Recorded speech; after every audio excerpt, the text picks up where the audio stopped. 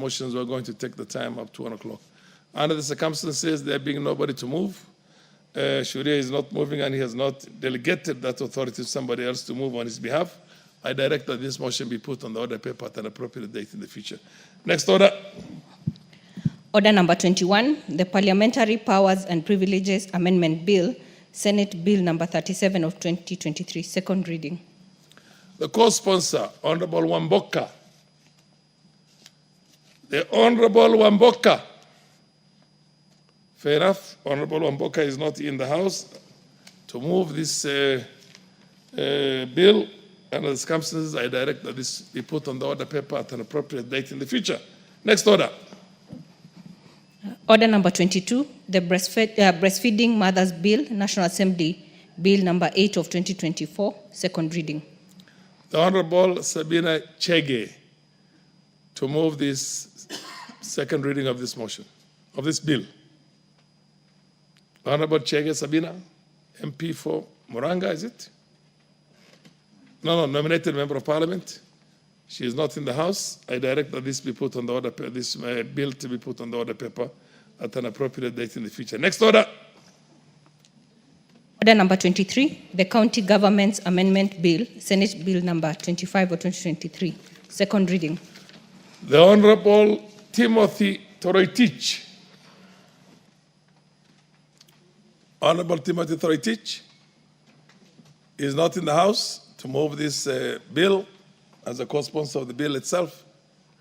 Now, I direct that this bill be put on the order paper at an appropriate date in the future when the honorable member will be in a position to move it, to move the second reading. Honorable members, under the circumstances, there being no any other matter on the order paper,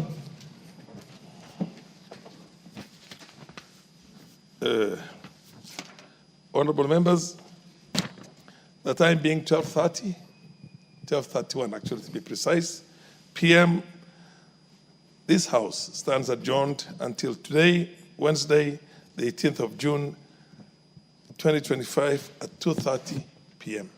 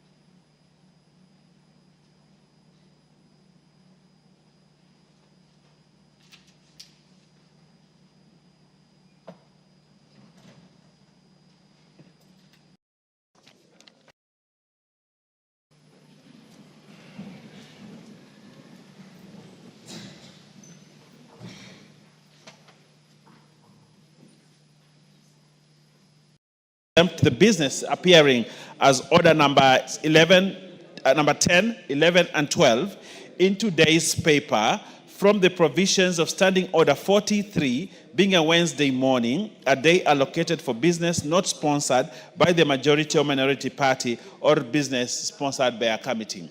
Honorable Speaker, like you're aware, Wednesday mornings are meant for business by private members.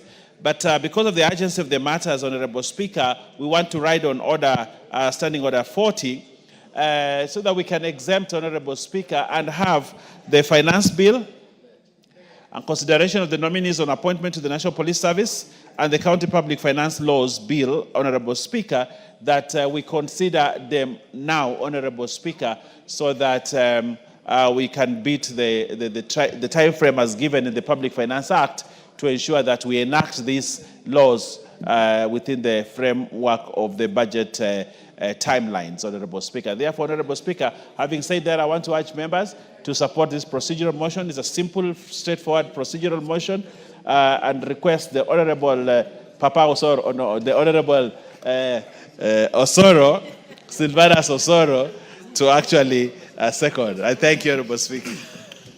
Thank you very much, Honorable Speaker. Honorable Speaker, for clarity, my name is Osoro, not Papa Osoro, as the Honorable my Deputy Majority Leader has alluded to. But Honorable Speaker, the purpose of seeking the exemption of business from the provision of Standing Order number 43, as the movers clearly stated, is to try and dispense of all, this business, the government business, and set aside the business that is meant for the private members. Honorable Speaker, looking at the calendar of this House, we are set to proceed for recess next week on 27th. And this House also received the Minister or the CS for Finance, who of course gave us the estimates sometimes last week. And it's important that even as we come to the closure of this financial year, getting now to the next financial year, that we push this business that is stated in order number 10, and that is the finance bill, and also the special motion that we discussed yesterday, and of course the county public finance laws, because we are getting into the new financial year. So, Honorable Speaker, with that, I beg to second. Honorable members, I propose the question that this House resolves to exempt the business appearing as orders number 10, 11, and 12 in today's order paper from the provisions of Standing Order number 43, being a Wednesday morning, a day allocated for business not sponsored by the majority or minority party, or business sponsored by a committee.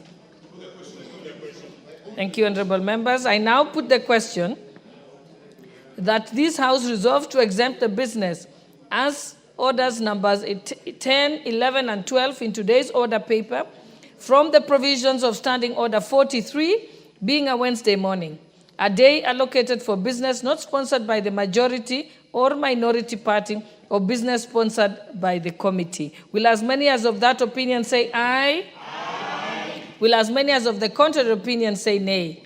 The ayes have it. Next order. Before the next order, allow me to recognize a school that is seated in the public gallery. The school is Logorate Comprehensive School from Samburu West Constituency, Samburu County. Next order. Order number 9, the Agriculture and Livestock Extension Service Bill, Senate Bill number 12 of 2022, second reading, question to be put. Honorable members, I now put the question that the Agriculture and Livestock Extension Services Bill, Senate Bill number 12 of 2022, be now read a second time. Will as many as of that opinion say aye? Aye. Will as many as of the contrary opinion say nay? The ayes have it. A bill for an act of parliament to provide for agricultural and livestock extension services, establish the agricultural and extension services, and for connected purposes. Next order. Order number 10, the Finance Bill, National Assembly Bill number 19 of 2025, second reading, question to be put. Honorable members, I now put the question that the Finance Bill, National Assembly Bill number 19 of 2025, be now read a second time. Will as many as of that opinion say aye? Aye. Will as many as of the contrary opinion say nay? The ayes have it. A bill for an act of parliament to amend the laws relating to various taxes and duties for matters incidental thereto. Next order. Order number 11, special motion, consideration of nominees for appointment to the National Police Service Commission. Question to be put. Honorable members, I now put the question that taking into consideration the findings of the Departmental Committee on Administration and Internal Security in its report on the approval of the hearing of nominees for appointment as members of the National Police Service Commission, laid on the table of this House on Thursday, 12 June 2025, and pursuant to the provisions of Article 246(2) and 252 of the Constitution, and Sections 3 and 8 of the Public Appointments Parliamentary Approval Act, Cap 7F, approves the appointment of the following nominees as members of the National Police Service Commission. 1, Ms. Peris Mudhoni Kimani. 2, Mr. Benjamin Juma Imai. And 3, Professor Colette A. Suda. Will as many as of that opinion say aye? Aye. Will as many as of the contrary opinion say nay? The ayes have it. Honorable members, I think you'll allow us now to go back to order number 5. Thank you for your indulgence. Order number 5, papers. Majority Leader, Honorable Lowen Baya. Honorable Speaker, I beg to lay the following papers on the table of the House today, Wednesday, June 18, 2025, morning sitting. 1, reports of the Auditor General and financial statement for the years ended 30th June 2024 and the certificates therein in respect of the following technical and vocational college. A, Msambweni. B, Kibwezi West. C, Mulango. D, Machakos Town. E, Kitui East. And F, Yata. 2, reports of the Auditor General and financial statement for the year ended 30th June 2024 and the certificates therein in respect of the following secondary schools. A, St. Alfonsa Kisau Girls, Makueni. B, Kitondo, Makueni. C, Baricho Boys. D, Kabare Girls. E, Shimba Hills. And F, Muha Boys, Makueni. 3, reports of the Auditor General and financial statement for the year ended 30th June 2024 and the certificates therein in respect of the following technical training institute. A, Wote. B, Machakos Technical Institute for Blind. And C, Katine. 4, reports of the Auditor General and financial statement for the year ended 30th June 2024 and the certificates therein in respect of A, Malindi Integrated Social Health Development Program Phase 2, MISHDP 2, Coastal Development Authority. B, Horn Africa Groundwater for Resilience Project IDA, credit number 7082KE, project ID P174867, State Department for Water and Sanitation. C, Nambale Mjini Mayenje Water Project Grant stroke credit number 08W/Busia/97. D, Rwambura Irrigation Development Project number 1109118900, National Irrigation Authority. E, Multimedia University of Kenya. And F, Mamangina University College.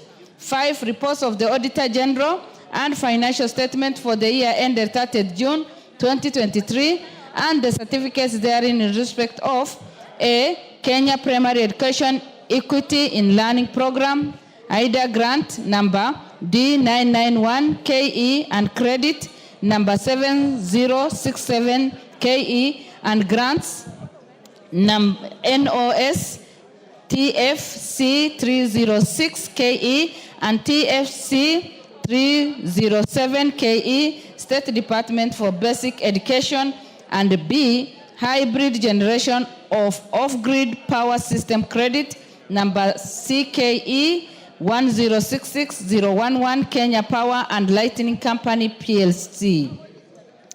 6, reports of the Auditor General and financial statement for the Sekuru National Polytechnic year ended 30th June 2024 and the certificates therein.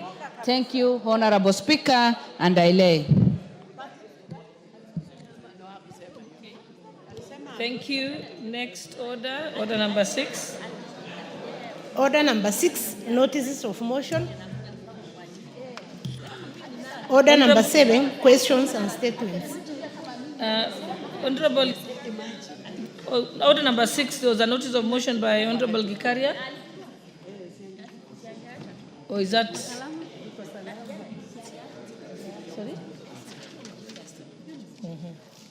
Oh, I'm told it's by Gonzi Rai. Is he available for your, you're ready for your notice of motion? Okay, just hold on. So we agree that Honorable Gekaria, you are on the order paper to give a notice of motions. We skip that on number 6. Okay, so let's move to number 7, which is statements. Honorable Member for Kinango, Honorable Gonzira, you may proceed.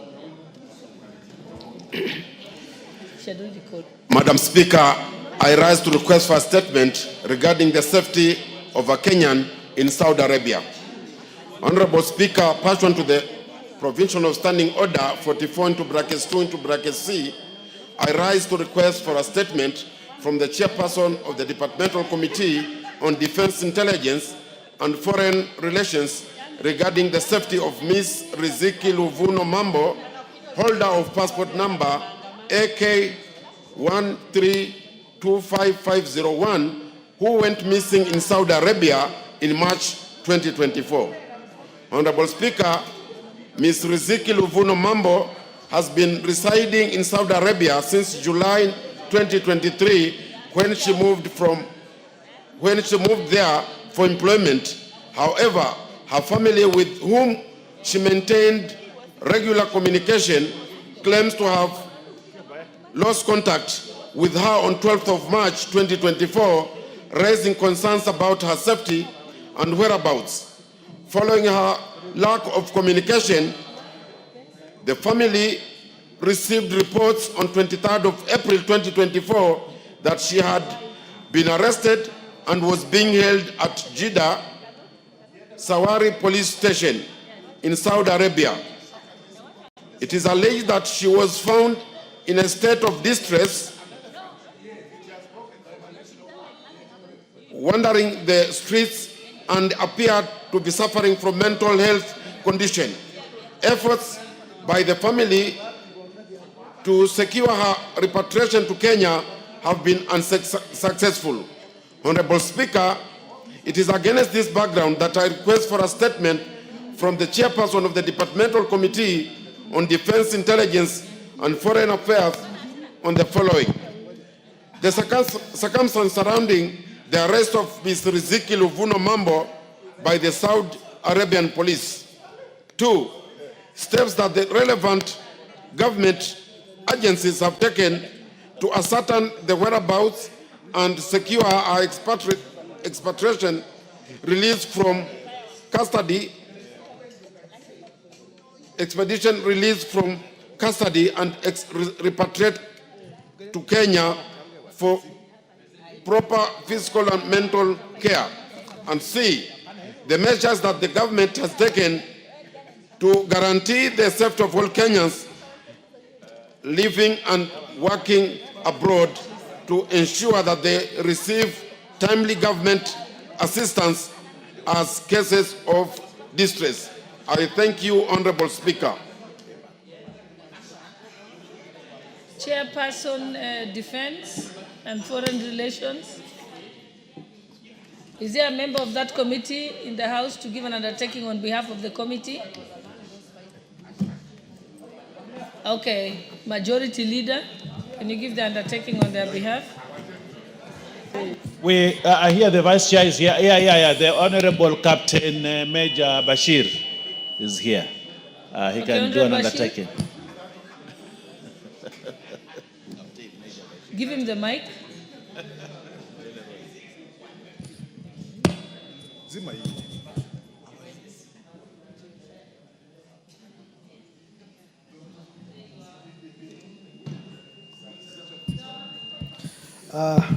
Thank you, Madam Speaker. I have listened to the request for a statement, and I would like to inform the member that we'll be able to have a response to the question in 2 weeks' time, including also all others that he has mentioned, including distress calls from the people in diaspora. 2 weeks' time will be appropriate. Okay, thank you. Next order.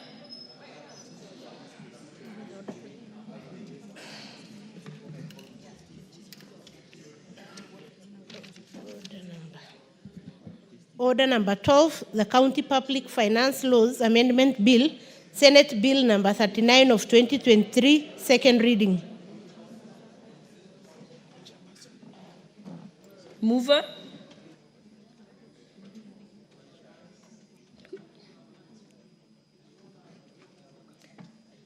Who's the mover of the bill?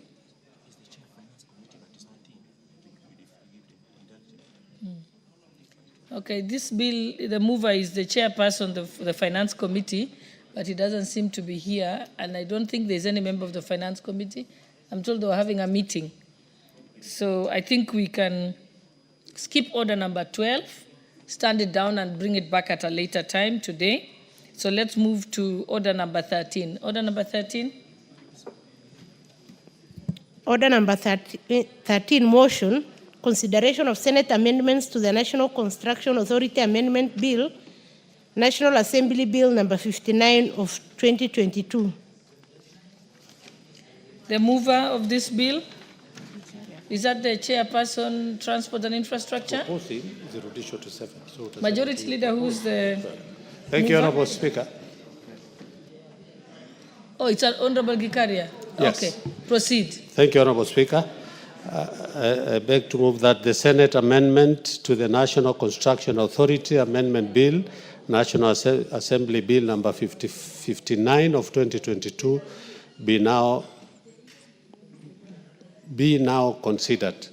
Honorable Speaker, I had brought this to effectively operationalize the 30% under the procurement for the special groups, that is the women, youth, and people with disability. And Honorable Speaker, in that amendment, I had proposed that we exempt class 8, 7, and 6, but we had agreed with the committee that we only exempt class 8 only. But when we went to the Senate has since rejected our proposal of 8 and returned it to where I had proposed to 6, 7, and 8. But, Honorable Speaker, I want to agree with the committee that we just exempt only class 8 and just up to class 8 and nothing more, and that is only for startup, so that we can be able to help our youth, women, and people with disability to be able to venture into business, to give an opportunity for us. So in my view, I would want to agree with the committee and reject the Senate proposal. And I ask Honorable Ruto to second.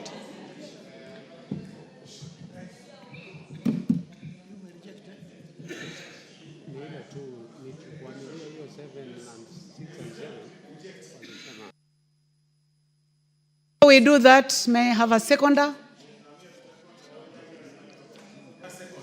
It's the seconder, the Honorable Ruto. Member for cases, please proceed. Thank you so much, Madam Speaker. Through to what the proposer said, Madam Speaker, the essence of providing this particular intervention is to encourage young members of the country, that is the youth, the special group of women, and people living with disability to participate in such business entities and to grow the economy. And therefore, I stand to support the rejection of the proposals of Senate, and we only approve the removal of Class 8 under NCA, so that we encourage the new people and we don't misuse the other conditionalities that have been provided by NCA, because we've seen other people who are qualified, who are able, can misuse those particular provisions. Thank you so much. I support the proposal of rejection. I now propose the question, which is that the Senate amendment bill to the National Construction Authority Amendment Bill, National Assembly Bill number 59 of 2022, be now considered.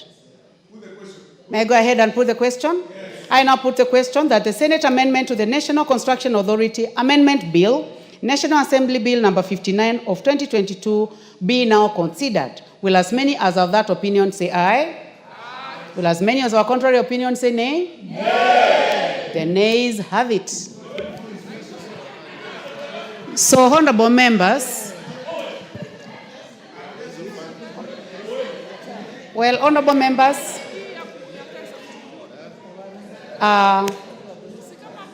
the fact that the nays have it means that in order number 14, the Committee of the Whole House will not consider the consideration to the Senate amendment to the National Construction Authority Bill, National Assembly Bill number 59 of 2022. Thank you, honorable members.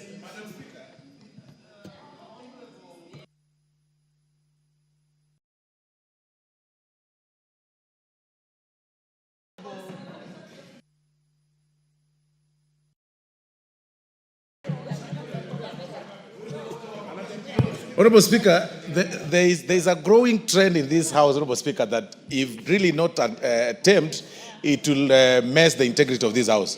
Honorable Speaker, when the Speaker is on her feet, nobody should be seen walking and moving around, Honorable Speaker. The Honorable Wamboka, Honorable Speaker, is out of order. He's been walking around picking water, Honorable Speaker, or something.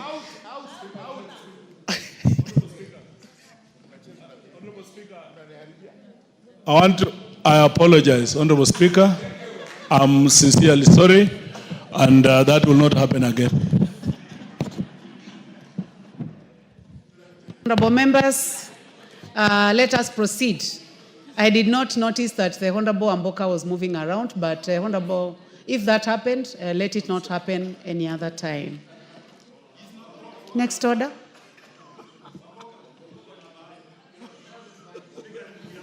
Order number 14, Committee of the Whole House.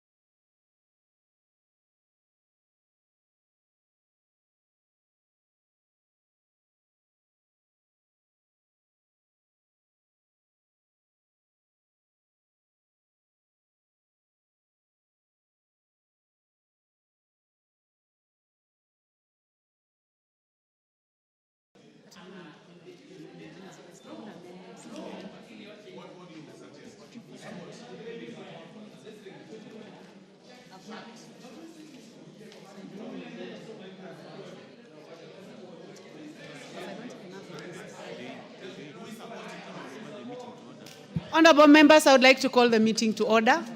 We are in the Committee of the Whole House, and we are considering the Wildlife Conservation and Management Amendment Bill, National Assembly Bill number 23.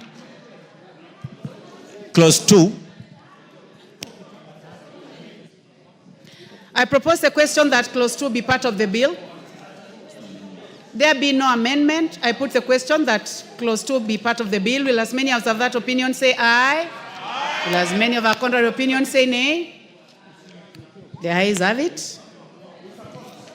Title. The Honorable Ruwaida, I can see you are in the house. Please get settled. The member for Lamu, please settle down. The honorable members, please take your seats.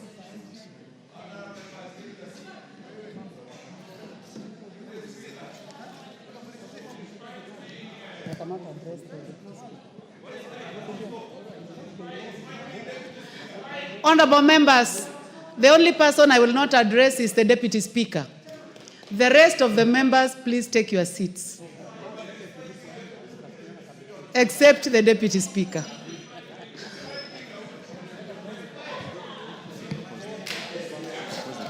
I propose the question that the title be the title of the bill. There be no amendment. I now put the question that the title be the title of the bill. Will as many as have that opinion say aye? Will as many as have a contrary opinion say nay? The ayes have it. Clause 1. I propose the question that Clause 1 be part of the bill. There be no amendment. I now put the question that clause 1 be part of the bill. Will as many as have that opinion say aye? Will as many as have a contrary opinion say nay? The ayes have it. Mover?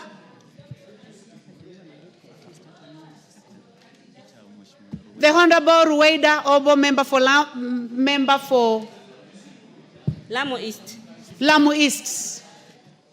Mheshimiwa Spika, naomba kutoa hoja kwamba kamati ya bunge iliripoti kwa bunge la kitaifa kushughulikia kwa mswada wa hifadhi na usimamizi wa wanyamapori marekebisho, mswada wa bunge la kitaifa nambari 3 wa mwaka 2023 na kuridhiwa kwake bila marekebisho. Asante Bi Spika. Asante sana Mheshimiwa Rueda. Honorable members, I now put the question, which is that the committee do report to the House its consideration of the Wildlife Conservation and Management Amendment Bill, National Assembly Bill number 3 of 2023, and its consideration without amendments. Will as many as have that opinion say aye? Will as many as have a contrary opinion say nay? The ayes have it.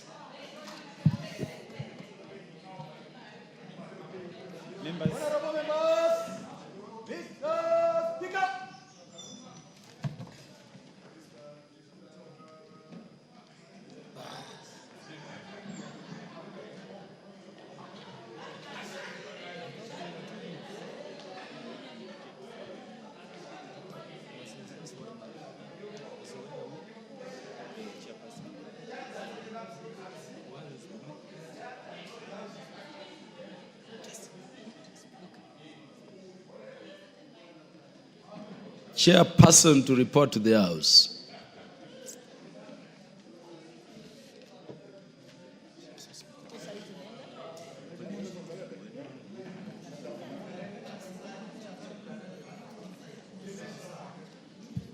Thank you, Honorable. Honorable Speaker, I beg to report to the Committee of... Honorable Speaker, I beg to report that the Committee of the Whole House has considered the Wildlife Conservation and Management Amendment Bill, National Assembly Bill number 3 of 2023, and its approval without amendments. The mover to move agreement with the report.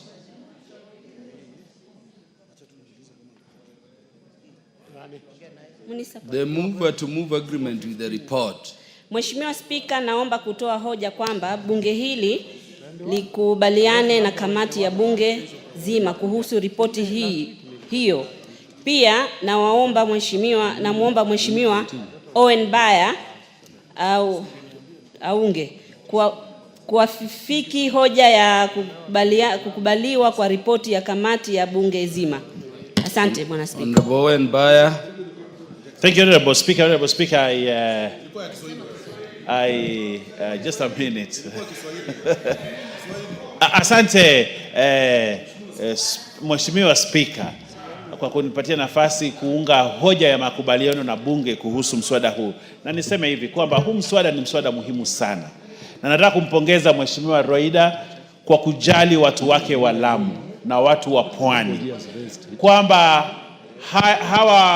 hawa wanyama ambao leo tunawaweka katika ratiba ya wale ambao wakiumiza watu watalipwa ni viumbe ambavyo viko katika bahari. Na hivi viumbe Bwana Spika huwa vinaumiza watu wa Lamu sana. Manake watu wa Lamu wengi wao wanapata chakula chao cha kila siku kupitia ile bahari ya Hindi. Na kwa sababu hiyo basi Mheshimiwa Rueda, nataka niseme kwamba umefanya jambo zuri sana. Watu wa Lamu na watu wa Pwani watakukumbuka maisha yao yote kwa hii kazi nzuri umewafanyia, ili hata hao wapate fidia, wafidiwe wakipata hasara ndani ya bahari. Asante Bwana Spika, na naunga mkono makubaliano na hoja hii ambayo Mheshimiwa Rueda amepitisha. Asante sana. Yes, Honorable Rachel Nyamai. No. In terms of procedure, Honorable Rachel, the question has to be proposed first. Honorable members, I propose the question that the House do agree with the committee in the said report. Honorable Rachel Nyamai. Mheshimiwa Spika, ningependa kuchukua fursa hii pia mimi niweze kumpa kongole Mheshimiwa wa Lamu East ambaye ni Mheshimiwa Ruweida Obo. Alifanya kazi nyingi sana. Na kwa kawaida Mheshimiwa Ruweida huwa anajali sana watu wake wa Lamu. Na sana sana mambo ambayo yanahusu bahari, mambo ambayo yanahusu umbali kutoka hapa Nairobi. Tumemsikiza akiwa hapa bungeni vile anapenda kuhakikisha kwamba watu wake wanapatiwa fidia sana sana kwa mambo ambayo yanahusu bahari. Na ningependa pia kupongeza Mheshimiwa Honor Owenbaya. Na pia nimwambie nimeona Kiswahili kimeanza kumshinda. Sijui ni kwa sababu gani. Kwa sababu analemewa ni kukaa sana na Mheshimiwa Eshongwa, Mheshimiwa Whip Osoro na Mheshimiwa wa Marsabit, Mheshimiwa wako wanamuongelesha kizungu mingi mpaka siku hizi ameanza kusahau Kiswahili. Kwa hivyo ningependa kuwapongeza wote wawili, lakini niambie Mheshimiwa Ruweida ajaribu aketi sana na Mheshimiwa Baya amfundishe Kiswahili. Mheshimiwa Rachel Nyamai, ungependa kufahamishwa jambo na Mheshimiwa Osoro? Ningependa nifahamishe na Mheshimiwa Osoro. Na anifahamishe kwa Kiswahili. Fahamisha kwa Kiswahili. Mheshimiwa Spika, ningependa kufahamisha Mheshimiwa Rachel kwamba hatusemi kwamba lugha ya Kimombo, usema kwamba Kiingereza mingi. Unasema Kiingereza kingi.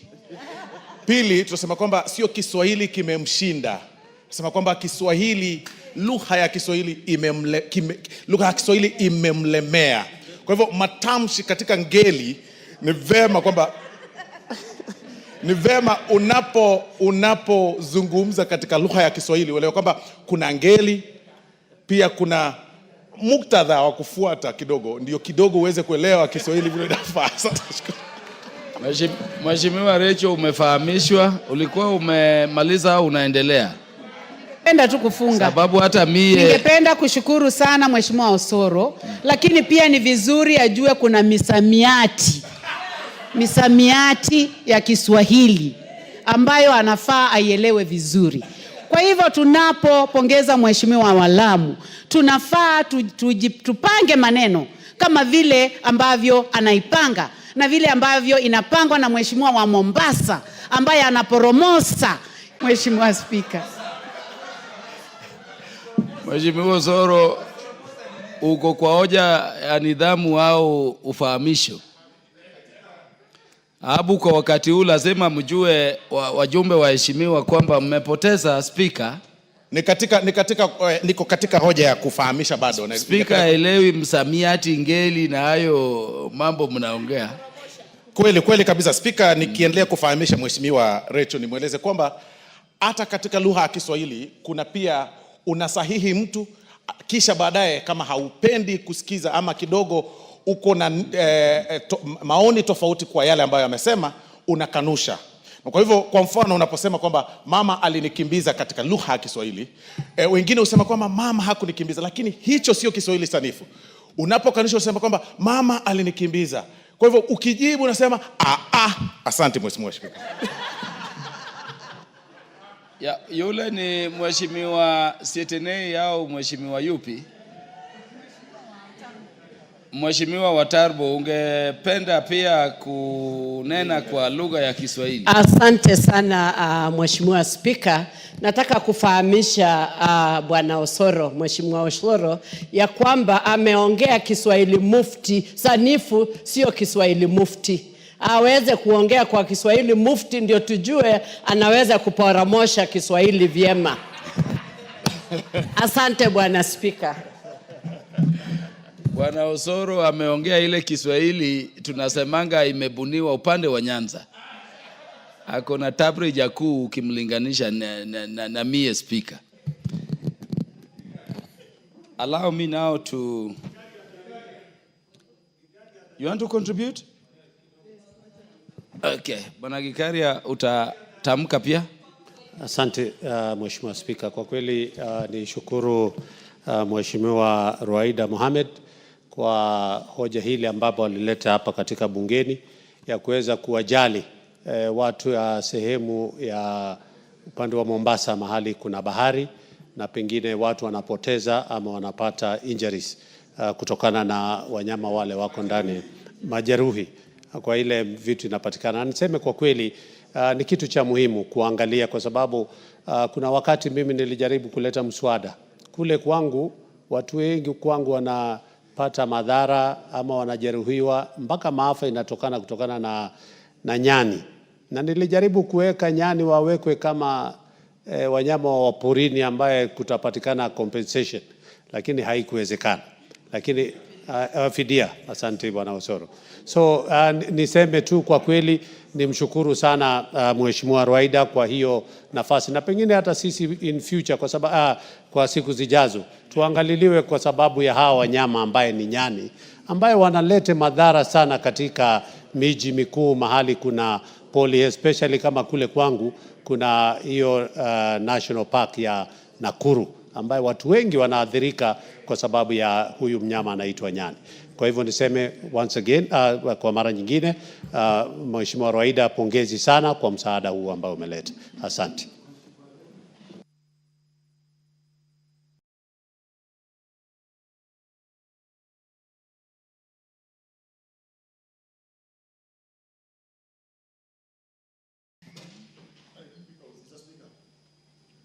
Yeah, honorable members, I now put the question that the House do agree with the committee in the said report. Will as many as are of that opinion say aye? Will as many as are of the contrary opinion say nay? The ayes have it. Mover of the bill to move.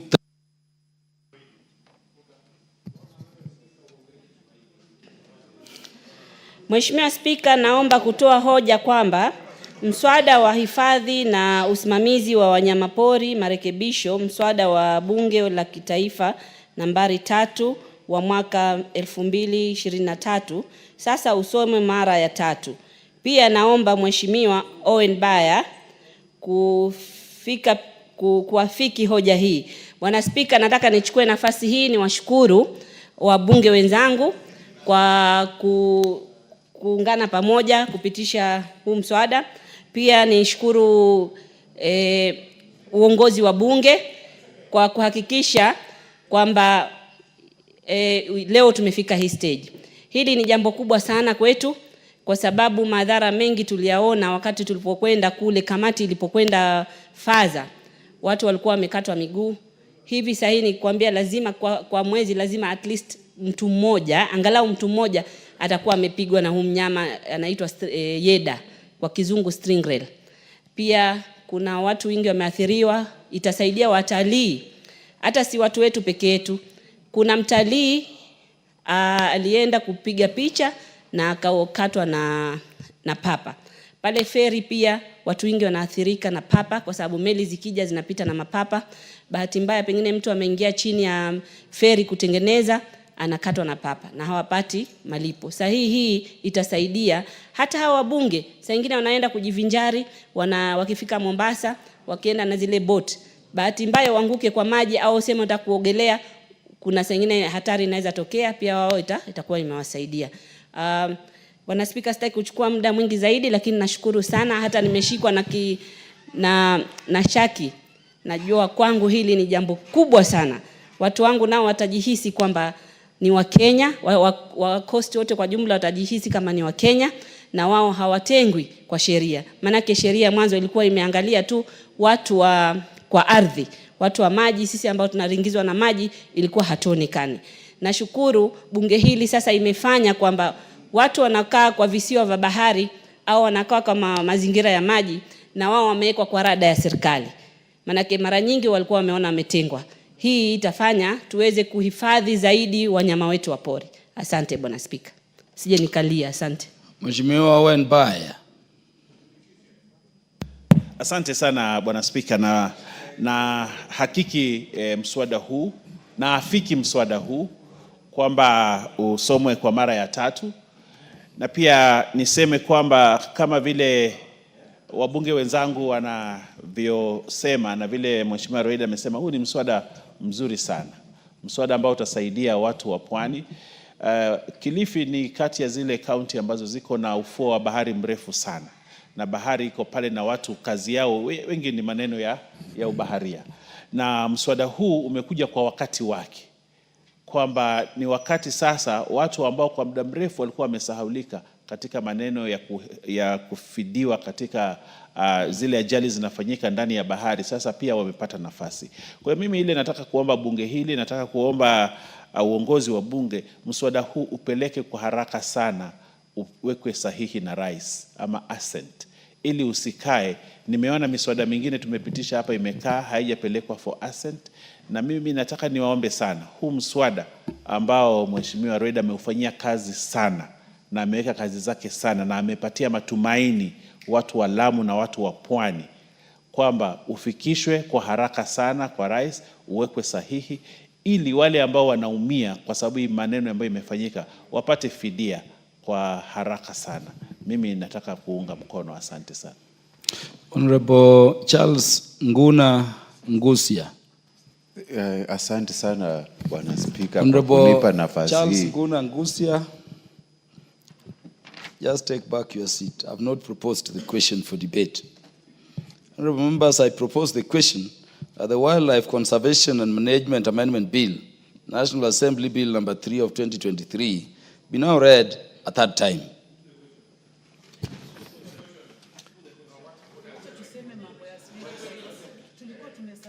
Yeah, so now you can contribute, Honorable Charles Nguna Ngusia.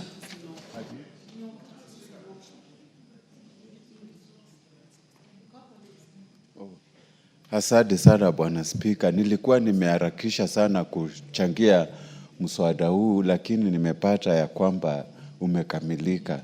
Kwa sasa mimi nataka kuongeza sauti yangu kwa hii niunge mkono kabisa, na nataka kuuliza itiwe sahihi haraka iwezekanavyo. Na kama Spika ilivyo desturi yetu, nataka kuomba tafadhali upe dada yangu Recho Kaki, kuna kitu alikuwa anataka kuongezea hii mswada. Asante sana.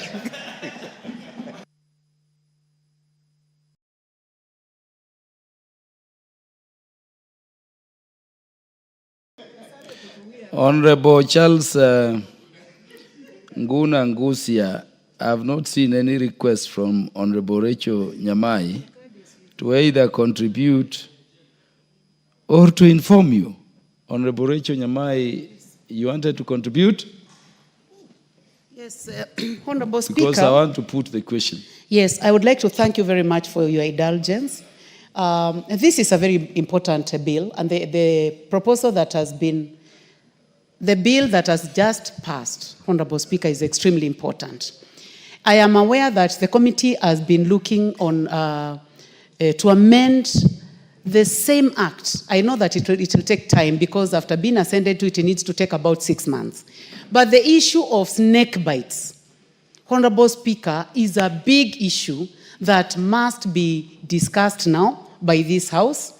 We have snake bites all over the country, starting with Baringo, Marsabit, Mandera. Kitui has the most poisonous snakes, Honorable Speaker. And we realize that when this amendment was being done, snake bites seems to have been left out. And I remember it was also removed, actually, in the 12th Parliament. So I would like to request the chair of this committee, after the passage of the 6 months, we will be bringing an amendment so that we also consider snake bites, because snake bites are killing too many people. And the ministry was in my constituency about 3 weeks ago, and the issue of snake bites was raised by my constituents, and so many people are calling for inclusion of snake bites in the compensation as part of the compensation we are discussing today. Thank you very much, Honorable Speaker, for your indulgence. I support. Yeah, Honorable Rachel, you raise a very important issue. My own grandmother, I never saw my paternal grandmother. He died of a snake bite. And so don't wait for 6 months. You can join the committee in pursuing that endeavor. Honorable members, because of other businesses, let me put the question. I have confirmed that we have the requisite quorum in the House for purposes of making a decision. I therefore put the question, which is that the Wildlife Conservation and Management Amendment Bill, National Assembly Bill number 3 of 2023, be now read a third time. As many as are of that opinion say aye. As many as are of a contrary opinion say nay. The ayes have it. A bill for an act of parliament to amend the Wildlife Conservation and Management Act 2013.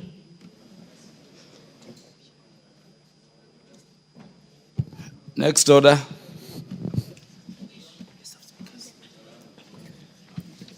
Order number 15, motion, exemption of major roads, expansion of major roads in the country to dual carriages, resumption of debate.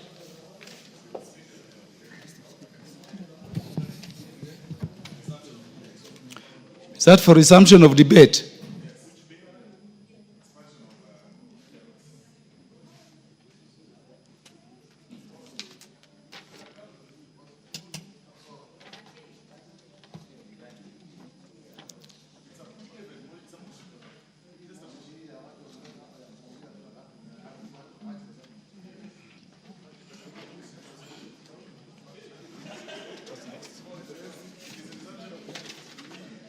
Is it for resumption of debate? But it had been moved and seconded. Honorable Soro.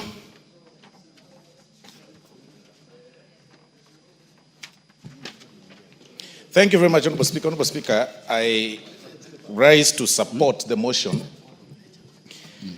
by the Honorable Faith Gitao on the expansion of major roads in the country to dual carriages. Honorable Speaker, the road issue or the road matter is actually a thorn in the flesh of many Kenyans, Honorable Speaker. That when you move around the world, those of us who have had the privilege to travel across the world, you'll agree with me that we are behind schedule in terms of the road network as a country, Honorable Speaker. But of importance, Honorable Speaker, is the proposal or the motion by the Honorable Faith Gitao that seeks, or rather that brings us to the attention of everybody, Honorable Speaker, about the expansion of these major roads. Honorable Speaker, when you look, or if you've had an opportunity to travel or to make your way or to drive or whichever way from Nairobi all the way to Nakuru, then all the way to Kericho, all through to that route, Honorable Speaker, you'll agree with me that over the weekends, that route is extremely busy. Very, very busy. Because unlike the traditional holiday places that have been said before, like Mombasa and, the South Coast, the North Coast and all those places, other Kenyans opt, Honorable Speaker, to drive from Nairobi to Naivasha for what nowadays they call staycation or something, or just a little bit of some holiday, because that is another area that has become a common holiday destination, Honorable Speaker, especially for those who are not able to raise enough money, Honorable Speaker, and even not even enough money. There are very, very good hotels, Honorable Speaker, nowadays in Nakuru, Naivasha area, Honorable Speaker, that people go for holidays, Honorable Speaker. But unfortunately, there is a challenge. You drive all the way from Nairobi, you get to Westlands, but past Limuru, Honorable Speaker, you then now start finding a challenge or getting a challenge of the road network because of so many vehicles, Honorable Speaker, on the way. Because there are so many vehicles on the way in that route.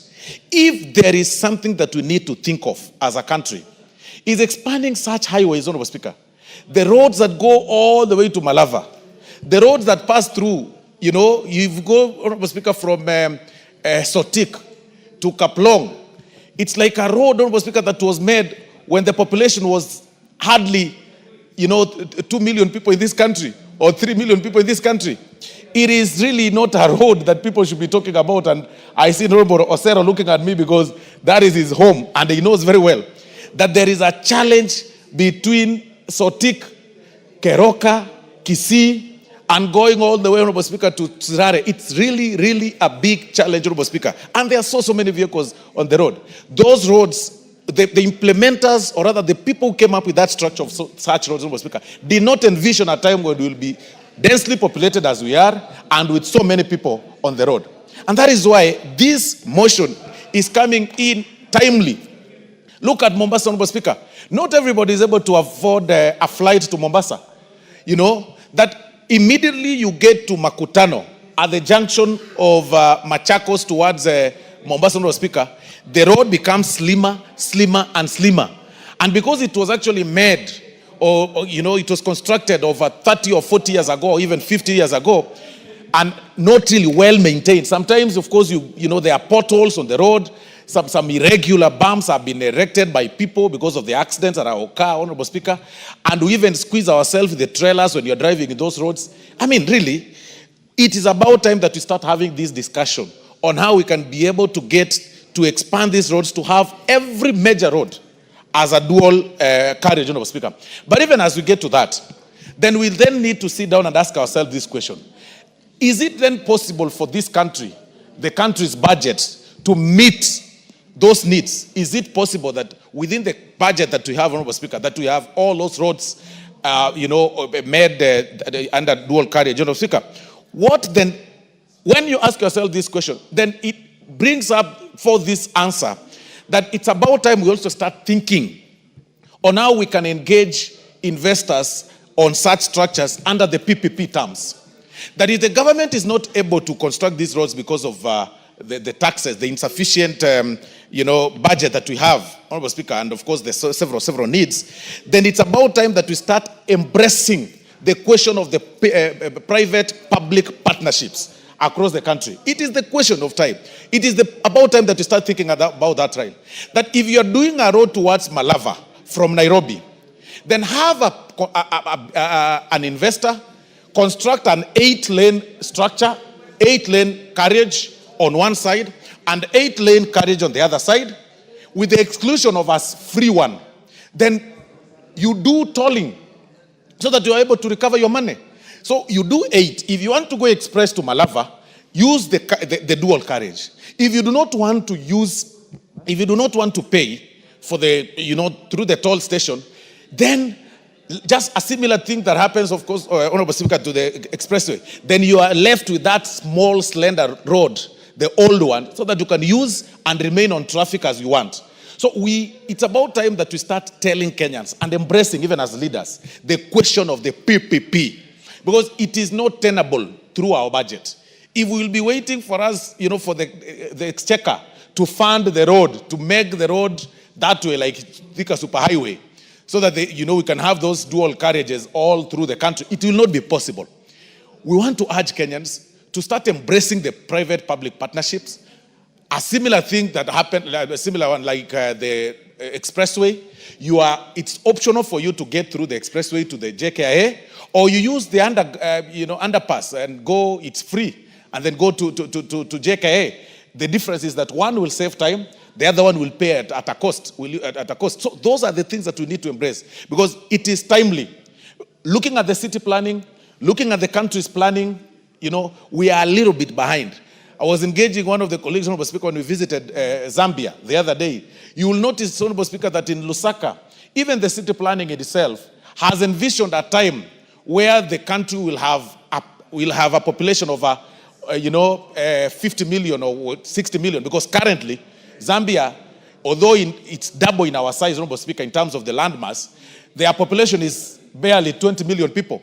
But looking at the city planning, the spaces they've left for those who cycle, the spaces they've left for those people who like walking along the road is very safe. But look at our country, Honorable Speaker. The cyclists, the people, the cyclists are riding their motorbikes and their bicycles just besides the vehicles, and besides those people who are doing jogging every day, and besides, of course, trailers, quite risky. And that is why, Honorable Speaker, we've got so many cases of hit and run. And I can tell you, as a legal practitioner, when I started practicing law, Honorable Speaker, the very first thing I started doing, Honorable Speaker, is going through the morgues, Honorable Speaker, for what we call ambulance chasing. You know, and that's what most people who start practicing do whenever because it is common. People are dying on the road, Honorable Speaker, through hit and run. People are hit daily. And because of the nature of our laws, you can hardly stop and pick him, because when you take, even if he's, has some little pass left for him to be saved, you will fear, because when you take them to the hospital, you are asked, okay, so are you the one that hit this person? And the police will be after you. And that is why we are turning to be a country of each person for himself and God for us all. It's quite unfortunate. But General Honorable Speaker, it is about time that we start thinking through the PPPs. We start looking for the investors, viable and quality investors, to help us do the dual carriages. They toll to recover their money, but still we leave that slender one, we leave that road, that particular one, to be free of charge, so that you have an option to either toll, use through the toll station and pay, or pass through the normal one. So with that, Honorable Speaker, and this one should actually go deep into the villages, so that it can actually open up the economic channels of this country. With those very many remarks, Honorable Speaker, I am very impressed by the Honorable Faith Gitau's motion, and I suggest that it just doesn't end in these structures of motion. We need to think through the public-private partnership, Honorable Speaker, in terms of, for us to engage, for us to be able to achieve this, because it is not possible to do this through the exchequer. I beg to support, Honorable Speaker, and I thank you very much.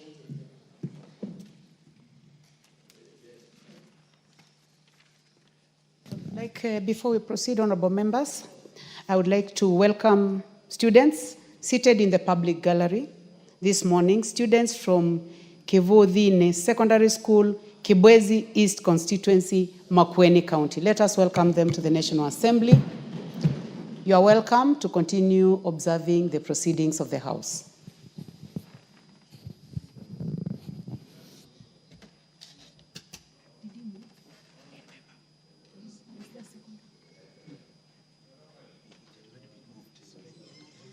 The Honorable Ekomas Mutuse, you may proceed, and I would like to request you, I've given you a chance there so that you may also welcome the students from Kibwezi. Thank you, Madam Speaker.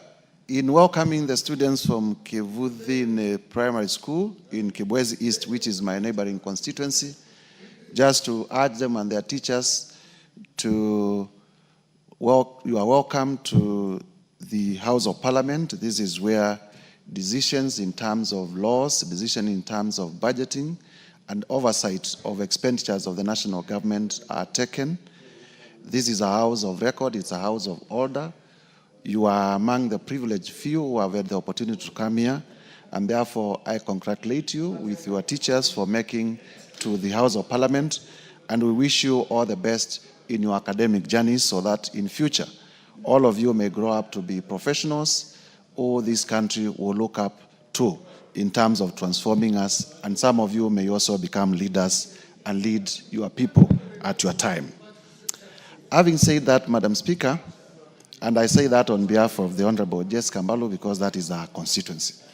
Having said that, Madam Speaker, allow me to now comment on the motion for the expansion of major roads in the country to dual carriageways that has been moved by the Honorable Faith Gitau. From the onset, Madam Speaker, this is a motion that is not only timely, but is something that should have been done by the country many, many years ago. Madam Speaker, you are now aware that the World Bank has classified Kenya as the 6th largest economy in Africa.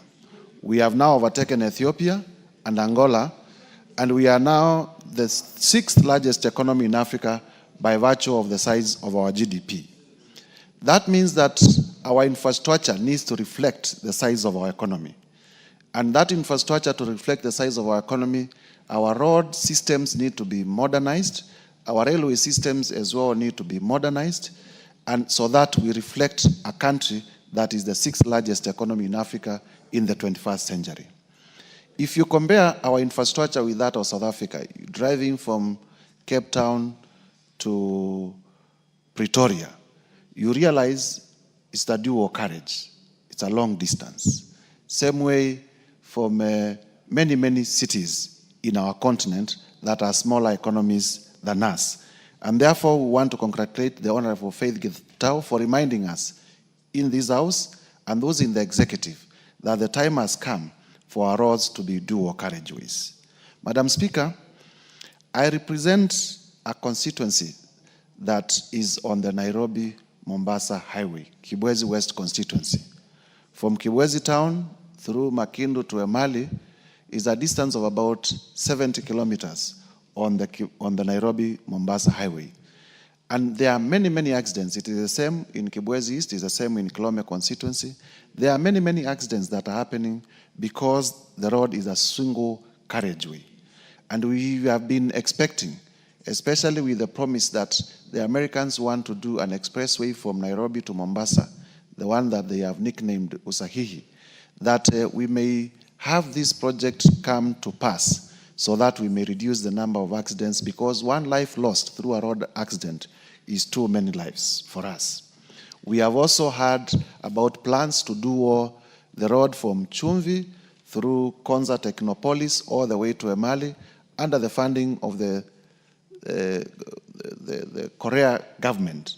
And I stand to request the executive to fast track such plans so that my people, the people living along the Nairobi-Mombasa Highway, may stop losing their lives because of avoidable accidents that can be avoided by dualing the Mombasa-Nairobi Highway.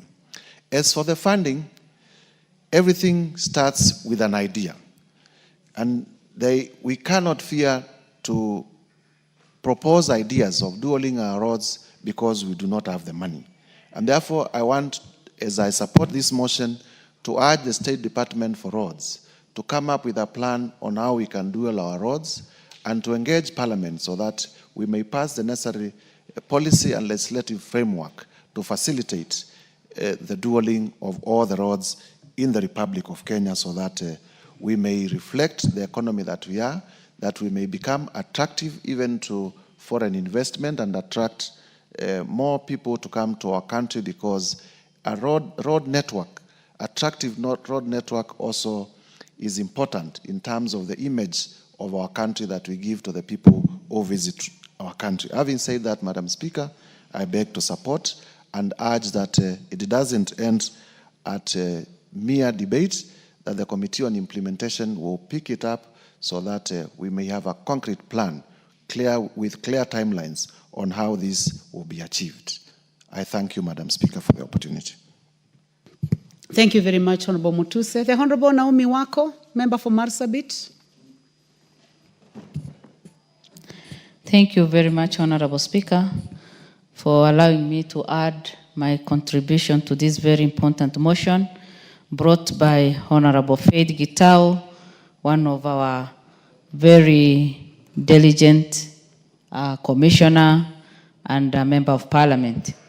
Honorable Speaker, as I stand, I want to confirm that I support this motion because it touches on one of the most important things that we depend on as a country.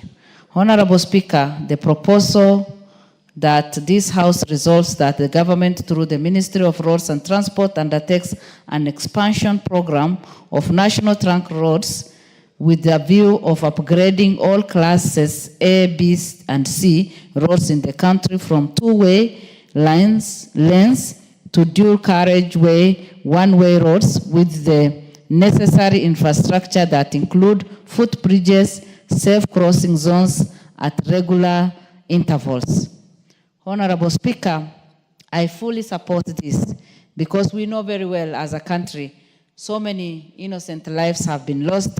We've lost many people. We've lost even tourists who have been in our country due to road carnage. We've lost our young people, students, going for school trips or maybe going to their schools because of road carnage. And by expanding our road, we are sure that the accidents that keep happening in our country and on the roads will be reduced.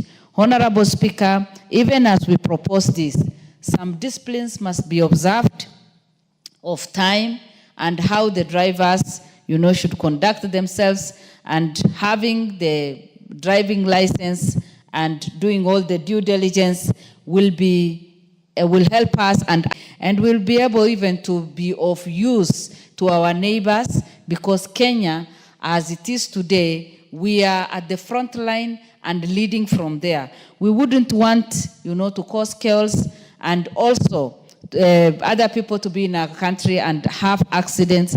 Honorable Speaker, we also know very well that road transport is still the preferred mode of travel and transport for many Kenyans, simply because it is affordable. And many of us prefer it because we know that when you are on the road, you are safe enough, unless maybe something that you are not aware happens.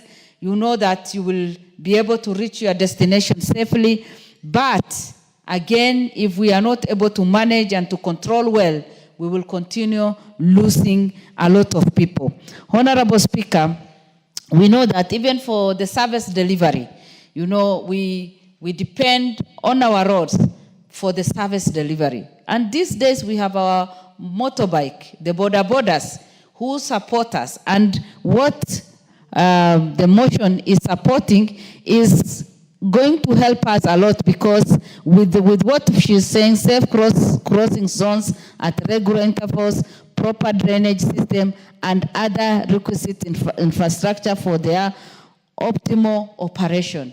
Even our border people will have their own path to be riding on, and that will be safe, because right now we are mingling and everybody is trying to compete for space on our roads, which is not safe, and again we are not saving time. So that we can save time, we can also be effective, we can also be able to achieve many things as we consider doing different things, then we will be able to manage very well. Honorable Speaker, again, it is the suitable way or suitable means of transport when it comes to short distance, because you cannot fly, you cannot jump over, you have to have proper way of driving and just getting to your destination on time. And this is the only way we can be able to achieve all our goals. It is my prayer that we will be able to do this, so that in our country, we already have a lot of challenges. We have many people, blaming the government for doing different things. We have Kenyans crying because of poor economy. We have challenges because businesses are not doing well. If we can ease the traffic, and if we can help our people to have at least safe way of traveling and reaching their destination, people's businesses will pick, and we will be able to do a lot. With those few remarks, Honorable Speaker, I support, and I request the other members also to support this motion. Thank you. Thank you very much, Naomi Wako, the Deputy Whip. The Honorable Gideon Ochanda, member for Bondo. Thank you, Madam Speaker. Madam Speaker, there are a number of things that if people and governments are not able to realize and to do, will continue being in many, many, many problems. One of these is the issue of planning and the use of data. Our successive governments are well aware that we have more vehicles on the road each year as years advance. What is it that we are doing, or what is it that we are placing for purposes of this increase of traffic in terms of our road infrastructure?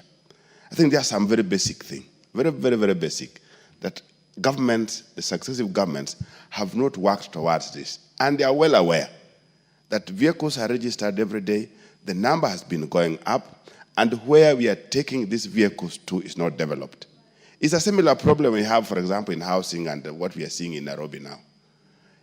One house or a household is brought down, one building, and instead it is replaced by a massive house of more than 40 households. While you are doing this, you have not planned for sewer, you have not planned for transport, you have not planned for all these many other things. And this is exactly where the messes are coming in. And we also have data in terms of the amount of messes that we have on our roads. We also have the amount of messes that we have even in terms of the other infrastructure because of planning. I don't want to say that the planning has not been bad, but somebody is ignoring, because these are very bare facts, that when you increase in number, definitely there must be a provision. Even if it is water, there must be a provision. Nairobi doesn't have the same people it had 20 years ago. There must be a provision. There must be some forward looking in terms of how some of these things are supposed to be met. And Madam Speaker, even some very basic way of how government raises revenue, we are well aware that if you put aside the formal ways of raising taxes or revenue, transport sector is one of the biggest sectors that helps these governments to raise money. What is it that we are doing when you are very sure that a sector generates for you money? It is a sector again that you ignore. Because if it were any other ordinary mind, you'll invest more where you generate more. And there was a policy in this country one time that you put more where you get more. You put more money where more money comes from. I don't know where this was lost. And a more particular one is where we use planning deliberately for a 5-year cycle. We plan with politics in mind. I think this is where there's a big problem. Because we are talking about these major roads. Some of them cannot be fixed within the 5-year period. But for purposes of planning and investment in them, it is important that we spread them across. Where we are at the moment, we are seeing problems that we would have avoided many years ago. 60 years since independence, we've only managed to do a railway, the SGR, which even as at now is still not in our hands. We've not done any. And yet we know that this would have been the best alternative to the road problems. You look at the colonial government, they were able to do this railway from Mombasa to Uganda in a decade. Yeah? And that was from 1901, 1902, and those are ages ago. Here we are, since independence, we are not even able to do a 1 or so kilometer of even if the old railway system that we were using before, even if we decided to put aside the SGR. I know there are those attempts that are there in place, but many of them are still focusing on doing these things within 5-year period. It can't work.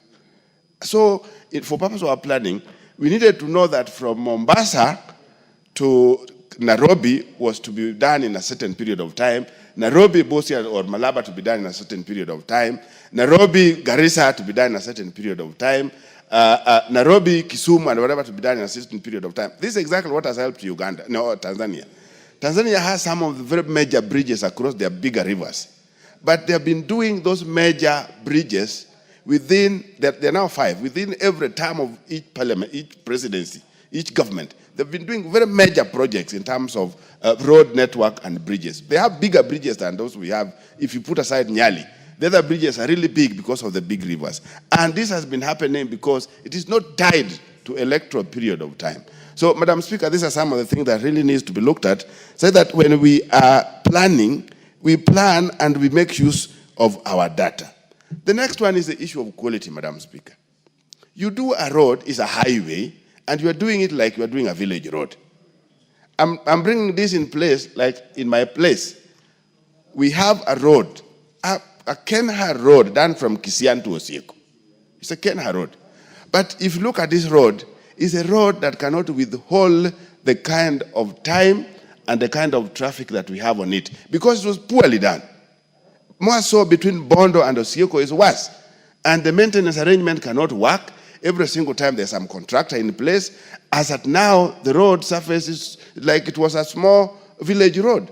So the quality of works that go into highways also must be looked at, so that we don't go into one road 1 year after the other, you are on one road. 1 year after the other, you are on one road.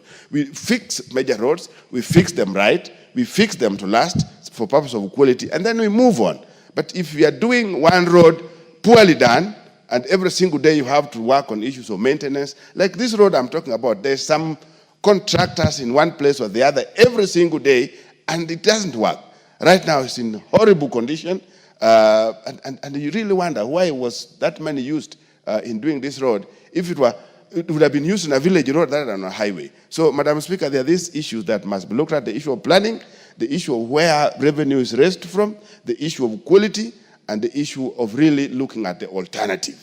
Alternative to roads can only be railways, nothing else. Thank you, Madam Speaker. Thank you very much, Dr. Ochanda.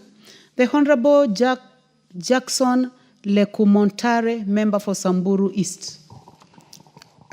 Thank you, Madam Speaker, for this chance to contribute to this motion, Madam Speaker. Madam Speaker, this motion is very good for discussion. And I think, Madam Speaker, these roads, some of these roads, Madam Speaker, they are just there now to waste time. Because, Madam Speaker, if you look at some of our roads, you can be in a road for a very long time. And I think, Madam Speaker, just as other members have said, it is time for expansion. And I think this is a very good discussion, Madam Speaker. And as we discuss, it's very important, Madam Speaker, to be known that some parts of this country, there are no roads, even that single line. And we are discussing about expanding the roads. But other parts of this country, Madam Speaker, like where I represent, Samburu East, there are no roads, Madam Speaker. And I think equity is very important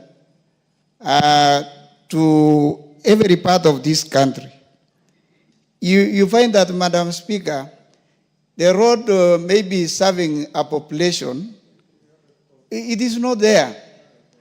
Even getting some services become a problem. And if at all we are in the same country, then it is advisable and it is very important, even for those who implement these projects, to consider every part of this country. It's even better, Madam Speaker, to say every constituency should have at least a tarmac road. But I think some parts of this country, even children are going to see tarmac after 60 years of independence. And it is very important, Madam Speaker, as we talk about expanding the existing roads. The time for this expansion is also an issue. Madam Speaker, if you look at the road passing through Karatina, that road, I usually pass that road. And since I came to this parliament, now this is my second term, the contractors have been there since. Even when I was a teacher, I used to pass there, Madam Speaker, and the contractors are on the site throughout. I don't know when will that road be completed. And I think people are not serious even to do what they are supposed to do. Because for more than 10 years, just trying to expand the road, it is not moving. So it is a good thing to discuss, a good thing to bring this motion. And I think it is important that it should be implemented, Madam Speaker. We lack good roads in this country. And I don't agree, Madam Speaker, when we say the resources are not enough, because they are enough in other places. It is only people are not looking at the whole country in a very fair manner. Some parts will get a lot of money, while others, when we look at other parts, then there is no funds. That is the usual song people are singing every now and then. And I think it is now the high time the government should be able to look at every part and consider it. If the budget is small, then it should be small for everybody. But you can find other places getting a lot of money, but others no roads throughout, and we are in the same country. So I think it is very good. We really need to look at how maybe we can get funds to try help Kenyans. If you look at even the commodities, the way people are getting even food, commodities in other places, it is very high because of bad roads. When people are saying here Unga has gone, Madam Speaker, in our places, we even don't talk because the road is worsening even what our people are getting. So I think it's a good thing, good to discuss, but very important to note that there are no roads in other places. And I think if we really want to be fair, let us look at every corner of this country. Thank you, Madam Speaker. I support this expansion of roads to every place. Thank you.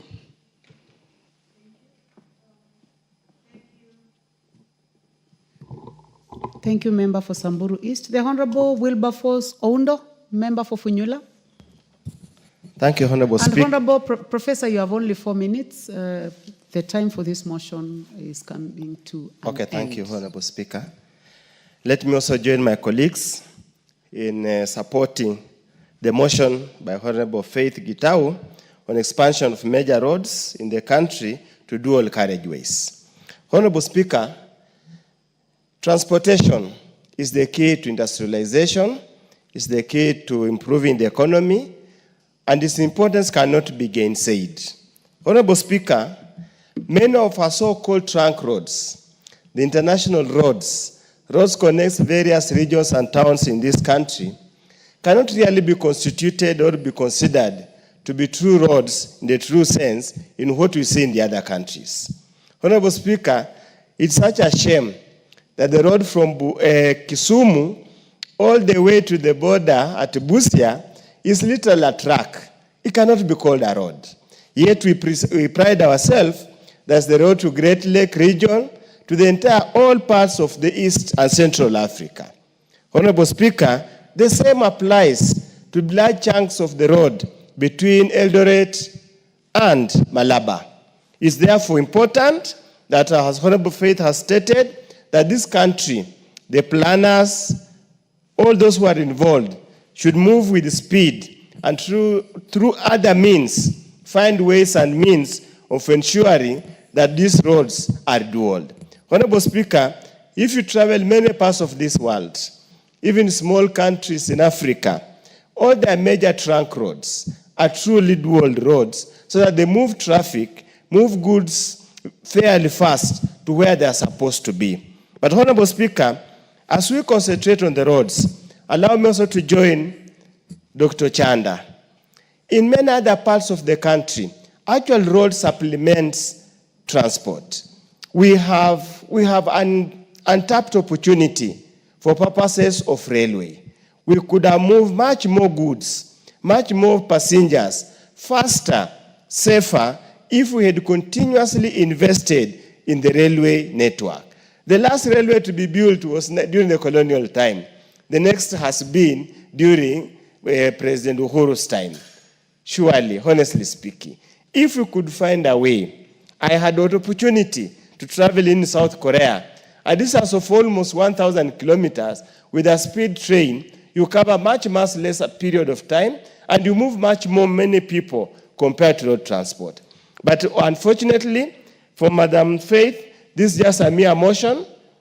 Implementing or putting into practice motions in this country, if we have such a bad history, we might just end up being a chat show here without much impact or effort. With those few remarks, so that I save time, I support. Thank you very much, honorable members. The balance of time, 48 minutes, has expired.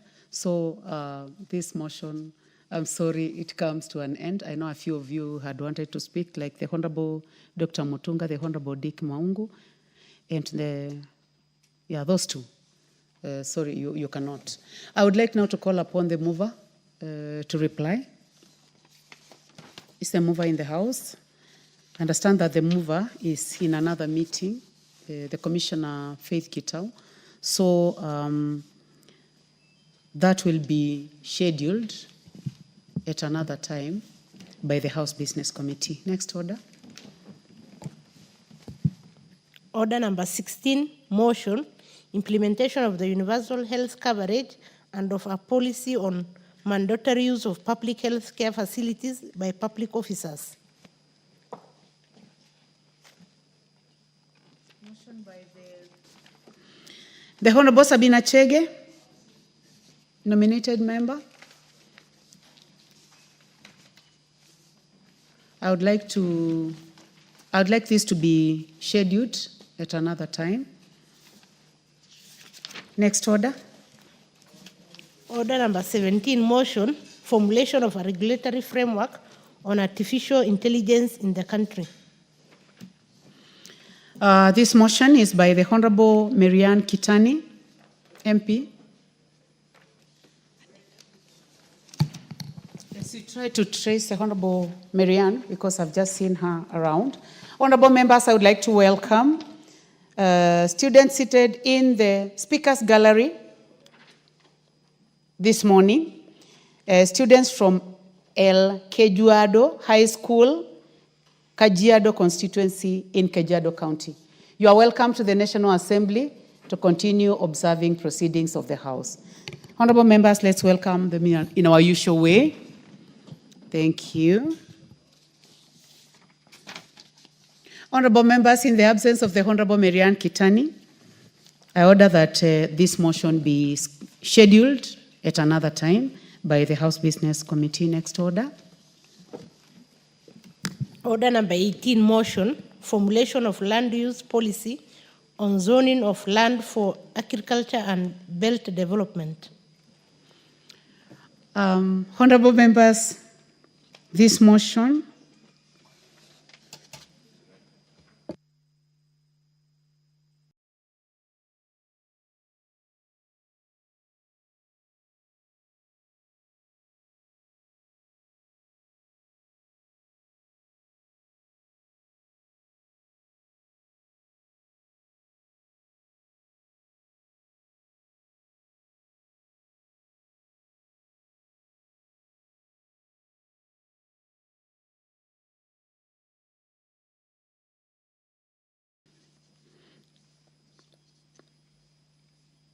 motion number 18, formulation of land use policy on zoning by the Honorable Timothy Wanyonyi,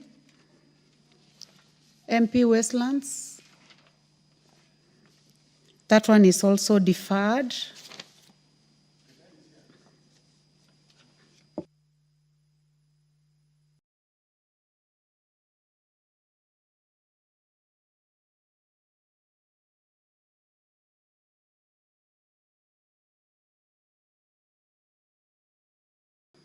Honorable members, I would like to inquire from the Honorable Kitani. Please approach the table.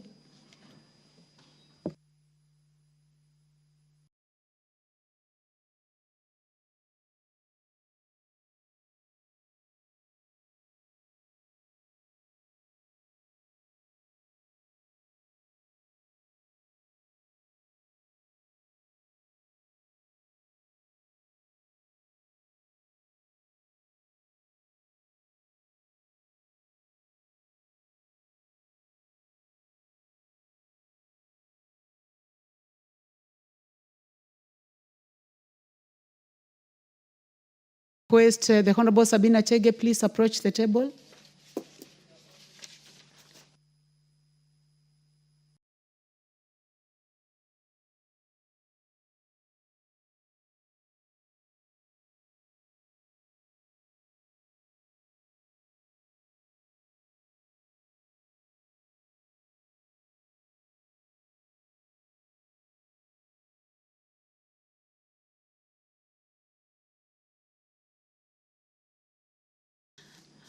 So I request the clerk to call order number 17.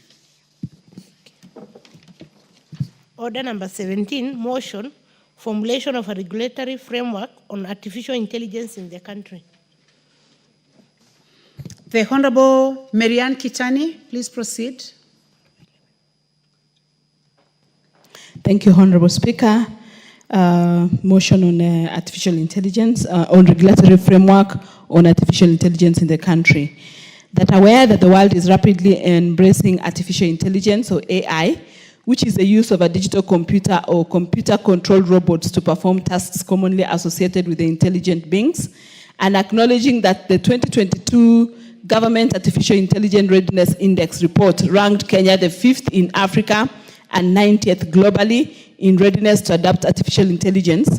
Further acknowledging that the Oxford Insight Survey 2022 pegged Kenya's readiness to adopt AI at 40.3%, and appreciating that AI, or artificial intelligence, has brought forth positive benefits that have increased efficiency in different sectors such as healthcare, manufacturing, and robotics, and concerned that the exponential rate at which the artificial intelligence is being embraced in the society without proper regulatory mechanisms has caused various negative consequences, such as rising cases of disinformation and fake news, and noting that there is need to protect Kenyans from potential AI-instigated harms, such as privacy breaches, AI-powered fake technology algorithms, algorithmic discrimination, autonomous weapons, job displacement and economic inequality, social manipulation and misinformation, financial market manipulation, and privacy invasion. Now, therefore, this House urges the government, through the Ministry of Information, Communication and Digital Economy, to 1, formulate a regulatory framework and ethical guidelines for implementation of artificial intelligence, or AI, in the country to control its potential use, and 2, develop and execute public awareness programs on artificial intelligence to raise understanding of artificial intelligence, fostering transparency and promoting responsible use of AI for the benefit of all. Thank you, Honorable Speaker. She should have.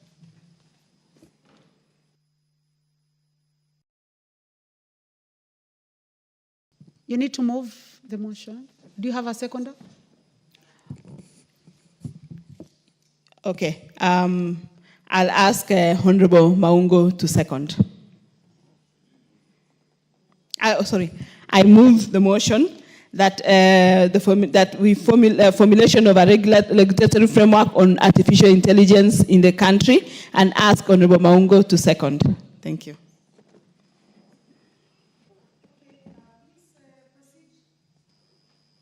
Proceed to second the motion.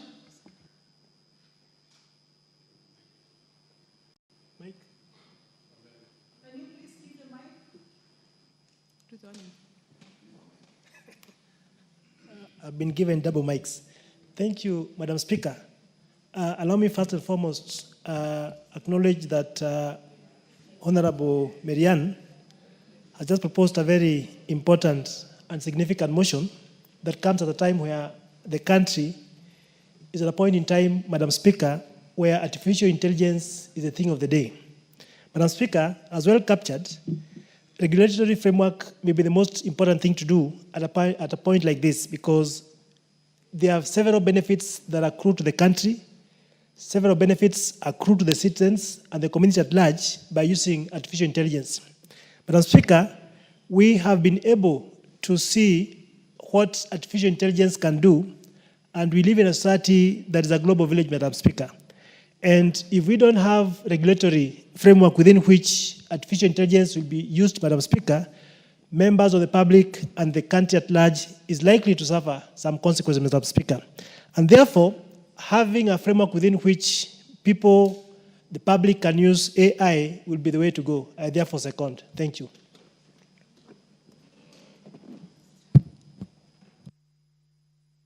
Thank you. Thank you very much, Member for Luanda. Honorable members, I now propose the question that aware that the world is rapidly embracing artificial intelligence, which is the use of digital computer or computer-controlled robots to perform tasks commonly associated with intelligent beings. Acknowledging that in 2022, Government Artificial Intelligence Readiness Index report ranked Kenya 5th in Africa and 90th globally in readiness to adopt artificial intelligence.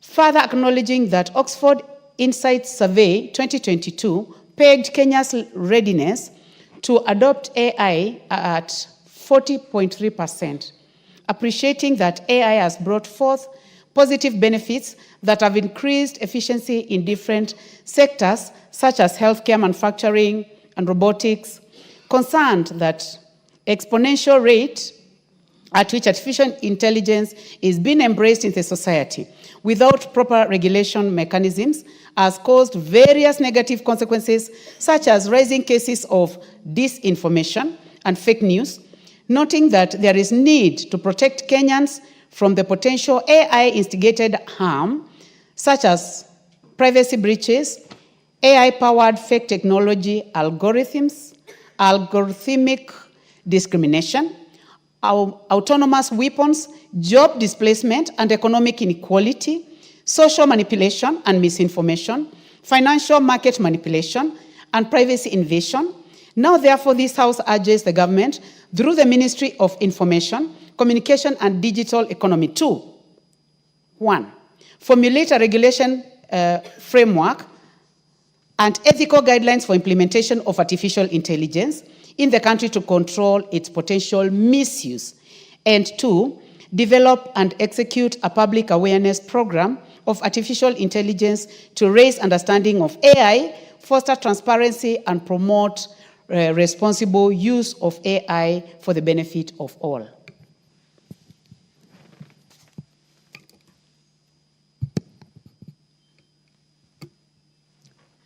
Honorable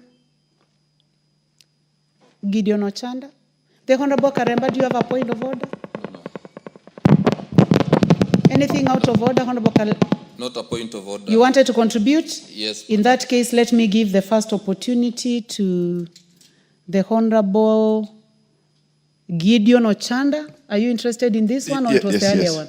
Okay, you may proceed. Thanks, Madam Speaker. Madam Speaker, the world is moving very, very, very fast. And in the study of what we call political science, the animals that move so slowly is the governments. Governments are very slow. They can't move at the speed at which the world is going. And the world is going that route because of it's being driven by individuals and minds that are towards making things easy or easier to be done, easier to be delivered, easier to be understood, and effortlessly making things work. Madam Speaker, if one were to look at this country in the last 20 years only, you looked at how we have moved from the issue of even the telephone alone, when we had these fixed cubes of telephone. In the last 20 years, if you had to do an international call, you had to book, you come to Ex-Telecom here in Nairobi, for you to be booked for a number of weeks before you are connected to US. And these things are not long ago. They are very recent. And we've seen them come and pass. And now, one of the greatest problems that states are to have is the issue of insecurity related to where technology is taking us to. The police, the intelligence, the governments, wherever they are at risk because individuals are ahead of them. Citizens are ahead of them. And that's why there's this outcry, because you are trying to adjust, you are trying to add up with a speed that you are not able to cope. That's why one day you hear about a person running a completely different parallel press. The government is not aware, the main press is not aware, and the following day it brings issues. So we are slow. Governments are slow. Governments, when it comes to what we call the inertia, they take too long to turn. And by the time they turn, they'll find when individuals are far, far much ahead of them. And that's where we are with technology. So, Madam Speaker, what I'm trying to say is that if our governments are not able, in fact, some of this needs to be clear-cut departments with smart people. Some of these guys that we are chasing outside there needs to be in government. These guys who are running away with the computers and are able to do certain things that are beyond us, that are surprising us, needs to be collected. They need to be somewhere where they need to be working for this government. Otherwise, when we leave them outside there, unregulated, because you can't say something is illegal if it is not in law. Yeah? If it is not in law, it is not illegal. So even if when one commits it, whether it is bad or wrong, there's nowhere you will take them to. And that's exactly where we are in this nation as at now. That we have individuals ahead of this government in terms of IQ, in terms of where they are, in terms of technology. They are ahead. And the best that the government is supposed to do is to collect these guys somewhere. And I think that's what many governments are doing. Collect all these smart brains, have them somewhere. Because you know, if you leave them, they're going to be ahead of you. And it's going to be a disaster. Number two, Madam Speaker, we are talking about unemployment. The issue of AI is the issue that is to deal with labor problems. Labor. So what is going to happen? I want to give a small example that I've been to a school, a big high school, where there are 8 streams of classes. And this school, compared to other schools, including mine, a school in my constituency that's employing 98 teachers, this school is only employing 18 teachers. And they are working in a manner that one teacher in a small corner of a computer room is able to handle 8 streams or 8 classes at a go. So look at that. If we went that route, what happens with these many teachers that we are training? That's where the contradiction comes in. What happens to these thousands of people that we are training? This government has done very well, particularly in terms of recruitment of teachers. We are above 70,000 people teachers that have been recruited. Those that have not been recruited are still in their thousands. Those that are in colleges are in their thousands. Universities alone are churning not less than 100,000 people or students each year. Funny, Madam Speaker, you know, when I finished the university, my first degree, we were only 2,019 people in the whole country. And this is not long ago. Now we are churning out over 100,000 in 1 year. Where are they going to? So while we look at that in terms of the amount of labor that we are likely to churn out for work, compare that with where we are moving towards the issue of AI, and many are not still looking at this, we are likely to be in crazy situations. That's where there's this thing that I was talking, that Ketan talked about, the issue of awareness. What is it that we need to put forward as governments, as people? Are we able to prepare our people that, no, let them look out? They are likely going to be out of jobs. There will be no jobs for them. Why? Because of AI. AI, why? Because we can't avoid it, is where the world is going to. So we'll be remaining with the bulk of our guys, the bulk of our labor, stranded here. And when they're stranded, that's again another problem. So the balancing. You know, our people resisted tea picking machines. I don't know how many are able to remember that. All of a sudden, those machines are picked up. And they are working. So what has happened to the people who are doing it, who are picking tea? They are no longer complaining, but it is beneficial to those that invest in the sector. You must reduce the cost. The cost of labor is one of those costs in production that is so high, particularly in most of the countries, and even including ours. The people who also go to work don't go with the attitude that they are working for purposes of making sure that everybody benefits. They go to work in the name of getting money. They don't care what they are doing. It's just a matter of the end month is there, they earn, and they go. So by the end of the day, if a potential employer or any other employer anywhere else realizes that they have alternatives to that labor, they'll definitely pick it. So as a country, as a people, we must be very, very careful moving forward. AI is a must. And if we don't do it, if we don't regulate it, it's going to run ahead of us. It's going to run ahead of the government. People are going to do it. And already they are experimenting. Some countries are delivering, I think, blood and all that with the robots in the country. So what happens if Lamu has robots, Busia has robots, and all of them are in the air, running helter-skelter everywhere else without any regulation, without any kind of commands? So I want to believe, Madam Speaker, this is apt.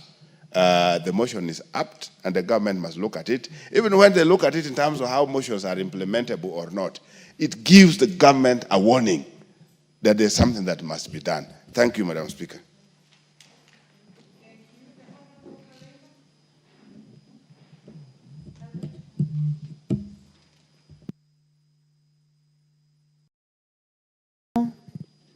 Muchangi. Please trace him and give him the mic. Thank you, Honorable Speaker. And Honorable Speaker, Karemba is also my name. Should always be very comfortable. Yeah, it is my name. It's my official. It's an official name.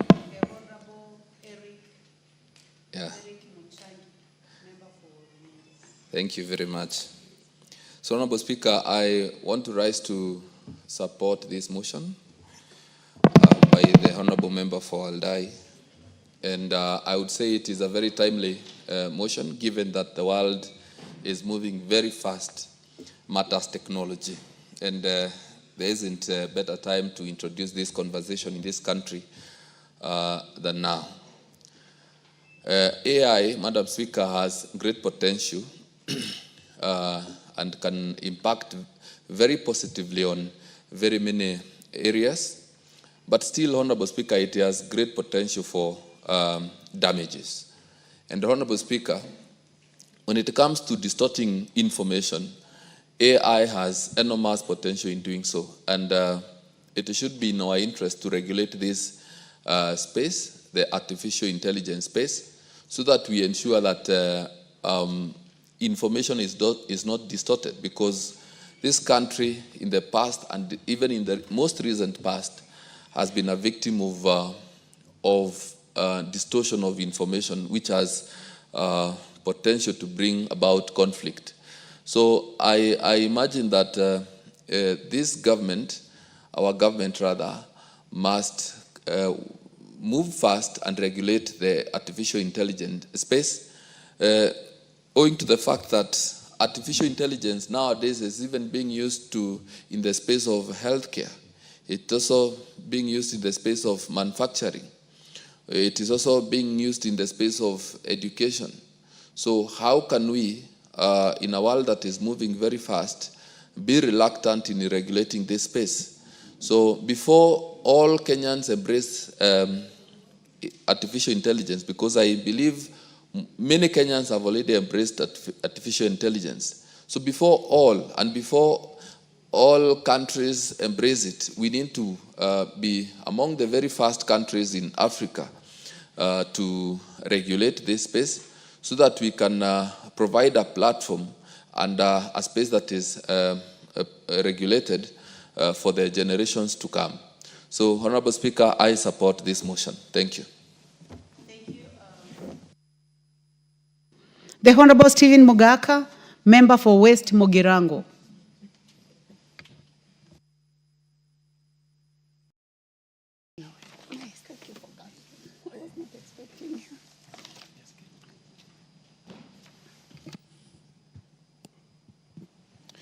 Thank you. Thank you so much, Madam Speaker, for the opportunity for me to contribute to this overdue motion. And I want to thank the Honorable Marian Kitani for this focus, forethought, and for waking up the country to the reality of life now and going forward. Madam Speaker, we all know that technology is the driver of everything at the moment. And AI is the latest entrant into the toolkit in ICT that has made work extremely easy, that has increased efficiency, that has made it possible to improve productivity, but that has also come with equal dangers because technology, like anything good, is a double-edged sword. And as much as it is very helpful and is actually now the driver of serious economies of this country, of this globe, it is also having equal damage. Because when you employ AI in warfare, like is happening elsewhere in the world today, you can see the havoc that is being created by military people who are not at the war front, but are remotely attacking their perceived enemies and causing a lot of harm. Madam Speaker, Kenya has invested heavily in technical training institutes. And we have supplied them with very basic ICT support material. I am urging this country, and this House in particular, to incorporate AI training and AI training infrastructure in all our technical training institutes so that we tool our learners with the latest toolkit in the technological world. Because I'm aware that with AI, the practice of all professions, call it medicine, call it law, call it architecture, has been completely revolutionized. I do remember, Madam Speaker, courtesy of the COVID-19, as a practicing lawyer, we didn't know where we would have gone if our judicial system had not automated, so that we were able to practice law from our houses, practice law from our home, present witnesses from where they are, rather than having to transport them to courts and expose them to COVID-19. And I'm happy that we did those basic steps out of total necessity. Now we are where it is either you embrace AI or you are edged out of whatever market or business that you are in. It is my humble prayer that in the budgets going forward, we must start with a policy framework of how to embrace AI and maximize its utility so that we release a lot of man hours of people traveling on the roads to workplaces, of sitting in the offices waiting for a colleague to bring a key to open so that you access your working material, so that we can release as much labor or man hours as possible to alternative economic employment. In other words, Madam Speaker, I am saying what machine can do, let not man bother to struggle to do, because machines are efficient, impossible to interfere with, incorruptible, and therefore this is the direction this country should go. Looking at the budget we have in the education sector, for instance, Madam Speaker, where we are told that even with that budget, other children in this country are still learning under trees. We need so much infrastructure, investment in physical infrastructure, that is mortar, and I think going forward, and this is the direction, we do not need to have our children in boarding schools. We do not have to have our children in schools. Children can learn from home so that we can improve parenting and be able to reduce the rate of inclination into criminal conduct of our young persons because of lack of parental care and guidance wherever they are. And I want to plead that our ICT ministry wakes up and draws a policy framework that this House should debate, discuss, approve, and then inculcate, create a very deliberate learning program for all sectors, both private and public sector, so that as a country, we embrace technology, we embrace AI, we exploit the advantages of that AI and be able to be an industrial giant in a very short while. And as we do that, we urge the engineers in this sector to be very candid with the country on the dangers associated with the use of that technology, so that we build up firewalls, we build up regulatory mechanisms to ensure that what is so good when used badly does not become extremely destructive. And with that, Madam Speaker, I support and thank the people of West Mogrango all the time for making me their Member of Parliament. And I think, Madam Speaker, I invite you there to confirm that I attend Parliament every other day and make contributions whenever asked to do so. Thank you, Madam Speaker. Thank you. Actually, when you are speaking, I noticed that you seem to be very happy today. So, and you are also bringing the same happiness to the House, and thank you for your invitation. The Honorable Geoffrey Mulanya, member for Nambale. Thank you, Madam Speaker, for giving the opportunity to speak on this motion. Madam Speaker, as has been said by my colleagues, it is very important that we get a proper regulatory framework to control the use of artificial intelligence in this country. We know that the society is moving very fast. And Madam Speaker, you know that every time we have new children born in society, their minds are racing ahead of even the parents. And this is courtesy of the information technology that's being availed. You buy a new phone, there are new technology that is being advanced daily. But now the government is not moving at the same pace in this particular space.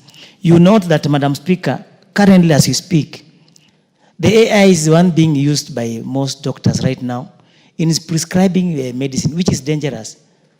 AI is being used in education for teachers who are preparing learning lessons to teach in schools. AI is being even used in the legal fraternity. The other day, I had a complaint from a judge indicating that young advocates are now using AI to prepare submissions to forward in court, whereby they are quoting non-existing laws, non-existing judicial precedents that we rely on in legal, in our courts, so that this can easily mislead a court to arrive at a wrong decision. Because in a legal, in our legal circles, we normally rely heavily on the previous decided case, so that we have a sequence. We don't want to have contradictions. But when someone is now coming in, we're using artificial intelligence to prepare submissions, quote non-existing cases, you find out that the judge that is presiding over the case is easily going to be misled. We also have the AI being used by architects drawing houses, which is now becoming very dangerous. Madam Speaker, you note, as it has been said, the lack of regulatory framework is one that has led into all these things happening in our society. It's therefore very important that we formulate regulatory framework and ethical guidelines for implementation of the artificial intelligence in the country to control the potential misuse. We have had cases of fake news appearing in our social media, because we have young intelligence people coming up with the newspaper headlines with screaming news that are fake. But all this information is distorting society, that is a potential risk to a conflict. So, Madam Speaker, I support the motion and say that it is extremely timely. Support Honorable Marianne Keitany and thank her for bringing up this particular motion. Thank you, Madam Speaker. Thank you very much, Member for Nambale. The Honorable Dr. John Mutunga, Member for Tigania West and Chair Agriculture. Thank you very much, Honorable Speaker, for the opportunity to also add my voice to the Honorable Marianne Keitany's motion on the need for regulatory framework in the use of artificial intelligence. Honorable Speaker, in the stage at which we are technologically, Kenya will have no choice other than embrace artificial intelligence. As we speak, Honorable Speaker, we've already embraced anyway in certain sectors, and the process is ongoing. So what is important, and what the Honorable Member is speaking so loudly about, is having a regulatory framework that will basically guide on how to use artificial intelligence in the advent of losses of job, potential losses of job, and the need for further and more intensive and more complicated industrialization, as well as the growth stage that we are in. Honorable Speaker, we witness in movies and sometimes in the newscasts, most of the time, we see how artificial intelligence has played a role in especially collecting intelligence from various places, and also for even mapping, geomapping of an area, where we use drones, even determining where to spray in agricultural, pest and disease control. Artificial intelligence has become very, very, very important. In modern warfare, drones have been used quite a lot.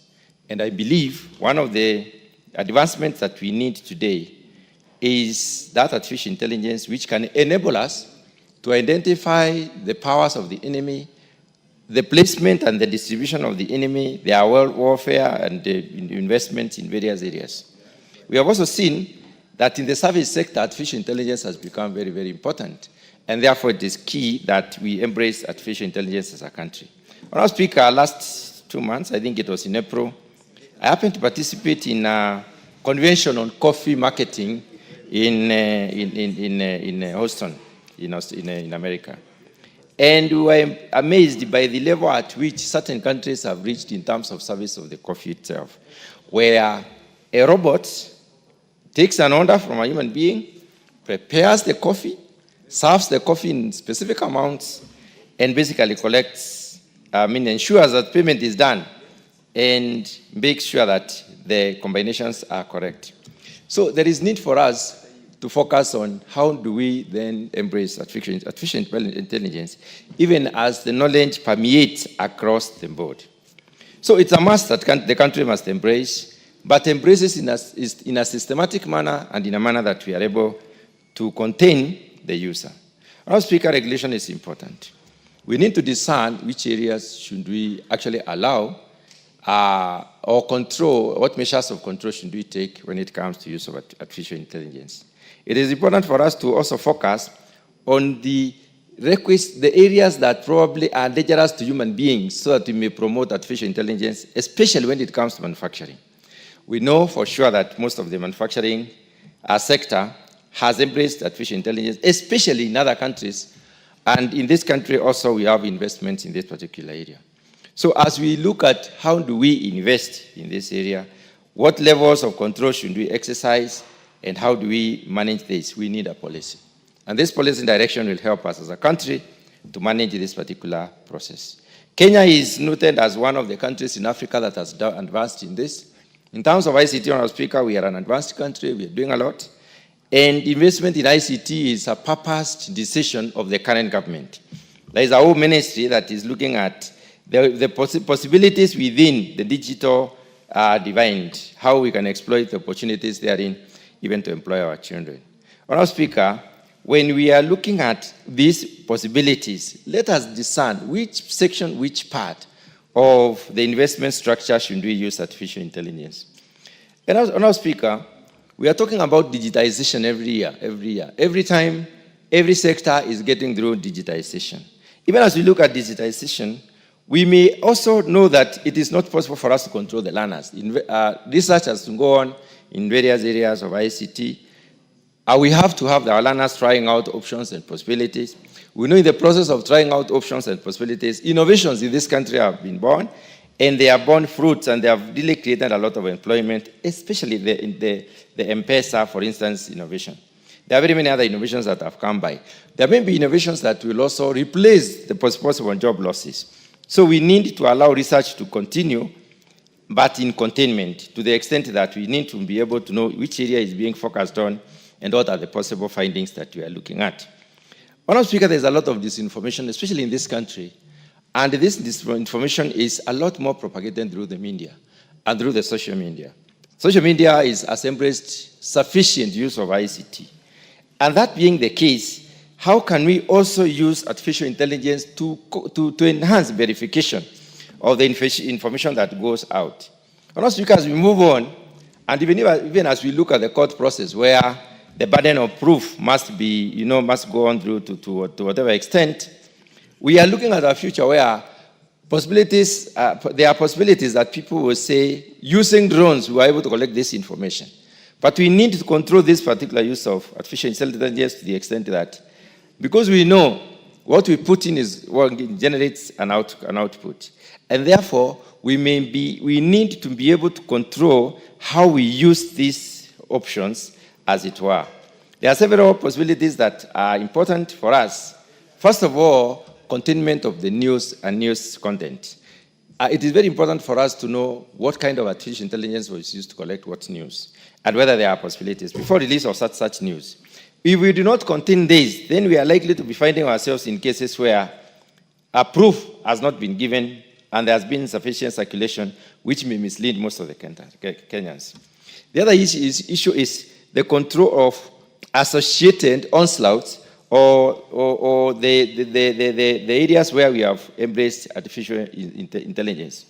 We need a verification mechanism, Honourable Speaker, whereby we will be able to know exactly how does the use of this technology lead to generation of information that probably can call as credible, reliable, and verifiable. And if the information is not verifiable, Honourable Speaker, we need to have mechanisms that can help us to shun this, to get this information from circulation. When we focus on job losses, Honourable Speaker, artificial intelligence is likely to lead to job losses, yes. We are a country in transition which requires to employ most of our people, and also it can be a possibility that our people can be employed in this particular area. So even as we look at advancement and the use of this particular technology, then we may be looking at how can we use it in tandem with promotion of productivity within the productive sector so that we are also creating more jobs, such that we win off those tasks that are difficult, tasks that are risky, tasks that require a lot more of machinery use, and then we place human beings to those tasks that require a lot of intensive scrutiny. Honourable Speaker, public awareness is very important. In our country, the awareness levels are high, but unfortunately, most of the information that circulates around is not necessarily very credible, not verifiable, and not reliable. How can we use this artificial intelligence to ensure that we develop sufficient understanding to our people on how to even cross-check information that they are being given? Honourable Speaker, it is important for us to foster transparency and the responsible use of AI. It is possible for us to do that through a very elaborate policy framework. And that is why I believe this particular this particular motion has come at the right time. We need to distinguish which sectors can embrace artificial intelligence. We need to distinguish which functions within those sectors that can embrace artificial intelligence and to what extent. And we need a mechanism of measuring out to try and exactly establish what level of use are we talking about. So, Honourable Speaker, there is the issue of ethical standards and ethics of information that is transmitted. That needs also to be focused on and can only be achieved through a policy guideline. Honourable Speaker, those very few remarks, I wish to support this particular motion. Thank you very much. Thank you. The Honourable Cecilia Getit, Member for Turkana County.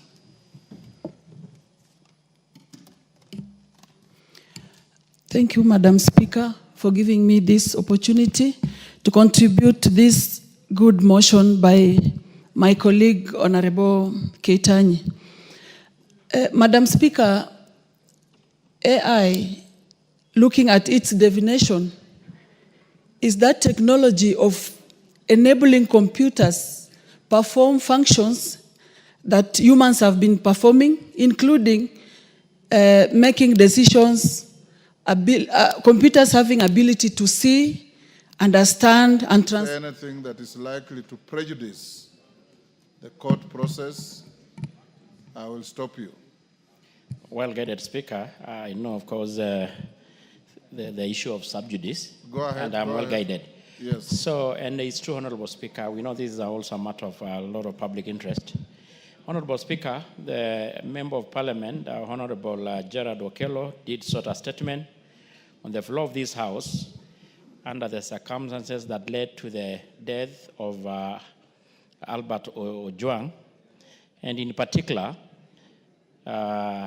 he wanted to know, report on the circumstances that led to the death of Alfred Ojwang while in police custody at Central Police Station, including the legal basis for his arrest and the reason for his placement in solitary confinement.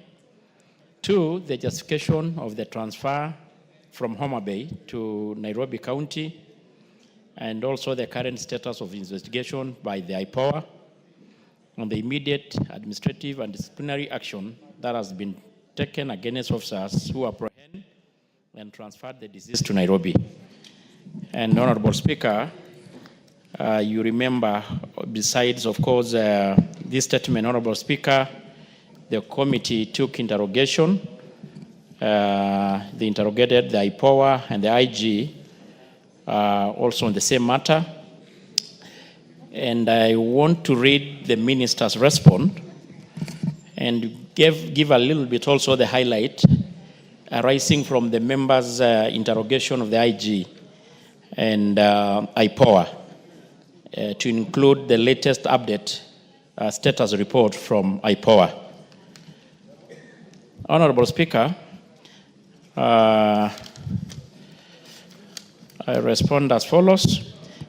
The Member of Parliament, this is the response from the Minister, the Member of Parliament for Nyando constituency, Gerard Okello, had sought the said statement, and I respond as follows. We are deeply concerned by the circumstances surrounding the death of Mr. Albert Ojwang while in police custody at Central Police Station. Indeed, the loss of life in custody raises serious questions on procedural conduct, oversight, and the protection of the constitutional rights by the National Police Service. According to the information made public by Inspector General of Police, Mr. Douglas Kancha, the late Mr. Ojwang was arrested following a complaint launched by Mr. Elliot Lagat, the DIG of KPS, in relation to remarks made by Ojwang on his social media account, Pixel account to be specific. X account goes by that name. Despite the nature of allegation, it is important to emphasize that all arrest persons are entitled to the right enshrined under Article 49 of our Constitution. This including the right to be informed promptly of the reason for arrest, access to legal counsel, and to be brought before the court of law within the 24 days. In light of the above, the decision to place Mr. Ojwang in solitary cell and whether it was consistent with the legal and procedural provision remain a matter under active investigation. The preliminary autopsy has provided initial insight into the cause of his tragic death. However, the committee awaits the conclusion of IPOA to determine any lapses, misconduct, and violation of Mr. Ojwang's right while in custody. I'll reiterate our commitment to pushing for transparency, accountability, and protection of all Kenyans from abuse while in custody of state. In regards to the second question, Honorable Speaker, in regards to the transfer of Mr. Ojwang from Homa Bay to Nairobi by the DCI, DCI was informed that the transfer was necessitated by the nature of alleged offense, which was cybercrime. We understand that such offenses may have an element that transcend geographical boundaries, but it is imperative that such transfers must still comply with the principle of lawful procedure. Under the Criminal Conduct Code, Cap 75, matters relating to the jurisdiction is determined by the place the offense is alleged to have occurred or where its consequences are felt. Again, in our understanding, in cases where it is uncertain in which jurisdiction the offense occurred, the law permits proceedings to be instituted in any such jurisdiction. However, even in such cases, the rights of accused persons be strictly upheld as they are entitled to humane and lawful condition of detention. Therefore, the committee underscores the importance of ensuring that operational decisions such as transfer of accused do not override constitutional protection. The legality of a Ojwang transfer and whether it met both procedural and human rights standards remain a critical component of ongoing investigation. On the third question, Honorable Speaker, the case is already under active investigation by IPOA and other relevant agencies. From public statements, we are also informed that the authority has made notable progress, including the recording of statements from several police officers, among them the OCS, Central Police Station, and junior officers who were on duty at the time of the incidents. and the post-mortem examination has already been conducted, and the preliminary finding revealed blunt force injuries to the head, bleeding in the brain, soft tissue injuries on various parts of the body, and sign of compression on the neck. The National Police Service, through the IG, has pledged full cooperation with IPOA. Similarly, my ministry is available to provide any necessary support to facilitate speedy and conclusive determination of this matter. Being a matter of significant public interest and national concern, we are hopeful that the process will be expeditious, impartial, and transparent, especially in light of the commitment made by the relevant authorities. And the last part, Honorable Speaker, the Inspector General of Police has interdicted 6 officers pending outcome of ongoing investigation, and these officers include Officer Commanding Central Police Station, Samson Talam, Duty Officer Samuel Nganga, Corporal Charles Muruki, and Police Constable Debian Lusweti, and Peter Kimani and Evelyn Kanyiri. We are of the view that this step is necessary and appropriate measures to ensure accountability, to preserve the integrity of the investigation, the process the same, and will also serve an important reminder that misconduct and negligence within the National Police Service will not tolerate. And Honorable Speaker, maybe it's also worth to add to this that, of course, also the DIG KPS had stepped aside. The public domain. Finally, Honorable Speaker, I wish to give the highest assurance and commitment that we shall pursue this matter to its conclusive end for justice to Mr. Albert Ojwang and for the respect of law, rule of law in this country. And I submit, Honorable Speaker, signed by Honorable Kipchumba Murkomen, the Secretary Cabinet for Interior and National Administration. Eve Obara. Yes. I will kindly, because this was a little bit, a lot has taken place, to give a bit summary from the IPOA, the latest, actually, as today. Honorable Speaker, in summary, as of today, or actually this letter was signed yesterday when I was coming into the House, and I have the update report. And Honorable Speaker, there's some noise here from the member. Soy. Order, Honorable DK. This guy is from. So, Honorable Speaker, I have a letter, the status update report from Ahmed Isaac Hassan, the chair of IPOA, outlining that so far they have done 8 arrests. They have arrested James Mukwana, and is in Milimani Law Court, and is detained for 21 days at Capitol Hill Police Station. I'm saying James Mukwana. Sorry? Corporal. And the ruling to be delivered on the June the 20th. Next mission will be on the June 20th. It's good to know that. The second is Samson Talam, the OCS, also in Milimani Law Court, and they're detained for 21 days.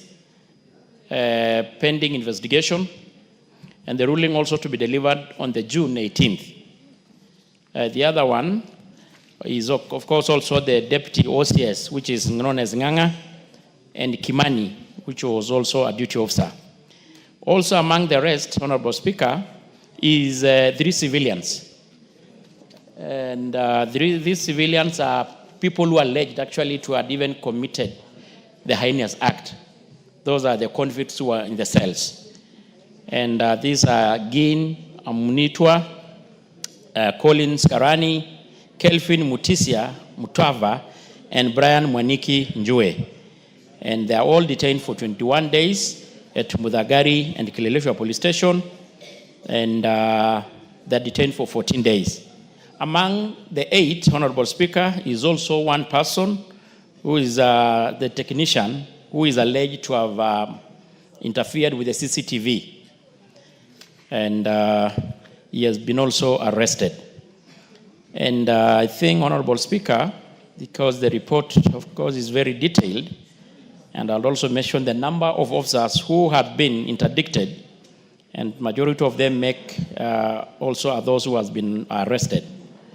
Honorable Speaker, yes, I don't want to go into the chronology of event, but it's also good just to note that we, in the report that I will table in the House, give more details on the chronology of event, starting from when the DIG made the complaint, both to EACC and DCI, as a result of the alleged false accusation by the deceased on his Pixen X account.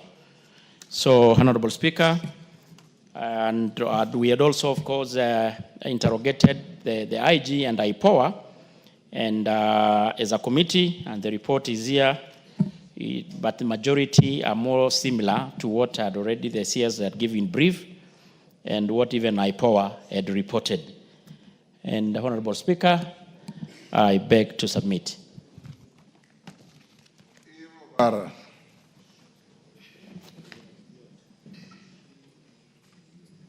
Thank you, Mr. Speaker. Let me appreciate that little effort has been made and there is progress on the case. But Mr. Speaker, on the specific questions that were asked, I'm yet to be satisfied.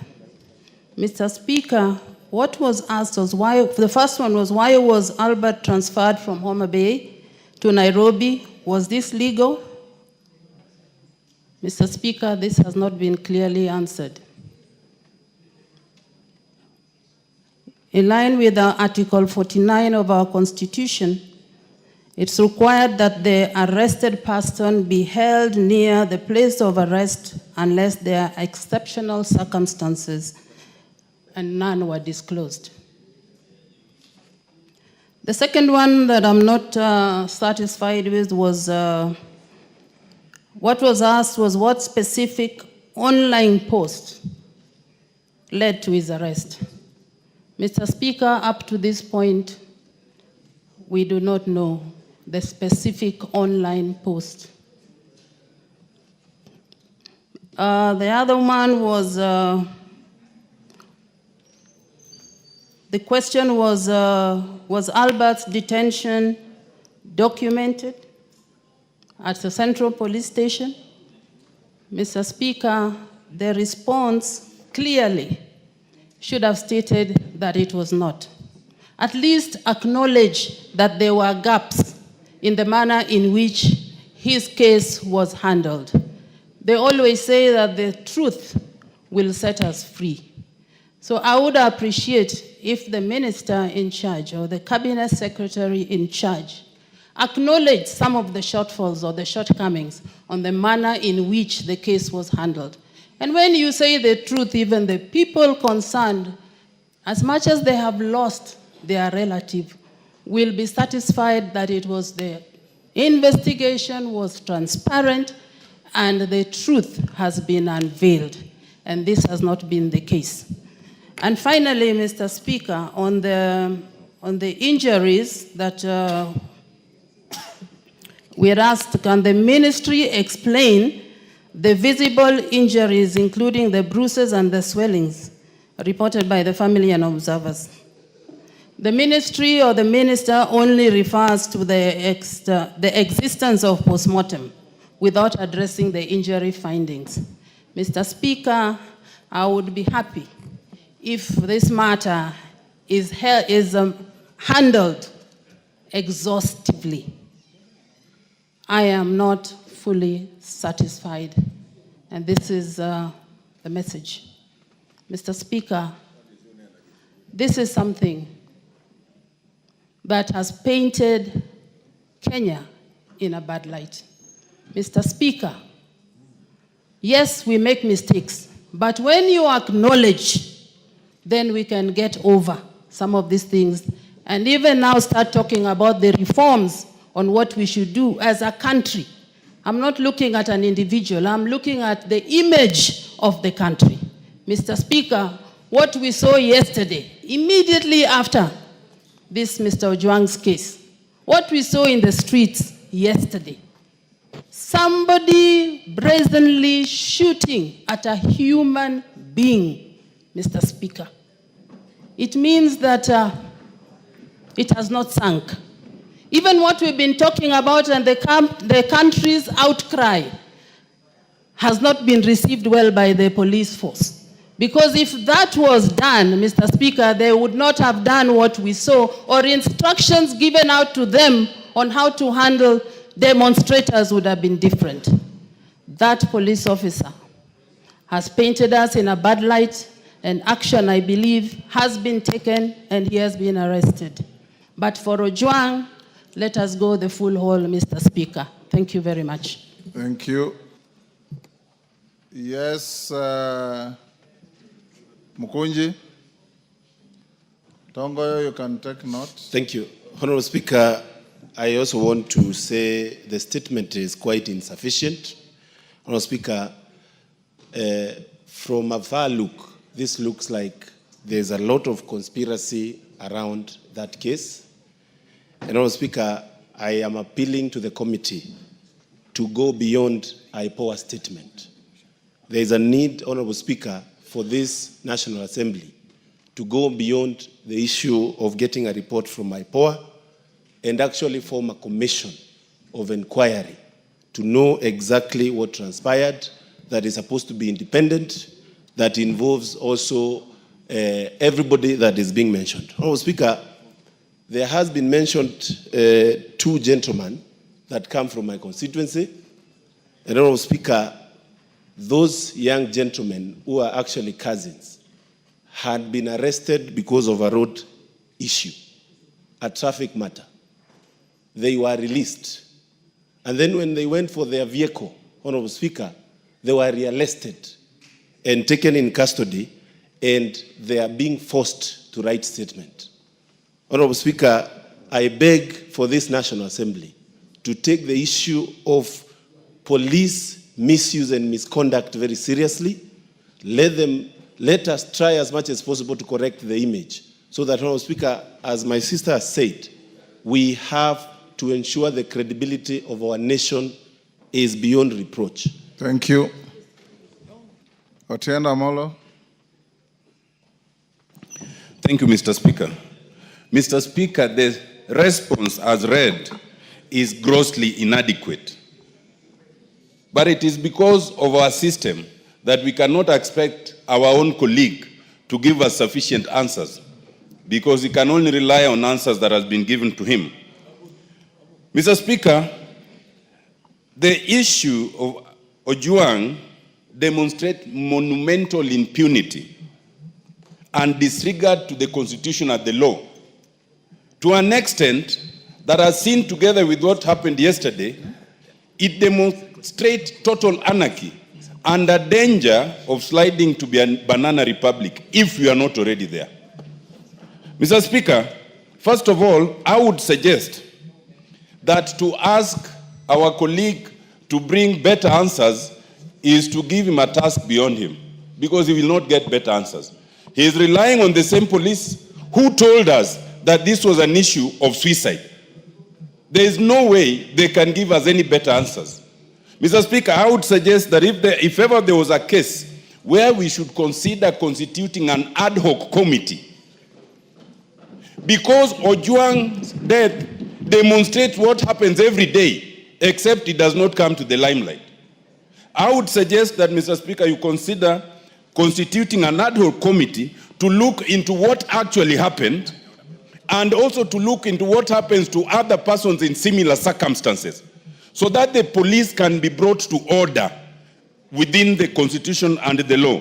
Mr. Speaker, there are so many gaps in that responses. Number one, for starters, we have been failed by IPOA. IPOA cannot, as the person investigating police conduct, attend a press conference where the police are explaining their own conduct. You cannot do that. IPOA cannot come and tell us that they have arrested people and they are prosecuting people for murder when the central suspect has not written a statement to date.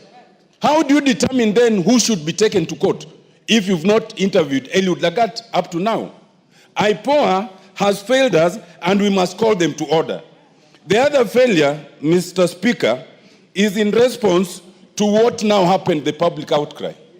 I read the statement of 16th June 2025 by the DIG Eliud Langat, where he says he has voluntarily stepped aside. Mr. Speaker, there is nothing like stepping aside in law. I invite, Mr. Speaker, that we look at the National Police Service Act, we look at Section 17, we look at Section 95A. Under Section 17, the President can remove the DIG, can retire the DIG, or can redeploy the DIG. None of those can be done by the DIG themselves. Under Section 95A, the disciplinary process can only be done by a disciplinary committee of the National Police Service Commission. You cannot discipline yourself by saying you've stepped aside. What does that mean in law? Mr. Speaker, I want to suggest that this whole issue is a charade. If you look back to the questions that were asked, before you are arrested, you are supposed to be told why you are being arrested. Under Article 49. This was not an arrest, this was an abduction. And to use the word arrest, as has been used by chairman, is wrong. And if it was an arrest, you are supposed to be taken to the nearest police station. Why would you be taken 600 kilometers? And when you are taken to the station, then the OB is not recorded. At what point then are you told of the reason for your arrest? And then you are put in situations where you are clearly have been set up to be killed. Mr. Speaker, I think we owe it to this country, given what happened to Ojwang, given what happened to those who are demonstrating at what happened to Ojwang, to the extent that the same police are now escorting goons, we are in danger of sliding to a total banana republic. And if the executive cannot bring us back on course, it behoves this House to do so. Mr. Speaker, I suggest we establish an ad hoc committee. Thank you, Mr. Speaker. Thank you, Tongoyo. Honorable members, from what I have heard and from what the chair of the committee read to us, first, Honorable Otieno Amolo, you can only set up a committee through a motion. There's no motion before me. But more importantly, I direct that the Minister for Internal Security appears before this House on Wednesday afternoon so that those with questions, and the questions so far raised by Ivo Bara, Otieno Amolo, and Mukunji be availed to him via Hansard so that he can be able to be interrogated by the House on matters touching on the death of Albert Ojwang, taking into account the ongoing court case and the sub judice rule, so that we can have this House lend its strong voice on matters that we disapprove of, on the conduct of officers who are supposed to protect wananchi. So, Majority Leader Owen Baya, Wednesday at 3:30, the Minister for Internal Security to appear before this House. Is so directed. Yes, Tongoyo? Honorable Speaker, I think on that one, I don't want to... Just one question, Honorable Speaker, that has come out clearly. As much as we all regret as a country, it was really a very unfortunate event, even to include what happened yesterday. Of course, we saw in the videos going around of a police officer shooting an armed, innocent Kenyan who was walking, doing his assault, which even inquired, we are lucky he's still recuperating in the hospital, although they say he was used a rubber bullet. Honorable Speaker, I think it's just good to appreciate that IPOA had really done a good job, because in speed 5 days, okay, it's me talking. Order. It's me talking. Honorable Speaker, as much as we invite the the Minister, you know what we wanted from the Internal Affairs Unit is full cooperation. And when we're interrogating, Honorable Speaker, IPOA themselves confirmed to us that the IG and his team were really in full cooperation. Honorable Tongoyo. Yes. You can advise the minister to come with IPOA alongside him. Yes. Better that way. If he wishes to do so. Okay. Because under our structure of government, he gives policy direction to many of those institutions under him. So I would suggest then you recommend that IPOA also join the CS. It is up to him to decide who to come with. Okay. Yes. Well guided. See. Yes, I don't want to escalate this. I've already given direction. What's your point of order, Millie? Thank you, Mr. Speaker, and I do appreciate that you don't want to escalate this, and because you have actually requested the CS to come. I've not requested, I've directed. Directed, thank Yes. you. You have directed, and I'm glad that you have corrected me one of a few times when I'm happy when I'm directed. That is directed. Let him be here. And the reason is because the issue of security actually resides in this house. And I know and I want to commend the committee because they've done a very good job. But the house, the entire house needs to be seized of this matter because it's our primary mandate to oversight the security. But Mr. Speaker, even as the CS is coming, there are other issues that are arising that we would want him to deal with. Number one, only 2 days ago, Mr. Onditi died in a police post in my constituency, allegedly by suicide. Mr. Speaker, again in, I think, Nyando or somewhere, somebody else died allegedly by suicide in a police post. You know what you should do, Honorable Millie? File additional questions on the issues you are raising. And any other member who has similar issues, file questions so that we pass them on to the minister as he prepares to appear here on Wednesday and be at hand to interrogate him on all these issues so that he can be able to not only satisfy the House but the country on the situation surrounding Albert Ojwang, the Onditi you are talking about, the shooting in town yesterday, and any other matters within your knowledge that requires the minister to be brought to his attention and to answer fully to the House. Yes, Millie? Thank you, Mr. Speaker. I stand guided, and I will be doing that.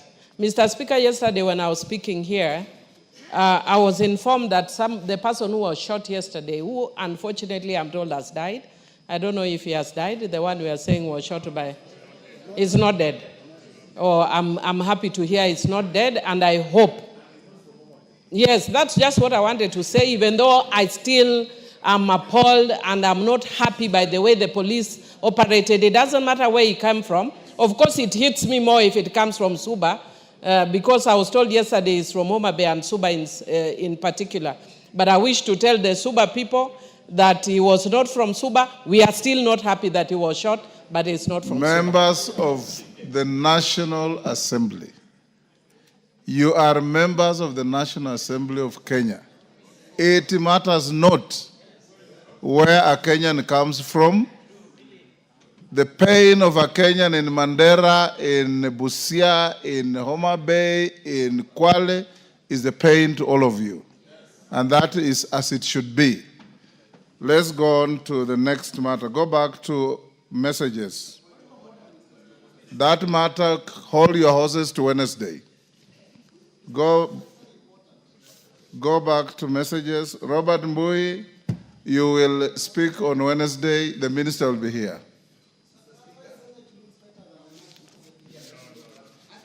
Order number 3. We are not in competition.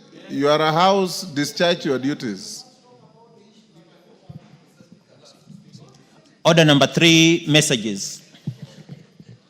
Honorable Mbui, I know you have said that to me elsewhere, and I agree with you. It is, you and I were shot at when we were together. My car was smashed. Honorable members, be here, Robert, on Wednesday. I'll give you ample time to reflect even on your broken and healed leg. Honorable members, I have a message from the Senate. On approval of the fourth basis for allocation of the share of national revenue among county governments. Honorable members, pursuant to the provisions of Standing Order 41-4 of the National Assembly Standing Orders, I wish to report to the House that I have received a message from the Senate regarding the approval of the fourth basis for revenue allocation among county governments in accordance with Article 2173 of the Constitution. Honorable members, the message conveys that on Thursday, 12th June 2025, the Senate considered and approved the fourth basis for allocation among the counties, the share of national revenue that is annually allocated to the county level of government. This consists of the baseline allocation ratio and the formula for distribution for the financial years 2025-26, 2029-30.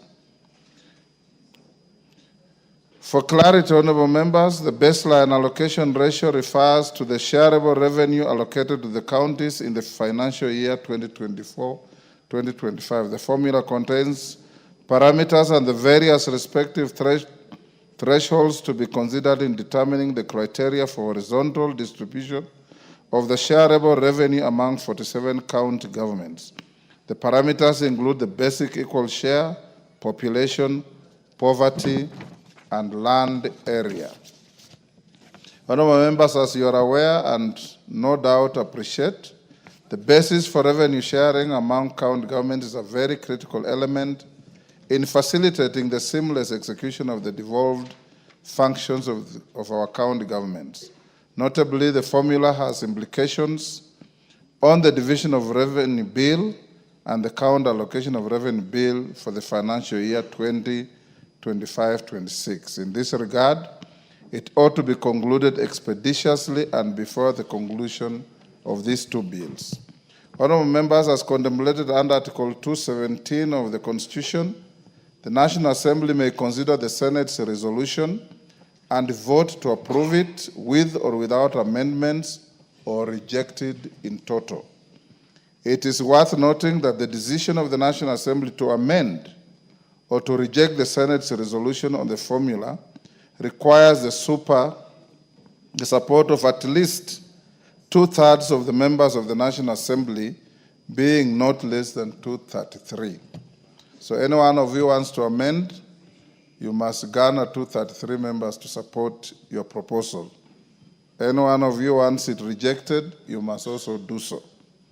Honorable members, in order for the House to commence consideration of the resolution of the Senate on the fourth basis for revenue allocation among county governments, are direct as follows. 1, that the message from the Senate together with the accompanying fourth basis for revenue allocation formula is hereby committed to the Budget and Appropriations Committee for expedited consideration. 2, that cognizant of the urgency of the matter, the committee is expected to consider the formula and submit a report to the House on Tuesday, 24th June 2025. 3, that the House Business Committee shall place the Senate resolution on the formula in the order paper of Tuesday, 24th June 2025 for consideration by the House. And 4, that the clerk is hereby directed to circulate the message containing the formula to all members and publish it on the parliamentary website. The House is accordingly guided.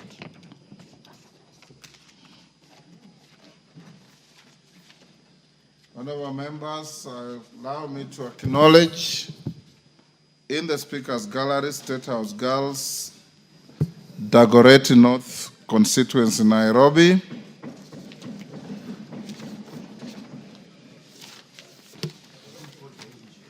And which was the next one? Alvioda.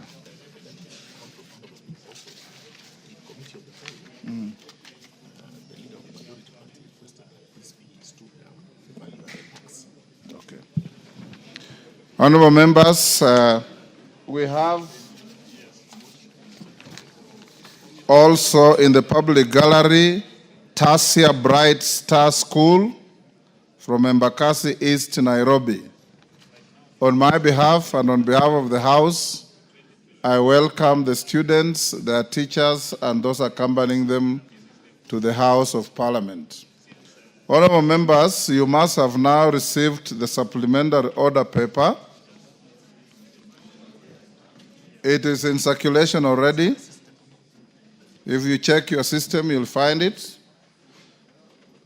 We have done a response to question 1. I'll stay the remaining 4 questions until we finish the business that I will rearrange. For now, we go back to notices of motion, and I call the chair budget. Had you laid your paper? Okay, go to papers, order number 5. Lay your paper. Order number 5, papers. Thank you, Honorable Speaker. Honorable Speaker, I beg to lay the following paper on the table of the House today, Wednesday, 18th June 2025. Report of the Mediation Committee on the Division of Revenue Bill, National Assembly Bill number 10 of 2025.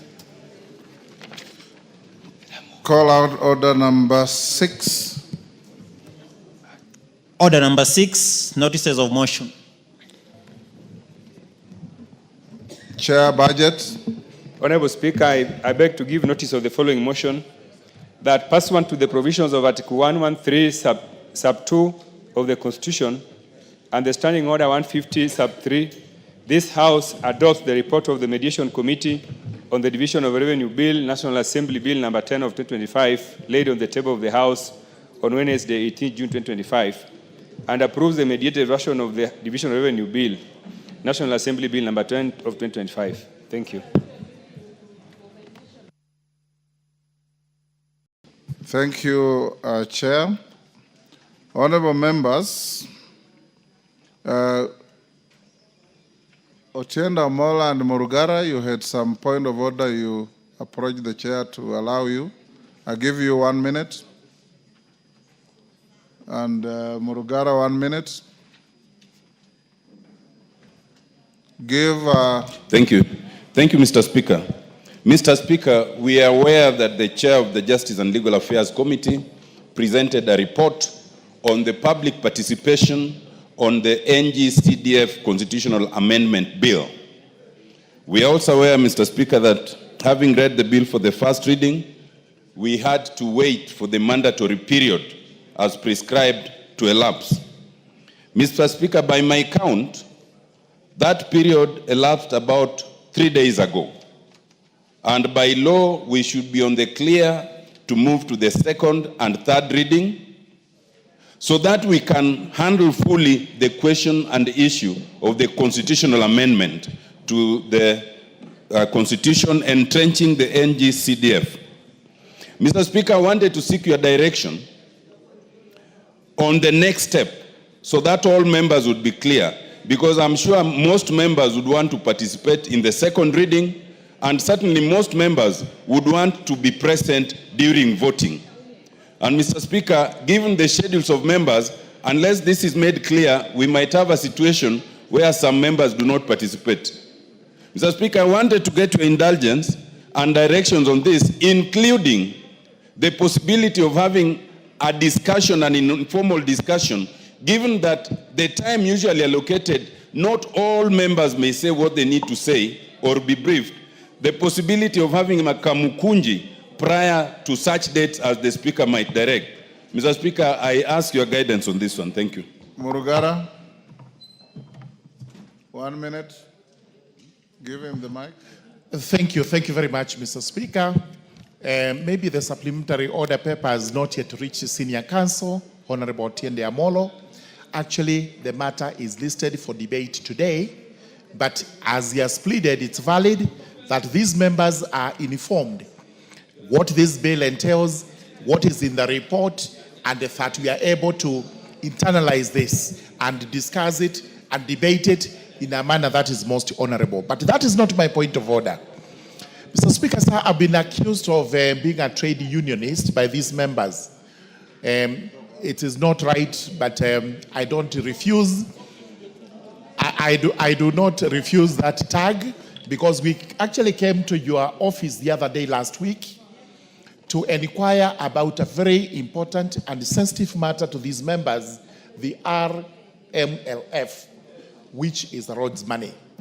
You gave us a very good response, and we expected it to go the way you actually responded. Yes. But just about yesterday, we only got 6 million out of it from what had been disbursed. Yes. Maybe, Mr. Speaker, sir, I would equally join Honorable Tiende Amolo that if it pleases you and you wish to convene us in a Kamukuni, then you also speak to us about the roads money, because the constituents are agitated, the roads are not in good shape, but most importantly, most of us have committed this money to do the rural roads, which we are supposed to do. Thank you very much, Honorable Speaker.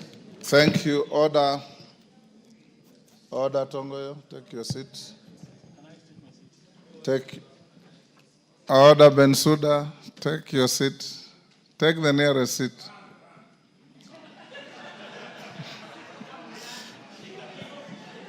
Order, honorable members. Order, members. First, allow me to acknowledge the good work that is constantly done by a caucus of lawyers in the House, who from time to time are called upon to discharge pro bono services to the House in matters legal, court processes, and so on and so forth. This morning I had a meeting with the caucus members, not all of them, some didn't show up, perhaps because of inadequate communication, and they raised the issues that the two members have raised. I will direct as follows. Number one, the matter appearing at order number 13 on the supplementary order paper, the Constitution of Kenya Amendment Bill, National Assembly Bill number 4 of 2025, be stepped down to next week for the simple reason that constitutional amendment bills are very delicate to the extent that once you move it, you debate, you vote for it as it is or reject it as it is. You are not allowed to bring any amendments on the floor. That's why we gave you time, adequate time, to debate this matter informally in a pre-publication form. And the Hansard shows that at least about 80% of members of this House spoke to it. But that notwithstanding, memories fail, people change their minds, people forget things, and so on. I have acceded to the request that on Tuesday at 9 a.m. in the morning, we congregate here in a special Kamukuni to again appraise ourselves on the content of this important bill that seeks to entrench GAF funds, NGCDF, and Senate Oversight Fund into the Constitution so that when we start the debate in second and subsequent third reading, we know that we have no opportunity or capacity to amend. On the issue of RMLF, I'm sure your officers must have advised you that some sums of money have been disbursed, and there is a process of re-engineering the disbursement of additional funds. I will then appraise you as well, and I've instructed the chairman of Roads, GK, member Fondia, to get in touch with the office of the clerk and the majority leader to appraise themselves on the developments on RMLF. But more importantly, again, I want you to acknowledge the caucus because the court did direct that Section 6 of the Roads Act is unconstitutional to the extent that counties are excluded. For us to correct the situation, The caucus, under my direction and guidance, are working overnight to come up with a draft bill to cure that anomaly that the court has pointed out, which will then be processed in the shortest time possible, including public participation and so on, so that within a month or two, we should have an amended bill that meets the constitutional expectations that have been directed. So once again, the caucus, on behalf of the House, we salute you for your not only offer of your time and brain, but the sacrifice you are making to make this House function better. Thank you. As you know, the caucus is co-chaired by the Honorable Otienda Amolo and Chepkonga. Chepkonga is out of the country, but we salute them for their leadership. Honorable members will then reorganize the business of the day. The remainder of the questions to be responded to will come after the committee of the whole. So we'll skip order number 8, order number 9, and order number 10, and go to the committee of the whole. And in the committee of the whole, the majority leader has requested that we step down the order on value-added tax amendment bill, which will come next week, so that we deal with the finance bill and the National Council of Population and Development bill. Equally important, honorable members, as you know the requirement under the law and the Constitution, I have approved requests for amendments from the chairman of the committee, from the majority leader, and from the honorable member for Navaholo, Emmanuel Wangwe, which will be prosecuted in the committee. Honorable members, I'll now direct the clerk to call out order number. Yes.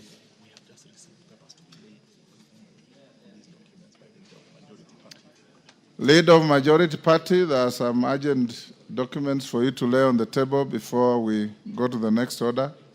Can you do so quickly? Call out order number 5. Order number 5, papers.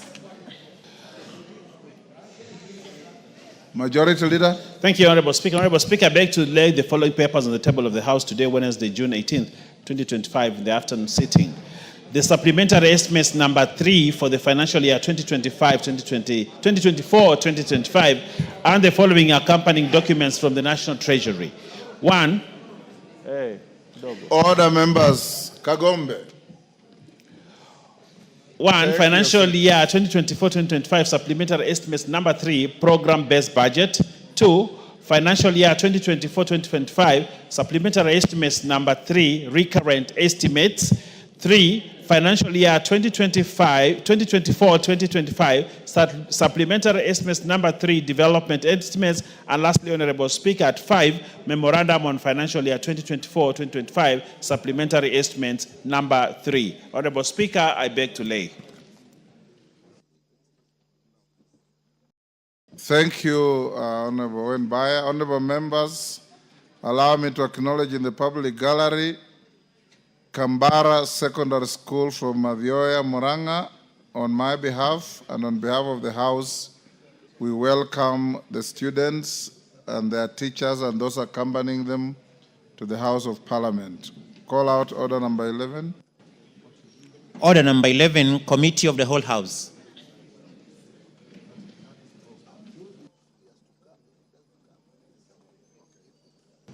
Honorable members, will you be upstanding?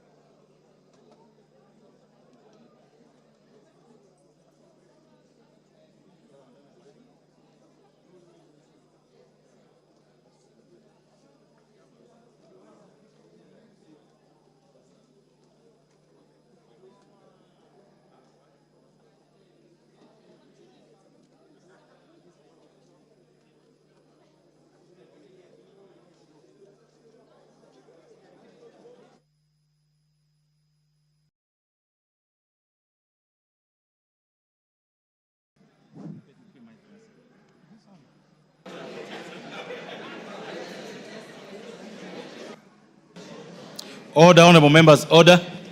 Will we take our seats? Order. All members, will we take our seats? The committee, the House is now the committee of the whole House for the Finance Bill, National Assembly Bill number 19 of 2025. Order. Order.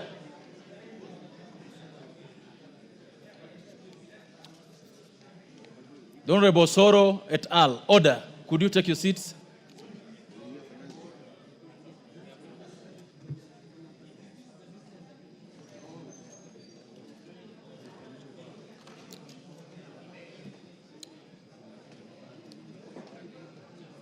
Honorable Chair, Finance Committee, are you ready?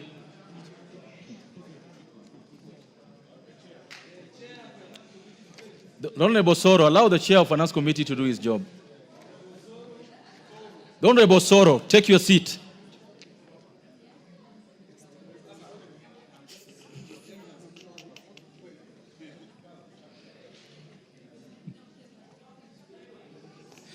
The Honorable Soro. The Honorable Soro, what have you just done?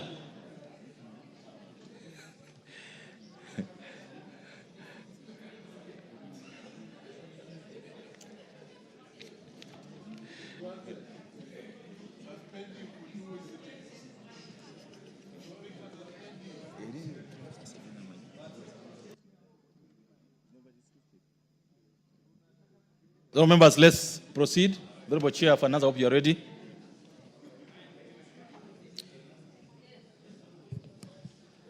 Provisions relating to the Income Tax Act, Cap 470, Clause 2.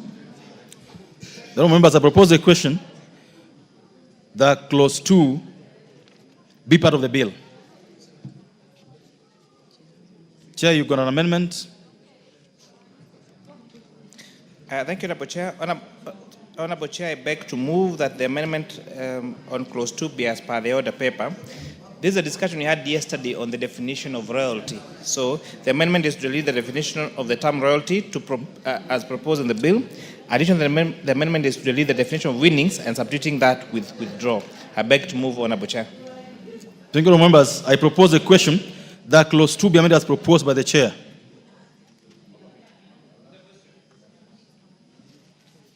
I now propose a question that Clause 2 be amended as proposed by the Chair. Will ask me another opinion say aye. Will ask me another opinion say nay. The ayes have it. I now put the question on all members that Clause 2 as amended be part of the bill. Will ask me another opinion say aye.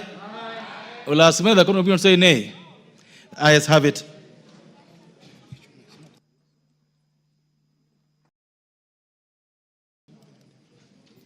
There was an amendment almost on the same terms like what we just passed by the majority leader, and I direct that the amendment by the majority leader then falls because this committee's amendment has been carried. Next. Clauses 3 and 4.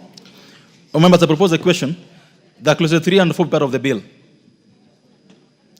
Because there's an amendment, I now put the question that clauses 3 and 4 be part of the bill. Will ask another opinion say aye. Will ask another opinion say nay. The ayes have it. Clause 5. Members, I propose a question that Clause 5 be part of the bill. The Chair of Committee, you got an amendment. Honorable Chair, I beg to move that Clause 5 be amended as per the order paper. This amendment is seeking to remove sale of scrap as income subject to tax under Section 10 of the Income Tax Act. Additionally, this amendment is seeking to include withdrawals made by punters as taxable income under Section 10 of the Income Tax Act. Thank you. All members, I propose a question that Clause 5 be amended as proposed by the Chair of the Finance Committee. If there's no interest on that, I now put the question, members, that Clause 5 be amended as proposed. Will as men of that opinion say aye? Will as men of that opinion say nay? The ayes have it. Members, I now put the question that Clause 5 as amended be part of the bill. Will as men of that opinion say aye? Will as men of that opinion say nay? The ayes have it. Clause 6. Members, I propose the question that Clause 6 be part of the bill. Honorable Chair, you have an amendment to this? So, Honorable Chair, I beg to move that clause 6 is amended as per the order paper. This amendment is seeking to require the Cabinet Secretary to make regulations regarding significant economic presence within 6 months. Honorable Chair, as you may recall, last December we did pass the amendment on significant economic presence tax. However, despite us passing this bill in this House, almost 6 months later there has not been regulations that have been passed on the same. So this amendment is therefore requiring the Commissioner and by extension the Cabinet Secretary to gazette, to publish regulations to effect the significant economic presence tax as per contained in the tax laws. The significant presence. Members, I propose a question that clause 6 be amended as proposed. I now put the question, therefore, that clause 6 be amended as proposed. Will as many of the opinion say aye? Will as many of the contrary opinion say nay? The ayes have it. Members, I now put the question that clause 6 as amended be part of the bill. Will as many of the opinion say aye? Will as many of the contrary opinion say nay? The ayes have it. Clause 7. Members, clause 7 has no amendment. I propose the question that clause 7 be part of the bill. I now put the question, therefore, that clause 7 be part of the bill. Will as many of the opinion say aye? Will as many of the contrary opinion say nay? The ayes have it. Clause 8.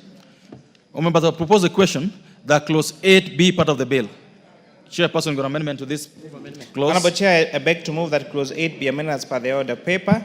This amendment, the amendment is seeking to clarify that both the investment in our stadia and investment in sporting activities would both be deductible for tax for those in the private sector that invest in these two activities. I beg to move, Honorable Chair. Thank you. Honorable members, I propose a question that clause 8 be amended as proposed by the Chair. It's about sports facilities being tax deduct. I propose the question, all members, that clause 8 be amended as proposed. Will as many of the opinion say aye? Will as many of the opinion say nay? The ayes have it. I now put the question, members, that clause 8 as amended be part of the bill. Will as many of the opinion say aye? Will as many of the opinion say nay? The ayes have it. Clauses 9 and 10. All members, I propose a question that clauses 9 and 10 be part of the bill. Because there have no amendments, all members, I now put the question that clauses 9 and 10 be part of the bill. Will as many of the opinion say aye?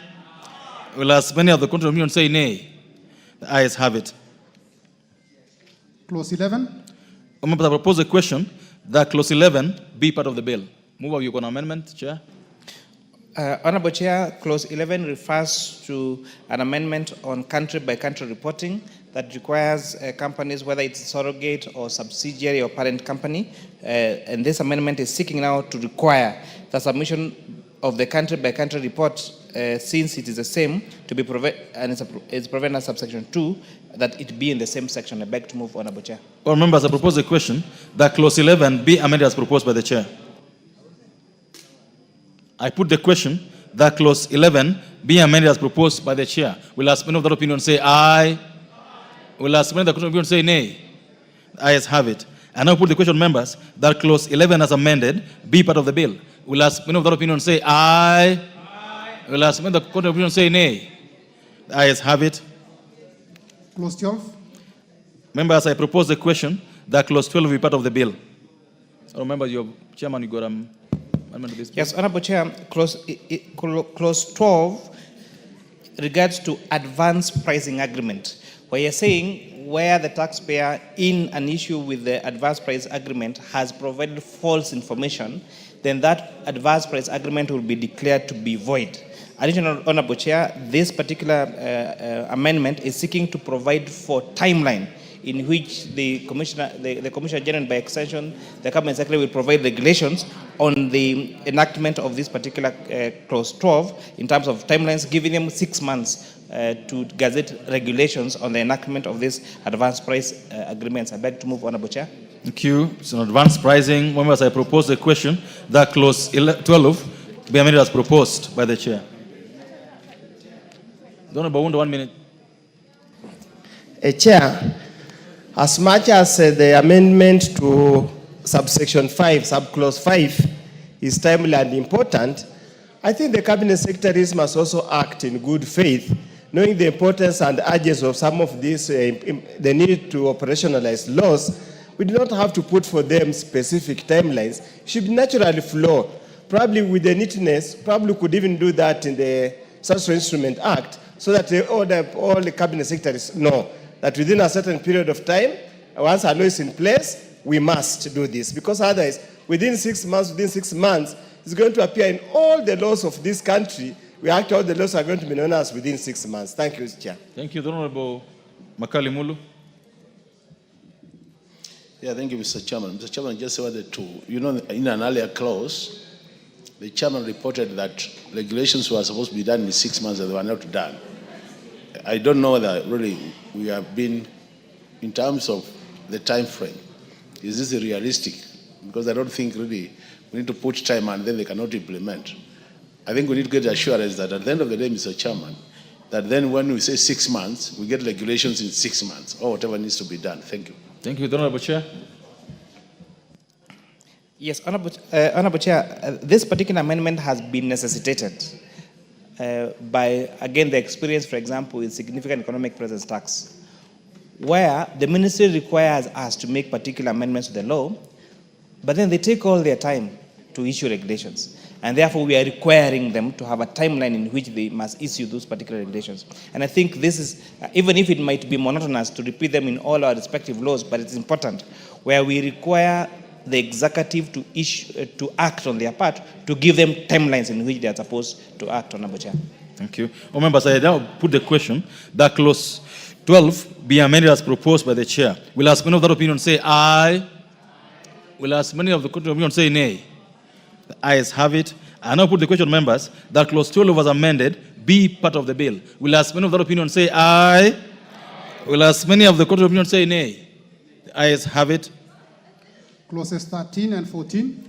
All members have proposed a question that clauses 13 and 14 be part of the bill. And because there's no amendment to them, I now put the question that clauses 13 and 14 be part of the bill. Will as many of that opinion say aye? Will as many of the court of opinion say nay? The ayes have it. Clause 15. All members have proposed a question that clause 15 be part of the bill. Member, Honorable Chair, you got an amendment to this. So, Honorable Chair, I beg to move that clause 15 be amended as the order paper. This amendment to provide that the commissioner should respond to an application for change of accounting year within 3 months and not 6 months in order to remove inefficiencies.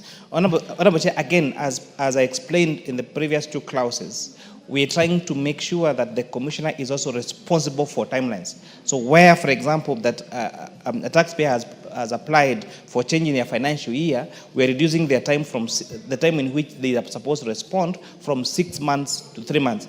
And Honorable Chair, what you're going to see consistent in the entire amendments that you're doing, where the commissioner does not respond, then we are saying that that particular application by the taxpayer shall be deemed to have been accepted, so that we also give leeway to the taxpayer and not just power to the commissioner, so that we also make sure that our tax system is not just fair, but it's also transparent and equitable, Honorable Chair. Thank you. Members, I now propose the question that clause 15 be amended as proposed by the chair. I now put the question that clause 15 be amended as proposed by the chair. Will as many of that opinion say aye? Will as many of the opinion say nay? The ayes have it. Members, I now put the question that clause 15 as amended be part of the bill. Will as many of that opinion say aye? Will as many of the opinion say nay? The ayes have it. Clause 16.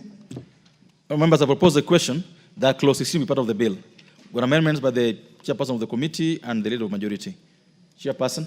Honorable Chair, I beg to move that clause 16 be amended as per the order paper. This, Honorable Chair, is amending section 35(1)(a), which currently exempts only specific commissions paid by resident air operators to non-resident agents for ticket sales. This broad scope leads to taxation of essential foreign expertise, even when such services are complete and available locally. Additionally, this particular amendment is provided for taxation of withdrawals rather than winning in the case of betting. I beg to move, Honorable Chair. Thank you. Members, I propose a question that clause 16 be amended as proposed by the chair.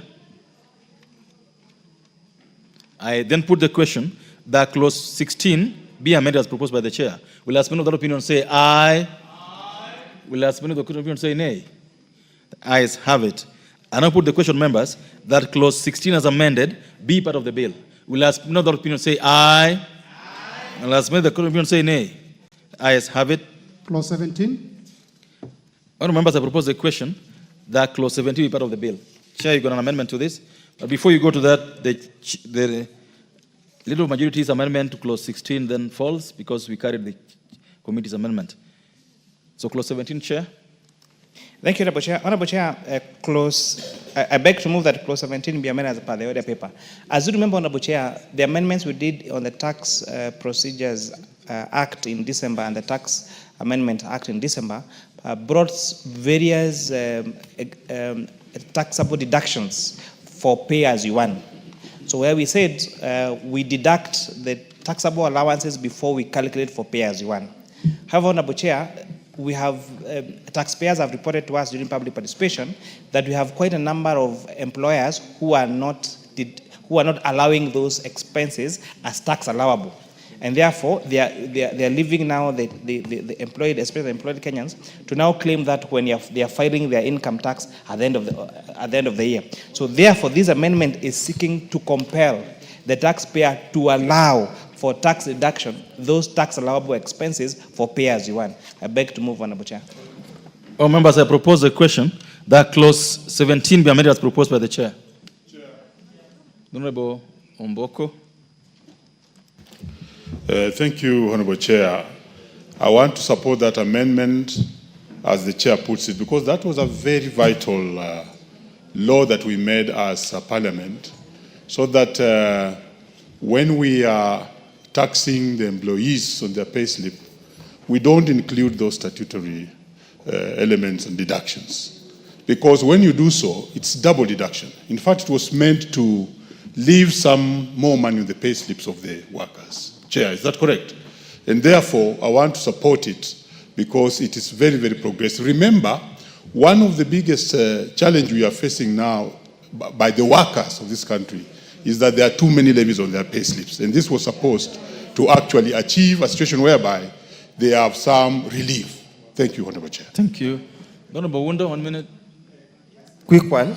It is possible, Chair, I support, 100% support the amendments as it was done before it's being carried here, but probably the failure to allow all deductions and relief could be out of ignorance. Not knowing what was provided for, not everybody is kept abreast with the changes in the law. Can I ask the chair that once the president assents to this bill and these changes, just run down all the allowed deductions, reliefs and everything, and probably do like the Mwananchi version, whichever you call it. Post it anywhere or circulate it. So an employee in the village who has employed a petrol attendant in a village that sells only 10 liters a day will not bother to follow all these processes. Okay. Just do Mwananchi guide, so Kenyans can know. Even Mwalimu Mboko doesn't know all these things. He's now and he's a teacher, a very renowned person. Thank you. Also these small things. Thank you, Honourable Chair. Honourable Chair. Honourable Chair, I would like to assure Professor Undo that Mwalimu Mheshimiwa Amboko is very conversed with these matters. He's on Speaker's panel, is one of the most keen members in this House to follow procedures But in the House. the comment made by the Honourable Member for Funyula is a fair comment. That if Omboko doesn't know, what do you expect about the guy down there? I was coming to that, Honourable Chair. We have, Honourable Chair, and on a very and on a very serious, Honourable Chair, one of the consistent remarks we got when we moved across the 10 counties in this country, they were saying our lawmaking process is too technical, even for fairly educated Kenyans.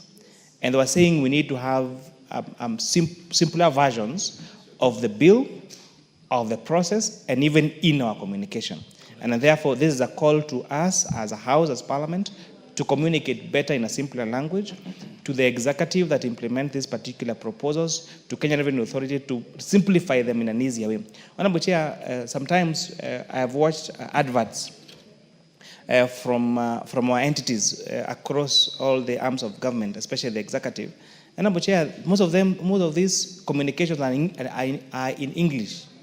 So we need to have even versions of our bills and our laws in vernacular, so that Kikuyu speaking speaker from Mukinyai in my village can understand, so that Tholuo speaking Kenyan from Ukwala can understand what we mean, Honorable Speaker. So I agree with Honorable Oundo from Funyula that we need to simplify the way we communicate our legal making process, because sometimes, even for fairly educated and learned Kenyans, it becomes a bit too technical to understand. Honorable Chair, I've always said, sometimes even when we present these bills to Kenyans, sometimes the proposal is to delete a deletion. And therefore, even when they get to the bill, the proposal is to delete a deletion. So again, you have now to get to the parent act to see what was being deleted on a Chair. And I think we have an obligation to make sure we simplify our communication. Well said. Thank you. The Honorable Mboko. Honorable Chair, what that particular clause means is that once you allow the pay to be deducted on the gross, including the deductions, it means you are actually taxing the workers on money that will not go to them. Basically, that's the basis of it. I just wanted to correct that. I'm the master of this, and that's why I raised it. It's a very good amendment, and actually, the employers must now be compelled to do exactly that. Thank you. Members, I put the question that clause 17 be amended as proposed by the chair. Will as many of the opinion say aye? Will as many of the opinion say nay? Ayes have it. I now put the question, members, that clause 17 as amended be part of the bill. Will as many of the opinion say aye? Will as many of the opinion say nay? Ayes have it. Clauses 18, 19, 20, 21, 22, 23, 24, and 25. Members, I propose a question that clauses 18, clause 18, 19, 20, 21, 22, 23, 24, and 25 be amended, be part of the bill. Members, those clauses have no amendments. I therefore put the question that clauses 18, 19, 20, 21, 22, 23, 24, and 25 be part of the bill. Will as many of the opinion say aye? Will as many of the opinion say nay? Ayes have it. Clause 26. Members, I propose a question that clause 26 be part of the bill. This is an amendment by the Honorable Chair. Honorable Chair, I beg to move that clause 26 be amended as per the order paper. This amendment is to allow for investment allowance for a spectrum license by a telecommunication operator. Additionally, Honorable Chair, this amendment is to retain 100% investment allowance deduction for investment outside Nairobi and Mombasa. Honorable Chair, as I said yesterday, this investment allowance for spectrum license is going to ensure that we have more coverage of network across the country. It is really unfortunate, Honorable Chair, that in 2025, we still have some parts of this country that there's no power, there's no telephone connectivity. And are you moving? This particular amendment, Honorable Chair, is seeking order. Which one are you moving? 27. Yeah, move 26 first. Oh, sorry. Oh, yes. Sorry. Honorable Chair, I beg to move that clause 26 be amended as per the order paper. Honorable Chair, I want to thank sincerely Honorable Oundo, because he's the one who noticed this yesterday during the second reading. And he has noticed it again today. And he has noticed it again today. Noted that, Honorable Chair, that the amendment as proposed in the bill, Honorable Chair, would leave out payment of gratuity and pension outside public pension schemes.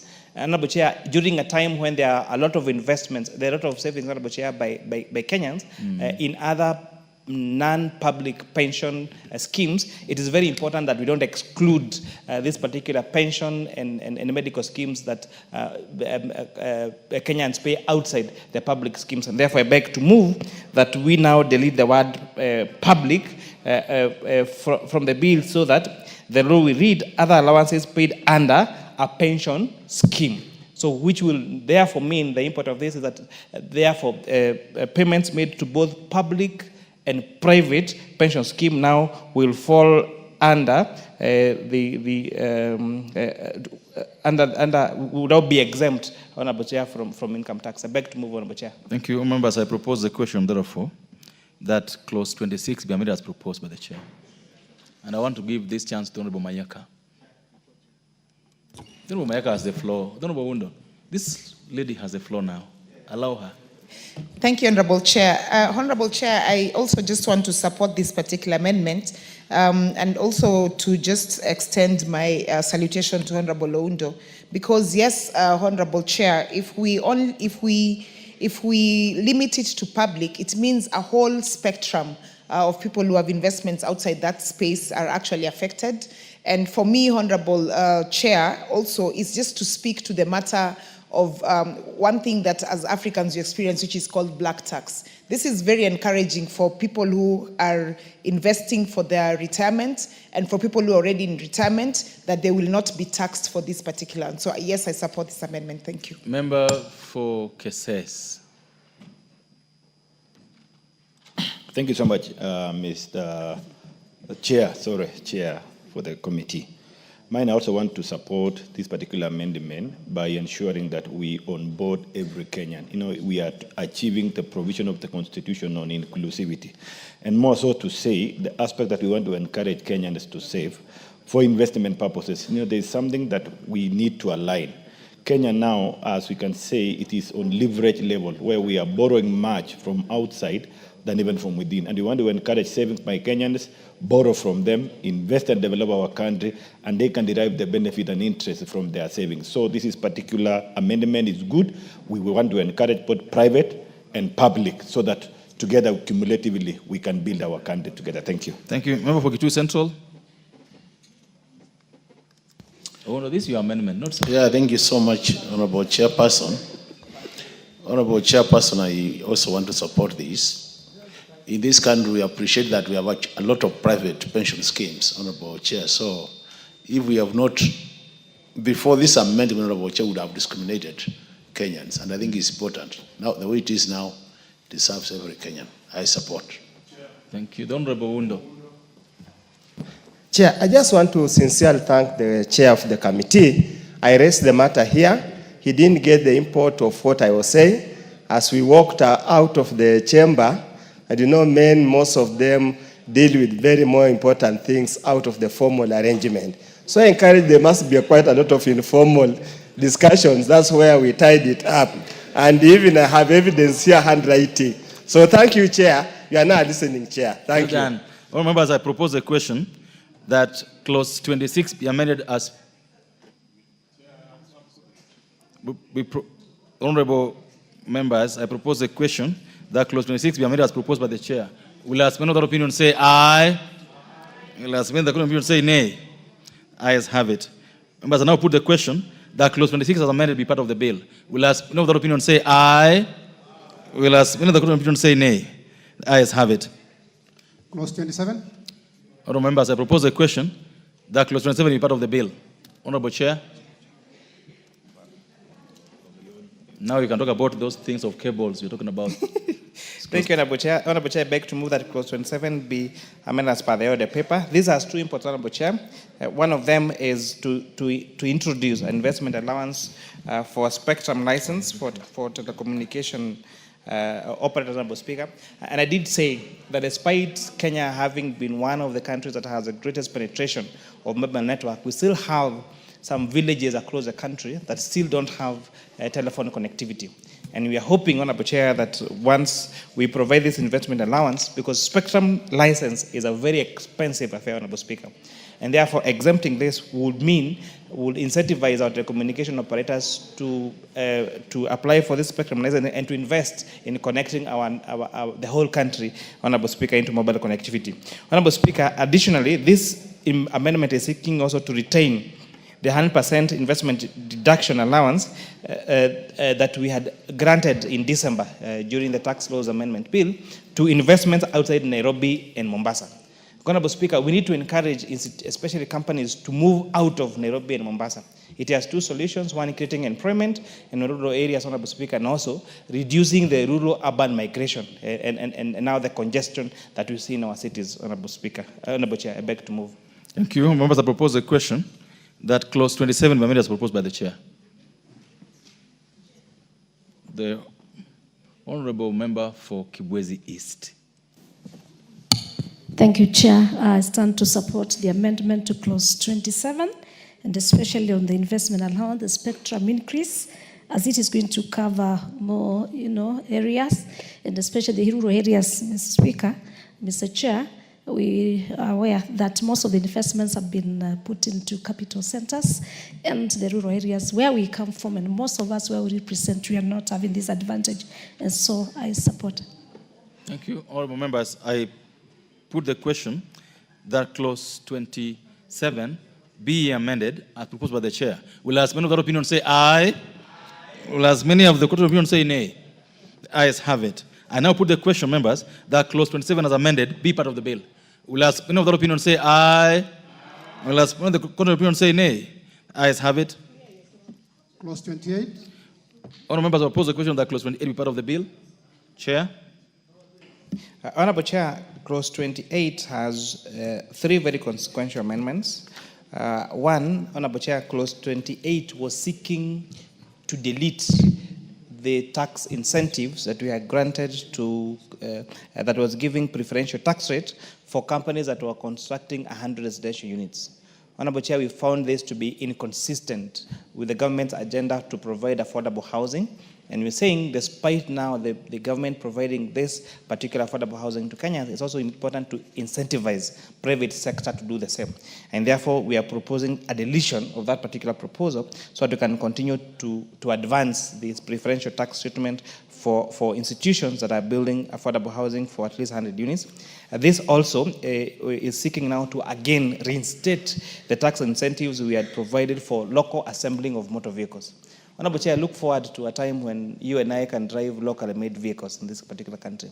And it has been made possible before, but again, retrieving the incentive that were done to this sector would again disadvantage that particular space, Honorable Speaker. Thirdly, Honorable Speaker, the further is intending to reduce the tax to 5% of withdrawals made by punters, Honorable Speaker. But most importantly, on digital asset tax. Honorable Chair, when you make an investment or a transfer on digital assets, if you're using, say, a Bitcoin to pay for a particular service, the current law was providing that you would pay tax on the transaction amount. It is the equivalent of being taxed for depositing money in your bank.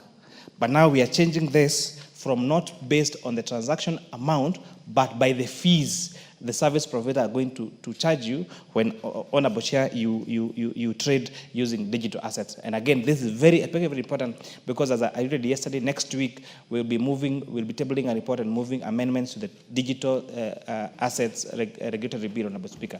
Honorable Chair, I beg to move. Thank you. All members, I propose the question that clause 28 be amended as proposed by the chair. Member for Kitui Central. Yeah, thank you so much, Mr. Chairman. Honorable Chairperson, I do support these incentives, but I want to make the following observations. If you look at our motor assembly companies in this country, and you look at the construction sector, there's a lot of monopolistic tendencies. And that means we might be benefiting very few companies at the expense of Kenyans not benefit from that tax.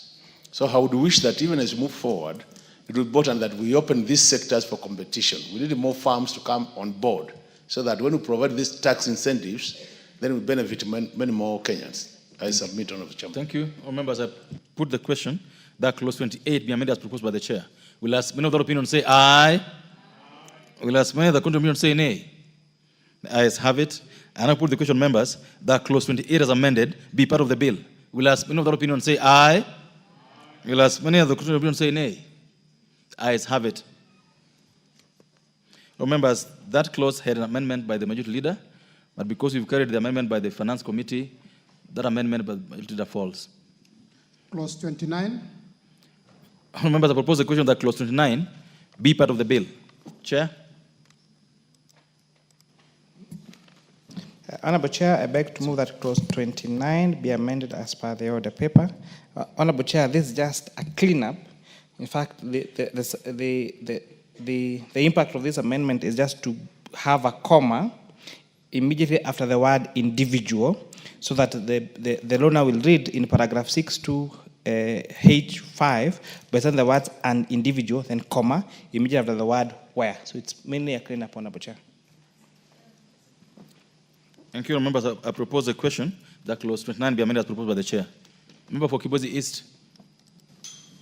Thank you, Chair. I rise also to support the cleanup. Chair, in law, interpretation, a comma means a lot. Correct. It means a lot, so it can change the whole meaning, and so I support the cleanup. Thank you. Members, I put the question that clause 29 be amended as proposed by the chair. Will ask many of that opinion say aye. Will ask many of the opinion say nay. Ayes have it. Members, I now put the question that clause 29 be clause 29 as amended be part of the bill. Will ask many of that opinion say aye. Will ask many of the court of opinion say nay. Ayes have it. New clause 5A. Members, we got two new clauses. So the new clause 5A, member, you moving new clause 5A for the second reading. Honorable Chair, I beg to move that new clause 5A be now read a second time. Honorable Chair, this amendment is deleting the proposal is to repeal section 12D of the Income Tax Act. As you may recall, Honorable Chair, I think the Finance Act of 2023, we did pass a law providing for minimum tax. Honorable Chair, however, the courts have since declared minimum tax unconstitutional, and therefore this amendment is now seeking to delete that particular provision because the courts have since declared it to be unconstitutional. Thank you. Well, members, I propose a question that the new clause 5A be now read a second time. Yeah. Honorable Chairperson, how I wish that the chairperson would have provided more details in terms of when you say the courts have declared unconstitutional. Is it leading to discrimination? What is really the issue? Because that is not coming out clear. Honorable Chair. So, Honorable Chair, Section 12D of the Income Tax Act is the one that was providing for minimum tax. It's a whole 12D, 1 and 1A. However, Honorable Speaker, this particular proposal was challenged in our courts and was said you cannot tax a loss. That for you to pay tax in Kenya, you need to have derived an income from that particular activity. And therefore, Honorable Speaker, requiring that businesses pay minimum tax would mean then they would be required to pay tax whether or not they paid, whether or not they derived income in Kenya. And therefore, it's for that merit that the court declared that unconstitutional. And it's also important to note that that particular ruling was not challenged.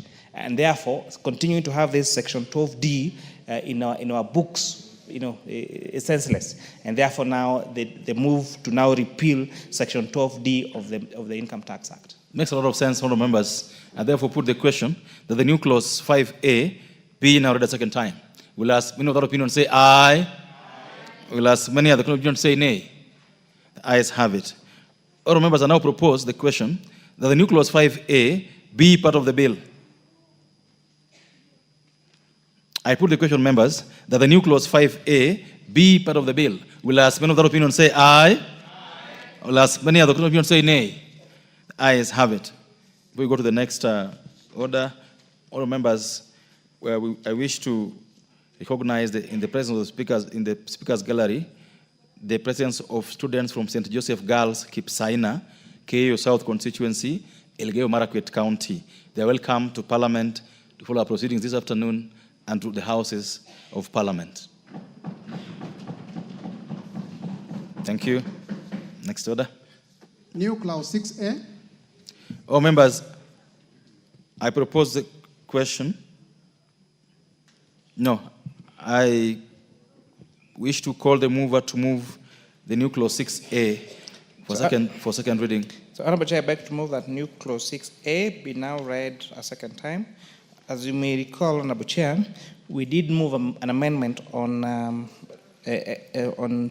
tax paid on digital assets, moving it from the transaction amount to fees. And therefore, this is a subsectional amendment that now is seeking now to introduce a new clause so that that digital asset tax is now based on the fees charged on virtual asset providers and not on the transaction amount. I beg to move, Honorable Chair. Members, I propose a question. The new clause 6A being read a second time. I think it's self-explanatory. And now put the question that the new clause 6A be now read a second time. Will ask many of the opinion say aye. Will ask many of the court of opinion say nay. Ayes have it. I now propose the question, members, that the new clause 6A be part of the bill. I put the question that the new clause 6A be part of the bill. Will ask many of the opinion say aye. Will ask many of the court of opinion say nay. Ayes have it. Provisions relating to the Value Added Tax Act, Cap 476, Clause 30 and 31. Members, I propose a question that clauses 30 and 31 be part of the bill. Because there are no amendments, I put the question that clauses 30 and 31 be part of the bill. Will ask many of the opinion say aye. Will ask many of the court of opinion say nay. The ayes have it. Clause 32. I propose a question, members, that clause 32 be part of the bill. Chairperson. So, Honorable Chair, just to give a brief of where we are so far, the Finance Bill of 2025 was seeking to amend 5 different laws: the Income Tax Act, the Value Added Tax Act, the Excess Duty Act, the Tax Procedures Act, and the Miscellaneous Fees and Levies Act. So far we've now dealt with all the proposed amendment in the Income Tax Act, and now we are now in the next statute that now this Finance Bill is seeking to amend, which is a Value Added Tax Act. So, Honorable Chair, I beg to move that Clause 32 be amended as per the order paper. This amendment is seeking to retain the provision allowing the option to offset excess tax under any written law.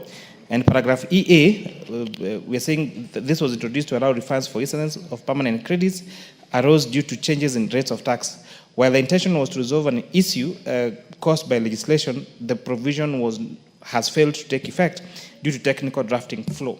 So, Honorable Chair, this particular provision, to avoid all the tax refund requests that KRA seems to get every time, that I alluded that we have only a budget of around 5 billion, despite tax refunds going to in excess of 50 billion shillings, Honorable Chair.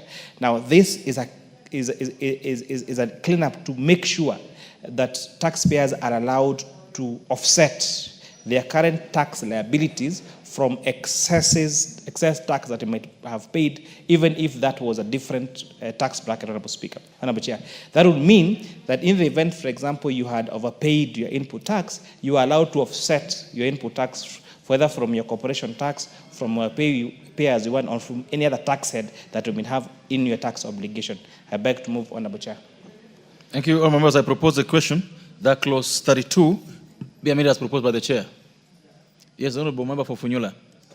I sincerely thank and I want to strongly support this amendment as moved by the chair of the committee. All taxes are paid to KRA. It is received, whether it's different accounts or what, it all belongs to KRA. So it should be simple entry, exit, then the bottom line. So this issue of compartmentalization, I don't know, this is VAT, this is payee, this is excess duty, this is a very progressive way of getting things done. I support and I wish you good life and long life. Members, I put the question that clause 32 as amended as proposed. Will as many other opinion say aye? Will as many other opinion say nay? The ayes have it. But I now put the question that clause 32 as amended be part of the bill. Will as many other opinion say aye? Will as many other opinion say nay? The ayes have it. Clauses 33, 34, and 35. Honourable members, I propose a question that clauses 33, 34, and 35 be part of the bill. And there be no amendment to those clauses. I put the question that clauses 33, 34, and 35 be part of the bill. Will as many other opinion say aye? Will as many other opinion say nay? The ayes have it. Clause 36. Members, I propose a question that clause 36 is part of the bill. And that clause 36 has 3 proposed amendments. One by the Finance Committee, another by a little majority, and one with the Honorable Wangwe. So if we carry the chairperson's amendments, then the other ones will fall accordingly. The amendments have to be moved first before you talk to it. You have to move the amendment, Chair. Honorable Chair, I beg to move that clause 36 be amended as per the order paper. Honorable Chair, in as much as we want to clean the first and second schedule of the VAT Act, we need to be sensitive to matters that are of great concerns to Kenyans. And although this zero rate and exempt status has been largely abused by some of these enterprises, Honorable Speaker, Honorable Chair, there's some commodities that are so essential that we cannot, that we should not move them from zero rate, Honorable Chair, to exempt or standard rate as proposed in this particular bill, Honorable Speaker. And we singled out a few of them. One of them being transportation of sugarcane. Because, Honorable Chair, why sugarcane stands out is because sugarcane is such a bulk item, such a heavy item, that one of the largest costs in value addition of sugarcane is actually the transportation cost of those particular sugarcane, Honorable Speaker. Secondly, is zero rating status of electric motorcycles, electric bicycles, Honorable Speaker. As you've noticed, nowadays, if you move around Nairobi, most of the boda guys and most of the taxi hailing services that do deliveries are both electric motorcycles and electric bicycles.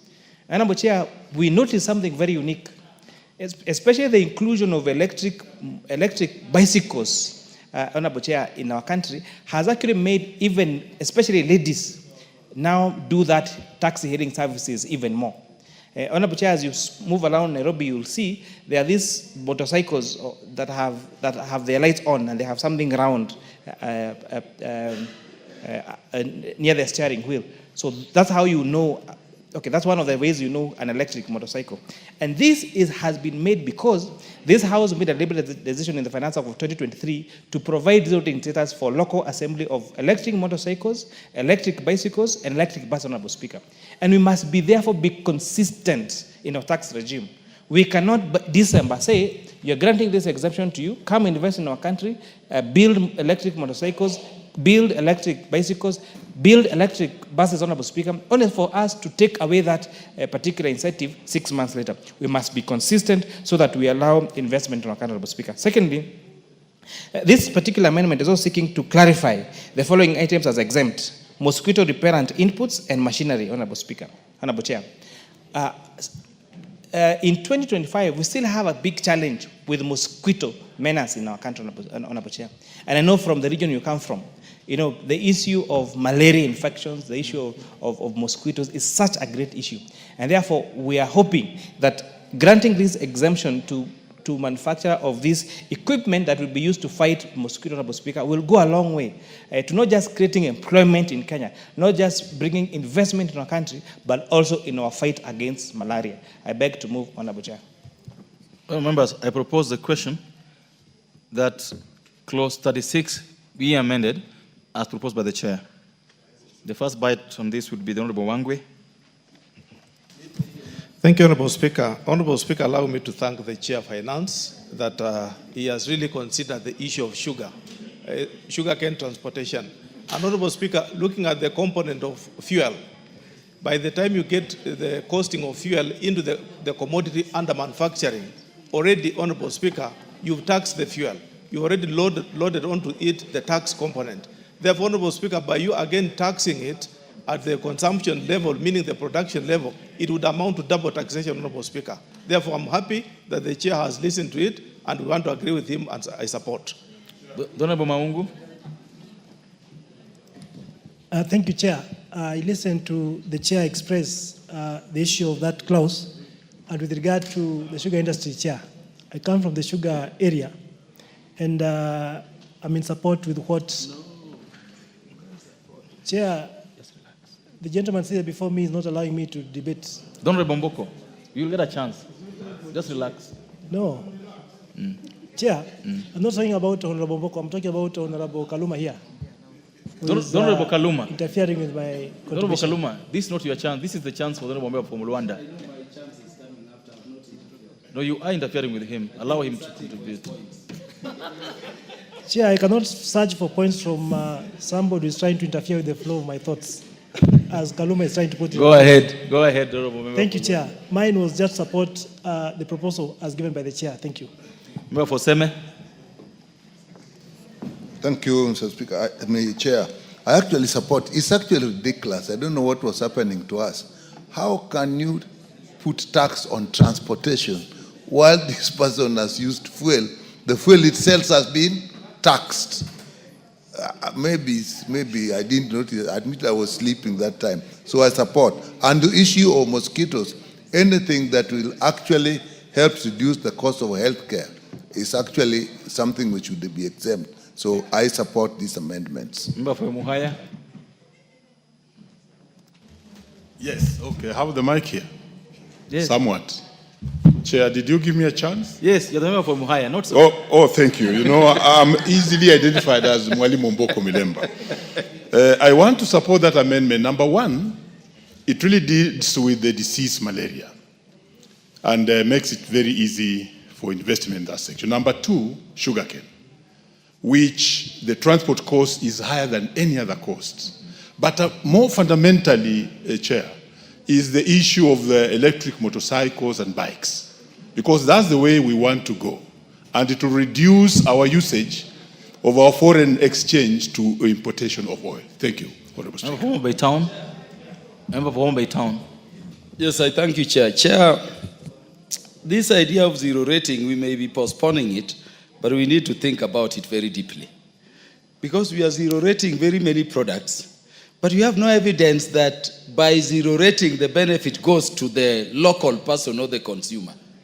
Look, for instance, this thing we are calling transportation cost for sugarcane.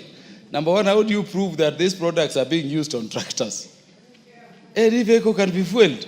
But number two, how does the benefit go to the local person? We've had cases, Chair, where a person, something like bread is being zero rated. I know we fear touching those things, and it is only for that reason that I'll support this. But the bakers just, instead of employing more bakers, the factory are employing more people to claim tax refunds. And we are in a situation where tax expenditure, we were being told by the Chair, is standing at 550 billion in a year. So we collect 2.4 trillion, but 550 is going into expenditure. Partly into refunds. Partly towards refunds, not because people are paid excess, but because people have a leeway in law to claim. Thank you. Yet they are not giving any benefit. So we may allow this for now, but we will need to review this once we explain to the public the nonsense that we are engaging the country in, because we don't have this money to give KRA to pay. Thank you. I thank the member for Kitui Rural.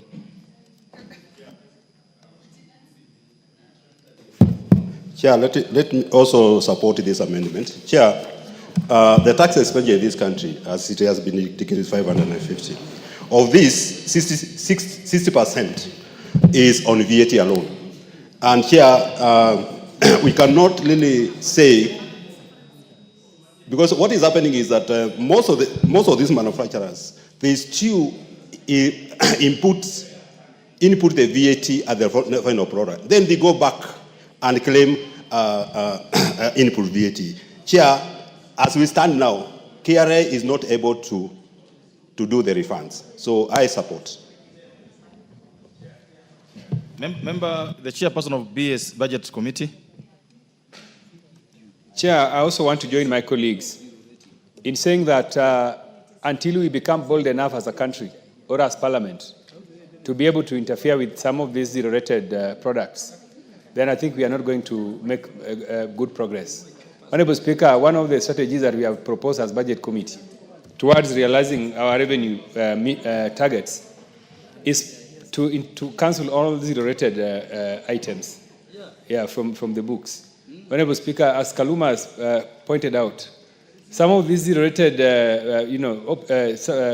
items, we cannot even know how the public is benefiting from them. So these are taxes that we fear because of the perception that the public will complain. But in the end, it is the Kenyan taxpayers that are suffer. If we can be able to cancel even half of some of these zero-rated items from the books, we are going to save about 400 billion. Honorable Speaker, imagine 400 billion savings that we will make. We are paying 1.1 trillion interest on debt. Look at how much money we will have for development. So going forward, I think that I want to request the chairman of Budget Finance Committee that we can tabulate all these zero-rated items, and then we basically cancel them. We'll make good progress. Thank you. Oh, members, I now put the question that clause 36 be amended as proposed by the chair. Will as many other opinion say aye? Will as many other opinion say nay? Ayes have it. I now put the question, members, that clause 36 as amended be part of the bill. Will as many other opinion say aye? Will as many other opinion say nay? Ayes have it. Oh, members, the amendment proposed by the Honorable Youth Leader and the Honorable Wangwe therefore fall because we've carried these amendments in the chairperson's amendment. Clause 37. Members, I propose the question that clause 37 is part of the bill. Chairperson. Honorable Chair, I beg to move that clause 37 be amended as per the order paper. As we notice, Honorable Chair, on the bill, now having now made the decision on clause 36, because 36 was now deleting these particular products from the second schedule, that the zero rate. Now, section clause 37 was taking them to exempt, and therefore now the proposal now to delete this particular proposal, because some of those products we have now carried, that we have continued to have them remain as zero rate, and therefore now the consequential amendment on clause 37 therefore falls, Honorable Chair. And I want to really agree with the sentiments that have been made by my colleagues. Our tax zero rate and exempt status, Honorable Speaker, has largely been abused. However, Honorable Chair, one of the temptations we should not avoid is now throwing the water and the baby with the bathwater. Yes, Honorable Chair. However, we have tried to cure this by creating a clause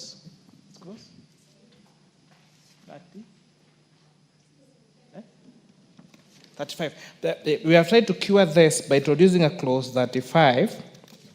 36A, you mean? And if I call you clause 35, that we are amending the VAT Act by inserting the following new paragraph: where a person imports or purchases goods or services which are exempt or zero rated, and the person subsequent disposes of or uses the goods or services supplied in a matter inconsistent with the purpose for which the goods or services were exempted or zero rated, the person shall be liable to pay tax on the goods or services at the applicable rate at the time of disposal or inconsistent use. So we are trying to tighten, even as we wait to clean up the first and second schedule of the VAT Act, to now try to require, Honorable Chair, that where someone uses the goods, as Honorable Kaluma explained on the transmission of sugarcane, in a way that is inconsistent with the reason why that particular good was exempt or zero rate, then they will be required now to pay the equivalent of that tax, Honorable Chair. I'm hoping that KRA will use this administrative and legislative framework to try to cure the mischief around this zero rate and exempt status, Honorable Chair. Members, I propose a question that clause 37 be amended as proposed by the chair. Honorable Wundo. Chair, let me also join my colleagues in joining this debate between zero rating and exempt. As for now, Chair, the purported proposal by Treasury to move from zero rating to exempt would have automatically resulted in some minimal price increases, which at this particular point in the moment would have been a very bad decision in view of the prevailing economic circumstances. Again, when you meet many of the traders and the business people, they want some element of consistency and predictability. I totally agree that these tax expenditures might not necessarily benefit the end consumer. But eventually, we must find a way of putting a timeline when this, from zero rating to exempt will happen, so that everybody knows after 2 to 3 years, this is what will happen. But just all of a sudden, it was changes last year, another changes here, it's so disruptive. So as my colleagues have said, and let me throw to the committee, we need to start a process that can be predictable over time, that this will change this way, this will change the following year, so that everybody prepares adequately. Thank you, Honorable Chair. Thank you. Honorable Wangwe. Thank you, Honorable Speaker. Honorable Speaker, once more I want to thank the Chair of Finance.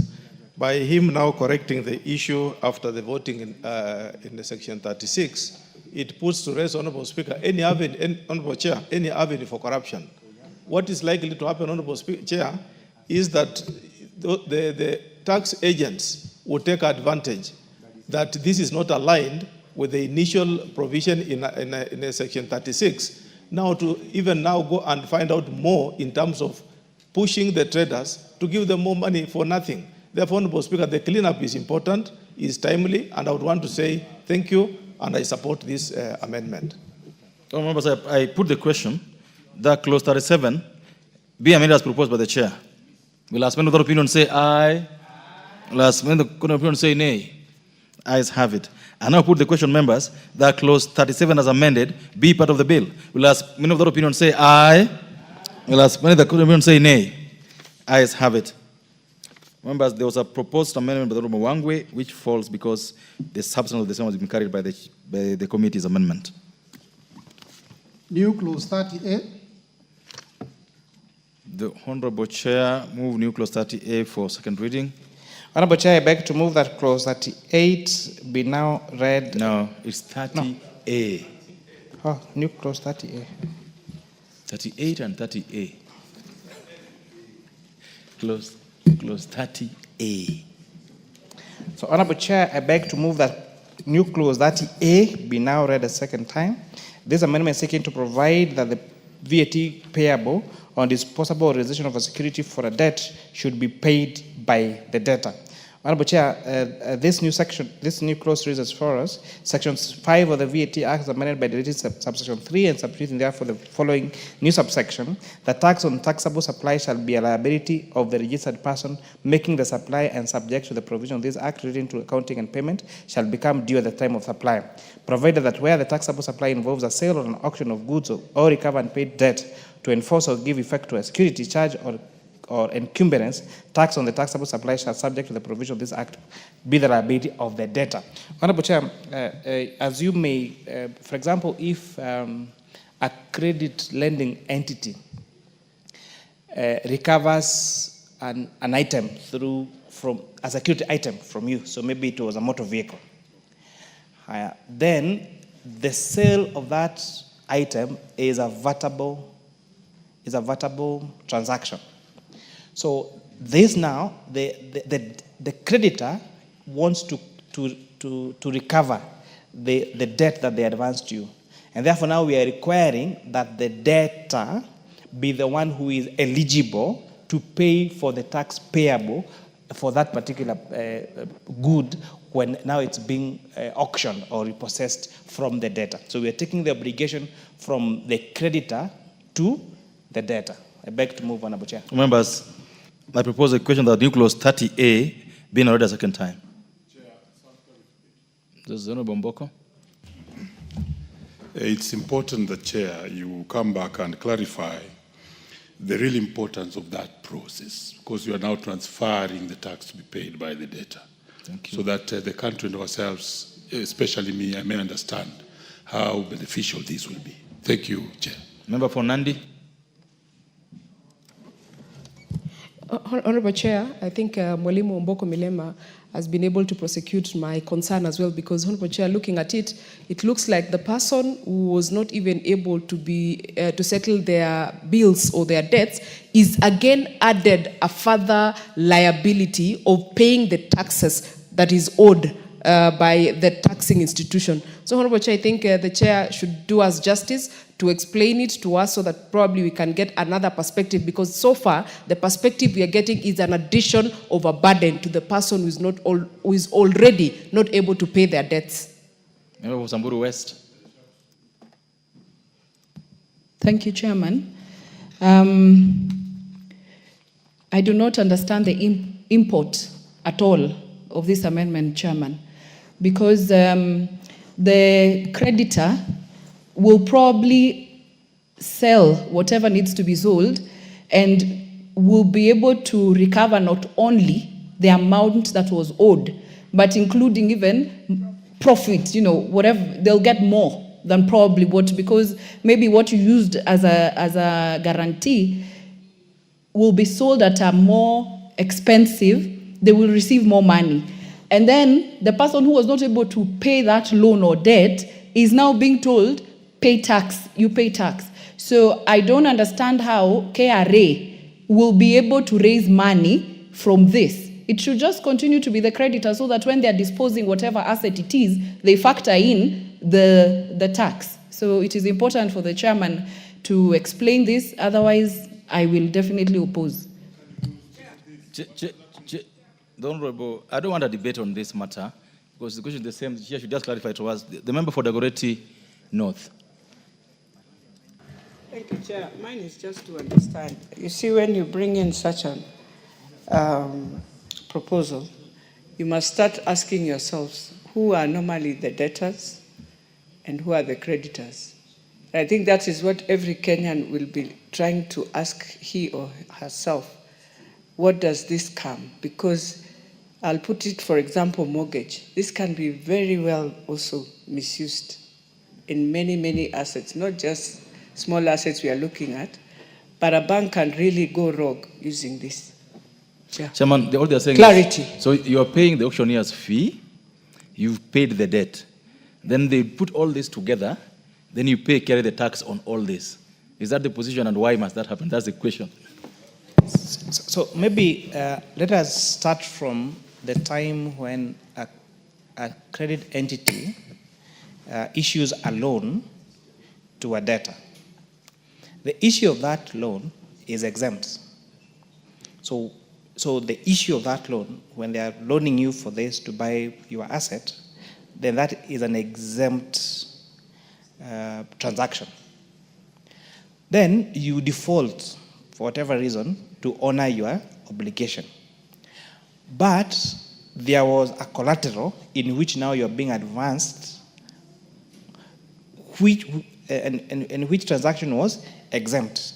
But now we are telling now the creditor that when now they dispose of these assets to pay off this obligation, that is a taxable transaction. So it means that when they were advancing the payment to you, it was at a quote unquote a cheaper rate because it was exempt. But now when they are trying to recover the costs, then you're requiring them to pay VAT on that particular transaction, which now makes it difficult for them to recover the costs of the loan that they advanced to you. And therefore they're saying that now that it is the obligation now to pay that particular transaction should fall on the defaulter and not on the financing transaction. But in terms of whether that can be abused, Honorable Chair, there is very good safeguards on principles of credit lending, where the interest should not be more than the principal amount that was loaned to an entity, and therefore, even though there is merit in what members are raising, I think that can be cured administratively by making sure that the cost does not fall more than the cost of that particular item to the loanee, Honorable Chair. But just order. The issue is raises that what about if the money given in the first instance is exempt, but now they're taxing it because it's done interest? Probably that's the reason they're now taxing it. It's done interest, and this interest is included in what is being recovered. Anyway, go on, Honorable Undo. I see a practical challenge in implementing this particular clause. Very practical challenge. And I want the chair to listen, and his technical team, I want them to listen. Assume you have taken a mortgage on a property. You have taken a mortgage on a property. At disposal, in the event you default, the Land Act clearly states that the property should not be sold less than 75% of the value. of the market value. Assume you have been servicing and you defaulted. You already have, it's already capped at 75%. That 75% presupposes that the bank should absorb all the attendant costs in respect of the same transaction, to an extent that they don't expect the owner of the property, the borrower, again to go into his pocket to service the outstanding debt. That's the implication. Thank you. So that we avoid a case where auctioneers at the banks used to collude and fleece members. Here again, you are bringing this into the arrangement. Thank you. Member for Samburu West. Thank you, Chairman. And having listened to the Chairman of the Finance Committee, it is even better to put the tax before, so that because he has said that it was exempt, you are not paying the tax. It is better for the debtor to know what they're getting themselves into, but not after they are unable to pay, Chairman. And so, and also it doesn't make sense. Is it the creditor who will give the debtor the money so that they pay the tax? You can't overburden that debtor who is not able. So I oppose. Don't remember for Kitui Central. You know, Honorable Chairperson, we are addressing a very serious matter here and very simple. What we are saying is, by the time you get to be auctioned, financially you have serious challenges. Now imagine a situation where, Honorable Chairperson, I'm being auctioned and my car has been taken to be sold and then I've been told to pay tax. It really makes it very complicated. So in terms of implementation, Honorable Chairperson of Finance, I think this amendment, you need to get it out of the order paper. Let's think through it and then you can bring it later. I think that it will be helping the country. Thank you, members. I now propose a question that the new clause 30A be now read a second time. We'll ask. Without opinion. Chair, what's the problem? So Honorable Chair, listening to honorable members raise their concerns about this particular matter, I think this is a proposal that needs a bit more rethinking. And therefore, I beg to withdraw this particular amendment and now consult further so that we make sure that we do not disadvantage an already disadvantaged defaulter on this particular proposal. Yeah, that's so I beg to drop this particular amendment. Chairman, that's how someone earns the title honorable. Yeah, well done.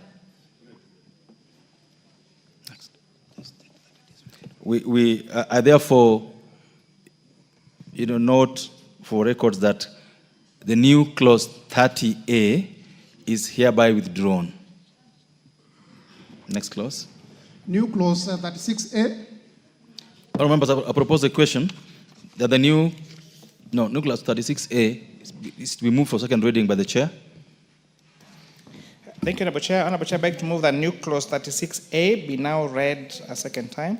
So, Honorable Chair, this, as you may recall, we used to have, I think it's called AFCO, the entity that used to supply goods and services to our great men and women in uniform. However, this has since changed to Defense Forces Welfare Services. Honorable Chair, and therefore, this is in line with the amendments we made in December in our tax amendment clause to now provide that services and goods being offered to our women and men in uniform be exempt from taxes, Honorable Speaker. And this also includes also accommodation, restaurant, and beauty salon, and laundry services that are offered by Defense Forces Welfare Services, so that we continue to incentivize these great men and women who offer their entire life to serve this particular country, Honorable Speaker. Also, 36 is also providing is a subsequent amendment for the manufacture of mosquito repellents, as I had moved earlier. Honorable Speaker, I beg to move that this now clause 36A be now read a second time. I propose the question of members that the new clause 36A be now read a second time. I put the question that the new clause 36A be now read a second time. Will as many other opinions say aye? Will as many other opinions say nay? Ayes have it. Members, I propose a question that the new clause 36A be part of the bill. I now put the question that the new clause 36A be part of the bill. Will as many of the opinion say aye? Will as many of the opinion say nay? Ayes have it. Provisions relating to the Excise Duty Act, Cap 472, Clause 38. Members, I propose a question that clause 38 be part of the bill. Move your amendment, Chair. 38. Honorable Chair, I beg to move that new clause 38 be amended as per the order paper. These are proposed amendments of paragraph 2, but in the words proposed definition of digital marketplace and substituting therefore the following new definition. Digital marketplace means an online or electronic platform which enables users to sell or provide services, goods, or other property to other users. Honorable Chair, this is providing clarity to the definition of digital marketplace. Thank you. All members, I propose a question that clause 38 be amended as proposed by the Chair. I put the question that clause 38 be amended as proposed by the Chair. Will as many of the opinion say aye? Will as many of the opinion say nay? Ayes have it. I now put the question, members, that clause 38 is amended be part of the bill. Will as many of the opinion say aye? Will as many of the opinion say nay? Ayes have it. Clauses 39, 40, and 41. Honourable members, I propose a question that clauses 39, 40, and 41 be part of the bill. And because there are no amendments to those clauses, I put the question that clauses 39, 40, and 41 be part of the bill. Will as many of the opinion say aye? Will as many of the opinion say nay? Ayes have it. Clause 42. Honourable, I propose a question that clause 42 be part of the bill. Chair, you are amending clause 42.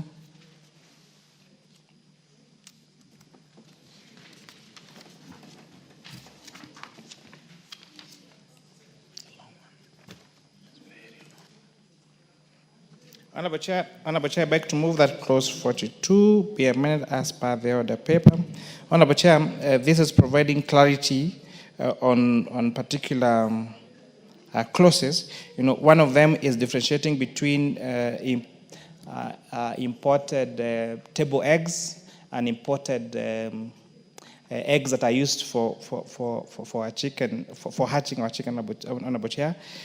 This also relates to, is also providing different rates, including imported cartons and boxes and paper and imported glass bottles and float gas, Honorable Speaker. So this particular clause is providing for different rates for all these particular products, Honorable Speaker.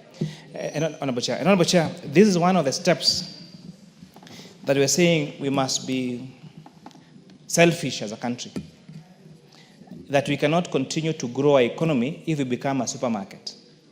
That we must make consistent steps in growing and incentivizing our manufacturing sector. One of these proposals, Honorable Chair, is introducing incentives for local manufacture of cartons that are used for packaging of tea and coffee. As I explained, Honorable Chair, one of the greatest challenges we've been having with the price of our tea and coffee is because we have not built capacity or incentivized our sectors enough to manufacture the packaging materials that are used to package our tea and our coffee.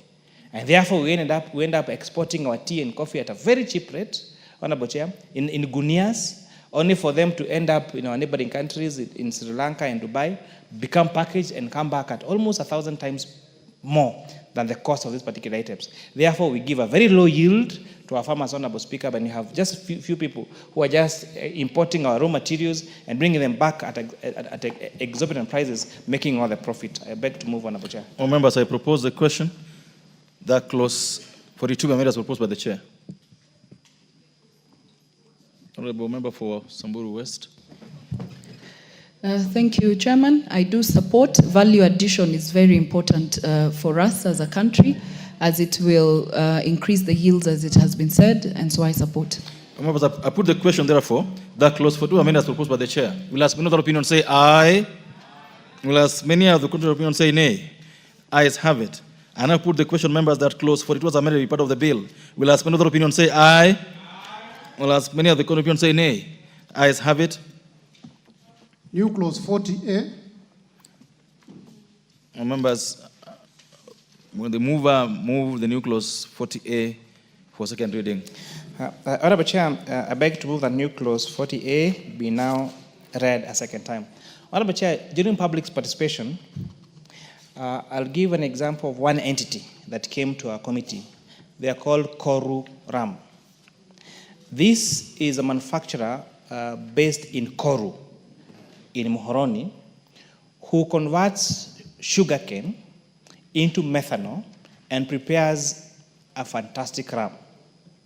However, Honorable Chair, for the last 4 years, despite them setting up a plant, they have never been operational. Because the costs of something called a flow meter, that is a requirement of Kenya Revenue Authority, costs in excess of, I think it's 25 million shillings. And therefore you are requiring a micro brewer who is using our raw materials and creating employment, keeping them without a license for 4 years, because you're requiring them to have a flow meter that costs 25 million shillings. And therefore, but when we asked KRA, they said, no, it's a fault in the law. And therefore, now we provided for this particular exemption, that now is going to exempt these micro distillers from the requirement to have that particular kind of flow meter, so that we can have other alternative macro and cottage industries that can use locally made materials, Honorable Speaker, as an alternative to the killer brews that you have in this country, Honorable Speaker. I beg to move. Thank you. More members, I propose a question therefore that the new clause 40A be now read a second time. The Honorable Mayaka. Thank you, Honorable Speaker. Honorable Chair. Honorable Chair, if there is any amendment that is very powerful in this finance bill, it is this particular amendment. Because of RAM? Yes, because of the RAM, Honorable Chair. And I'm speaking as someone who has seen our distillers in Nyamira County making wine out of bananas and sugarcane, and how much they have put very creative, a lot of creativity into it. So, Honorable Chair, this particular one I support with every fiber of my bone. Members, I put the question. What is out of order? It's just RAM.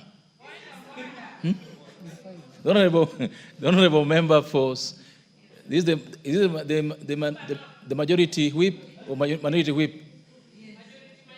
Okay. The BBG whip, go ahead.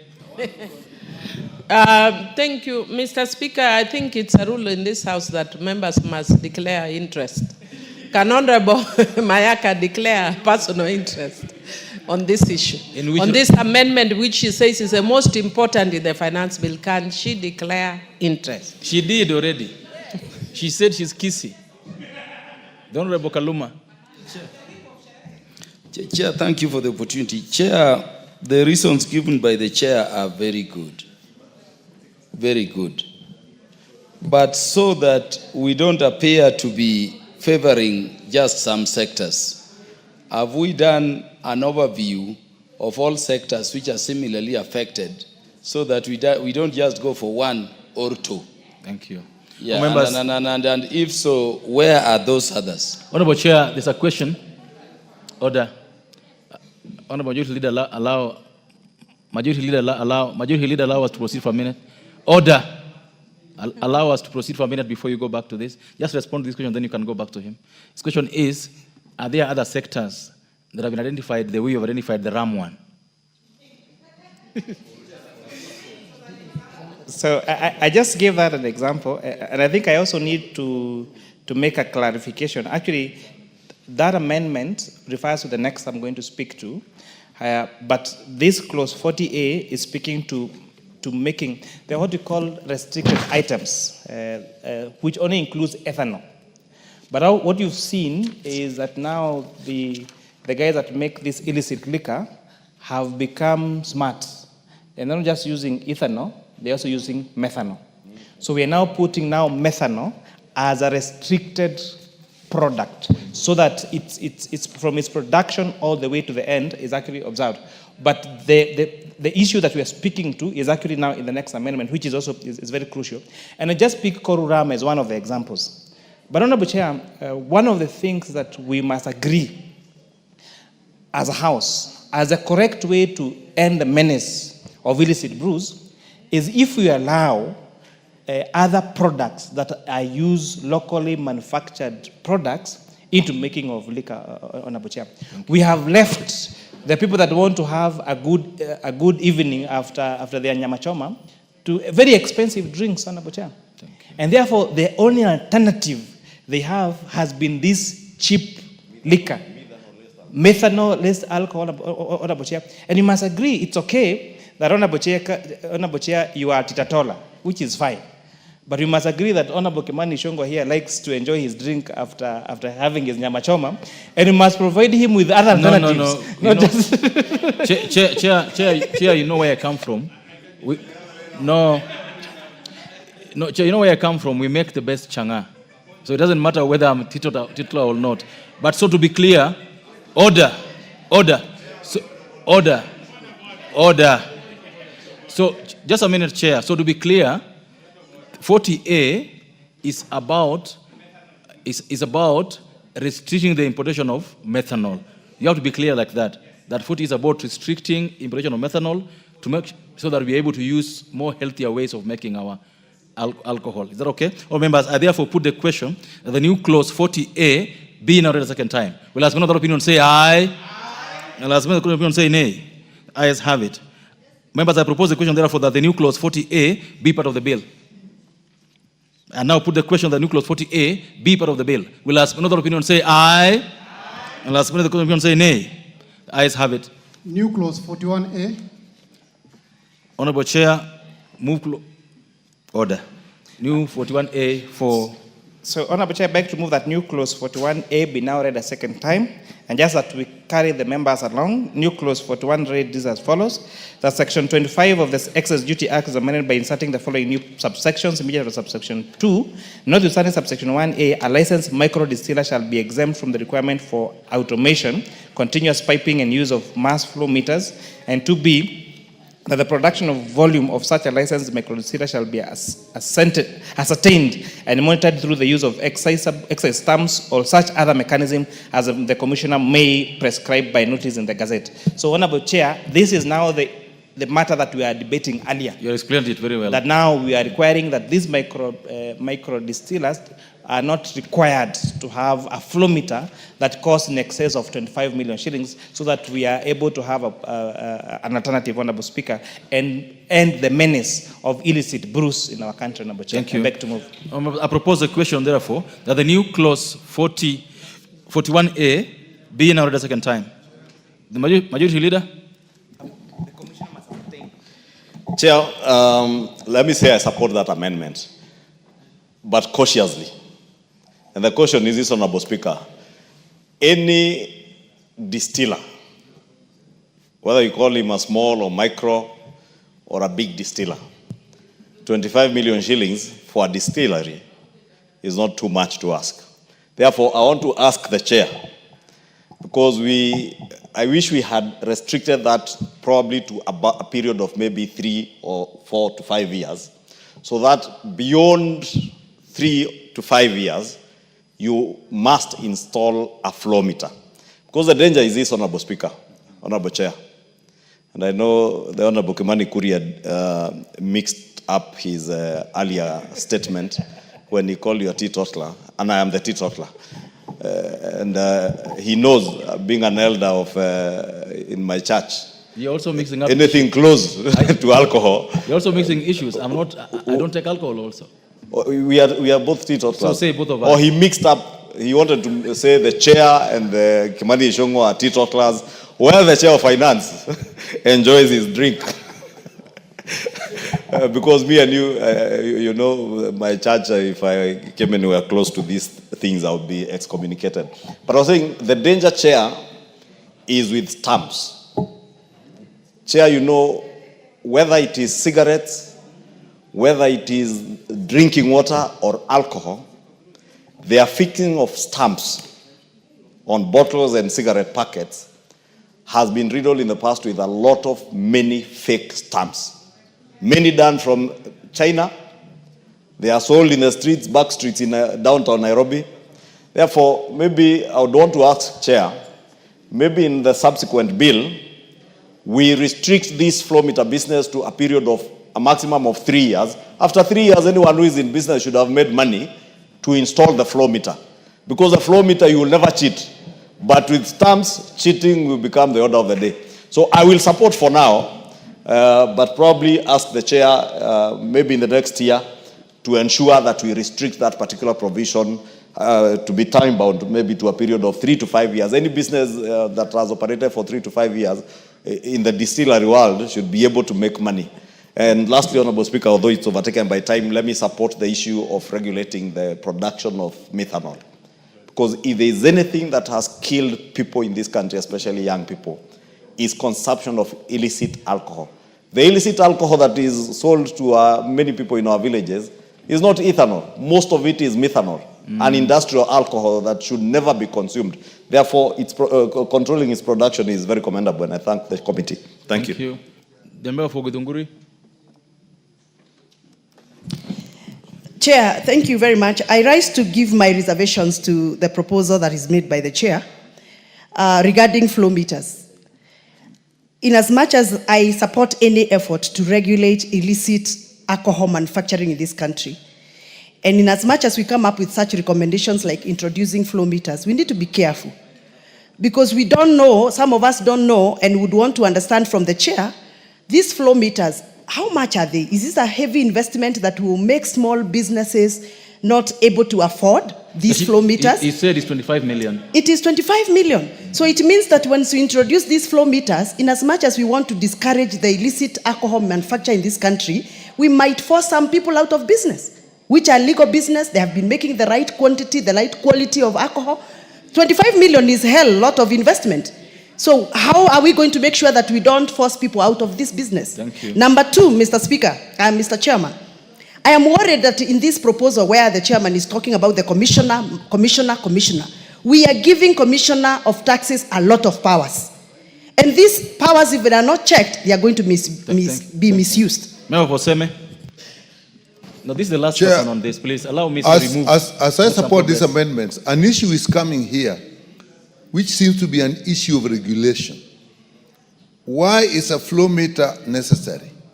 And if you go back to why would you use methanol if you can use ethanol? So the question that is coming to me we should look at, and then maybe we'll have to look at, is there some regulatory function that is left loose so that we are trying to solve that through taxation, where we would have actually just needed a regulator who would know we need that. So I think that is, Mr. Speaker, that's what I think we should look at in the alcohol industry. How is the regulation done? What are we missing out? I support. 1 minute. Thank you. 1 minute. Honorable Kaluma. Yeah, I have a question to the chairman. Chairman Finance, I have a question. Order. And maybe... There's a question to the chairman. Yeah, the chairman needs to follow. My question is this. For those who already have the flow meter, what happens to them? I need to know, because now we're introducing the stamps. Yeah. So will they continue and the stamps or together? You know, it's important to know. Thank you, Chair. And Chair, before you answer, for the sake of what Honorable Chimwa has said, is there a way, because Kenyans are innovating, can't we get cheaper flow meters? Can that be innovated? Chair, you answer that so that we can make progress. So thank you, Honorable Chair. And I really share with all the sentiments raised at the floor of this House, including the ones raised by my senior, the leader of majority. So 2B is providing for the production volume of such a licensed microtia shall be ascertained and monitored through the use of accessible stamps. So the issue of accessible stamps is not optional. They must use the accessible stamps. The only matter we are exempting from, and these are the new micro distillers, the ones that are not ready in the market, the ones in the market must continue the flow meters, is now not require them to have that particular flow meter, because as you had explained, the cost of building a micro distillery is around 10 to 15 million. That is the entire capital investment to create a micro distillery. Now you're telling a cottage industry that has already invested 15 million to set up the entire plant, that they need to get another 25 million shillings just to have a flow meter. However, the issue of abuse of this particular clause is something that we must also be awoke to as a house. And therefore, one of the recommendations that we should be making in our report and to Kenya Revenue Authority is then where they are not required to have a flow meter, then there needs to be a verifiable way of the use of that, whether it's ethanol on a bochea, which includes technologies such as CCTV. Because the essence of a flow meter is, because methanol and ethanol, with the passage of this law, in addition of methanol, are now controlled products, is to show Company X received 1,000 liters of ethanol. How much liquor did they make from that 1,000 liters of ethanol? So to verify that that ethanol was actually used for the purpose in which it was supposed to be used for and was not leaked into the market now as illicit liquor on a butcher. So we will find a way of now working with, communicating with the Kenya Revenue Authority and requiring these particular entities to provide evidence in a way that KRA can verify, another security agency can verify that this ethanol is actually used for the purpose in which it was acquired, because that is the essence of flow meters. And lastly, the issue of innovation. I think this is a business opportunity to any Kenyan who is listening to this particular conversation. A flow meter cannot be costing 25 million shillings. It just means that there could be some monopolies in that particular sector that is against the price so that they maximize on the returns. And therefore, if you're able to have cheaper alternatives, then that will be the best for the country. All members, I now put the question, therefore, that the new clause 40, the new clause, we will have to make progress. There's a chance, order, there's a chance for you to contribute in the next phase of this. I put the question that the new clause 41A being out a second time. Will ask another opinion say aye. Will ask another opinion say nay. The ayes have it. I now propose the question that the new clause 41A be part of the bill. The Honorable Thuku, quickly. Chair, thank you. On the same issue, you see, who is the merchant of these flow meters? Because this a pertinent question that has been asked. Are there no cheaper meters, flow meters for the same? Chair, we have been using stamp duties. Where are we moving? Is it that we cannot enhance that technology as opposed now to this kind of investment that is proposed? Because honestly, if you're talking about... What is proposed? The flow meter. They're removing it. They're not introducing it. Exactly. What I'm saying is, we would wish to know, we have installed this accessible goods management system. There's an installation in KRA of accessible goods management system. Why can't we just enhance that system instead of bringing in new amendment into the same? I think we need to relook deeper into this issue. We may not get a foolproof system whereby now we are going to account for all the methanol or ethanol that has gotten into some industry or factory. And therefore, I think to some extent, I have reservation on this one. Honorable Kaluma, quickly. Yeah, Chair, I'm just seeking a clarification. I understand the flow meter, and I would request the majority leader to listen to me, to be a requirement. It's not the move of this. It's a requirement, Chair, so that you regulate the amount of these alcoholic products you unleash to the market, and to enable also the distillers to account for whatever they produce and unleash. And so there is a social good that it is playing. To date, I understand the chair to be saying that we want to create a pathway around which even distillers who have not installed the so-called flow meter can operate. That is what I understand him to be saying. And if that is the direction, then number one, I will oppose this provision. Because number two, for that to settle good, that we need to regulate what is going and account for them around alcohol. The reason as to why we impose, excise, tax. But for the other reason, Chair, that we will be creating disparities.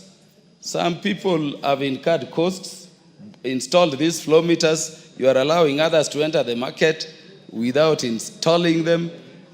But ultimately, I wanted to make something which I'm making as the last point, Chair, if you would permit. Chair, you know when you come with a finance bill, there is the amount of money you target to raise. So unless we are explaining the amount of money we are costing the government in terms of revenue loss, we should not accept amendments. All members, I put the question therefore that the new clause 41A be part of the bill. Will ask another opinion say aye. Aye. Will ask another opinion say nay. The ayes have it. New clauses 42A, 42B, and 42C. Honorable members. Honorable Chair, move these three clauses for second reading. Honorable Chair, I beg to move that new clause 42A, 42B, and 42C be now read a second time. So, Honorable Chair, 42A and 41 and 42.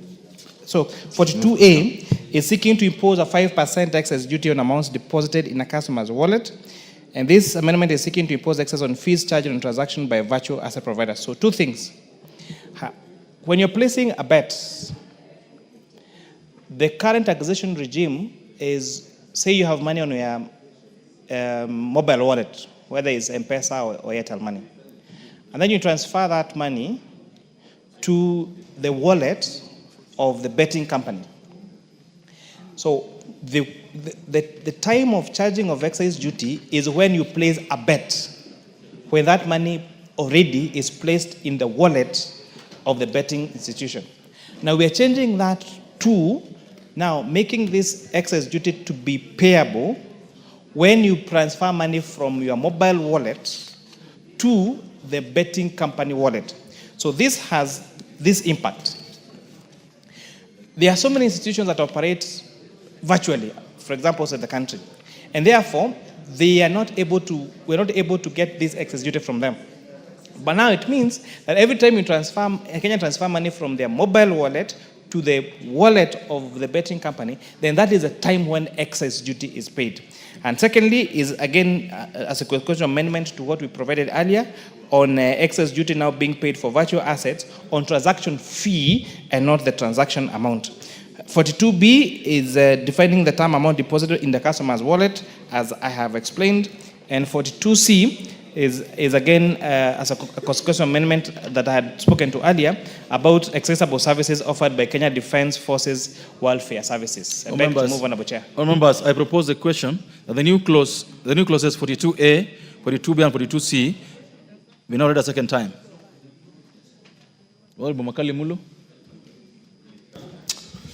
Yeah, thank you, Honorable Chairperson. Honorable Chairperson, 42C talks about the Defence Forces welfare again. And I was, even though we supported the earlier amendment, I know, you know, Honorable Chairperson, these things we used to call kafoka out there, they are not exclusive. When they are in the barracks, they are somewhat exclusive because for you to access them, you have to go through some vetting. So when they're out there, and anybody can access them, I'm wondering whether we will not be causing market imbalances. Because imagine, Honorable Chairperson, you have your own restaurant in a town, and you have one in your town, and they're enjoying these tax benefits. It means their prices are going to be cheaper and all that. So even though we are supporting, I think we need to be a bit cautious to ensure that we don't cause market imperfections and then end up killing some business in the locality. Thank you. All members, I now propose the question that the new clauses 42A, 42B, and 42C be now read a second time. Will last minute opinion say aye? Will last minute opinion say nay? Ayes have it. I propose the question, members, that the new clauses 42A, 42B, and 42C be part of the bill. I put the question that the new clauses 42A, 42B, and 42C be part of the bill. Will last minute opinion say aye? Will last minute opinion say nay? Ayes have it. Provisions relating to the Tax Procedure Act, Cap 469B, clauses 43, 44, 45, and 46. Members, I propose a question that clauses 43, 44, 45, and 46 part of the bill. There being no amendments to those clauses, members, I put the question that clauses 43, 44, 45, 46 be part of the bill. Will as many of that opinion say aye? Will as many of the opinion say nay? Ayes have it. Clause 47. I propose the question that clause 47 is part of the bill. Chairperson, clause 47. 42D.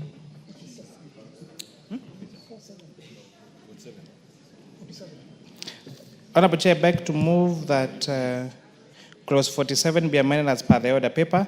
This amendment is seeking to remove the restriction from appealing. So, Honorable Chair, this clause 47 is again one of the clauses that was highly contested during public participation. Because when you go to, when you appeal, for example, for your tax, you're given a tax assessment and then you go to appeal to it, then this particular proposal was requiring for you to pay, this particular provision currently in law disallows KRA from issuing an agency notice where you have appealed the decision for your assessment by KRA. But now, Treasury was seeking to delete that clause, which means that once you've been issued with an assessment, even before you appeal, then they could issue an agency notice to you. So we agree with the members of the public, and that's why we are proposing to delete this particular clause. All members, I propose a question that clause 47 be amended as proposed by the chair. I put the question that clause 47 be amended as proposed by the chair. Will as many of that opinion say aye? Will as many of that opinion say nay? Ayes have it. I now put the question, members, that clause 47 as amended be part of the bill. Will as many of that opinion say aye? Will as many of that opinion say nay? Ayes have it. Clauses 48 and 49. All members, clauses. I propose the question that clauses 47, 48, and 49 be part of the bill. These ones have no amendments, members. I therefore put the question that clauses 48 and 49 be part of the bill. Will as many of that opinion say aye? Will as many of that opinion say nay? Ayes have it. Clause 50. Members, I propose a question that clause 50 be part of the bill. Honorable Chair, you got an amendment to clause 50. So, Honorable Chair, I beg to move that clause 50 be amended as per the order paper. This amendment is seeking to allow for offset of value-added tax payable on imports. So, Honorable Chair, this again came from public participation from especially our manufacturers that said, when they import raw materials for value addition, and those raw materials are subject to VAT, then they are not being allowed to claim that input VAT on the imports, Honorable Chair, when they are computing their output tax. And therefore, we agreed with the manufacturers so that we try to grow our manufacturing sector, and that's the import of this particular amendment, Honorable Chair. Remember, I propose a question that clause 50 be amended as proposed by the chair. I now put the question that clause 50. Chairman Budget, what is itching you? Chairman, I want to oppose that amendment. Which one? That amendment where we are zero rating the raw materials. Go ahead. Chairman, okay, I wanted to make an observation, Chairman, even before we go on. That point which was raised by Kaluma, where we are questioning zero rating of some of or most of these items. There's no Kaluma in this house, member. Honorable Kaluma. It is Honorable Kaluma. Honorable Kaluma, I would like to ask my counterpart, the Chairman of Finance, that at least we really quantify some of these things. I want to know the implication of the amendments in terms of revenue losses. I would like, Chairman, that we go that direction so that any amendment that is brought before us, if it has an impact on raising revenue or lowering or cutting revenue, we need to know. Because otherwise, Honorable Chair, I'm going to move the appropriations bill here. And you will see, Honorable Chair, that one of the struggles we are going to face is on revenue-raising measures. So I would like you to, through your chair, to help us count for the amendments and what impact do they have in terms of revenue-raising. Now, I'm going to allow Chair to respond to that, but only on this clause. On any other clauses, I will request the Chair of Finance and the Pair Budget to sit and speak together. We can't have this on the floor of the House. It never happens. It's never happened. I won't allow it to happen. Chair Finance and Chair Budget must consult before any of this. So, Okay, the Honorable Member for Cases. Yes. What is out of order? Before you respond, Chair. No, I just wanted to support my chair by informing you that we've taken care of that. Okay. As you've advised accordingly. Okay. Being a member of the committee. Chair Finance. Chair Finance. So Honorable Chair, I totally understand where the Chair of Budget Committee is speaking from. But we must desist from using the finance bill as just a tool for raising revenue. The finance bill should inform policy for our country. And for this, our committee has stood aground on several matters. We have a national tax policy that informs that we must have consistent laws and consistent legislation. We granted some of these exemptions in December. 4 months, 5 months later, we are taking back what we said. Welcome to our country. Go invest in a company in Siaya, in Homa Bay. You'll get investment deduction if you invest outside Nairobi and Mombasa. Someone took a loan of 10 billion and is setting up a factory in Homa Bay, a factory in Siaya, a factory in Nakuru. 6 months later, you're telling no. Because we're going to lose revenue here, you cannot continue to invest there. We must be consistent. There are 2 ways of collecting revenue. You can extrapolate and say, if you delete this, this is how much you lose. It is true. For example, the reintroduction of investment deduction for investment outside Nairobi and Mombasa will definitely lead to a consequential, the foregone taxes that we might have collected. But what is the far-reaching effect? That company sets up in Nakuru, in Siaya, in Kisumu, in Homa Bay, in Samburu, will employ people, they are going to pay as you want. Will make a profit, they are going to pay corporation tax. We must not be short-sighted in views of looking for numbers at the expense of making our country competitive globally. Okay, but I advise that Chair Budget and Chair Finance. Chair Finance, I order that you and the Chair Budget must consult so that we don't have this kind of a situation again. I want to put the question. I want to put the question. But we're not doing policy. Go ahead. No, I don't want debate on these matters. The Honorable Member for Seme. Chair, what you are listening to is a very, very major policy issue. When the finance bill comes to us, it follows the budget. So the budget has been read and we know we are going to raise so much revenue. The finance bill is the mechanism for raising that revenue.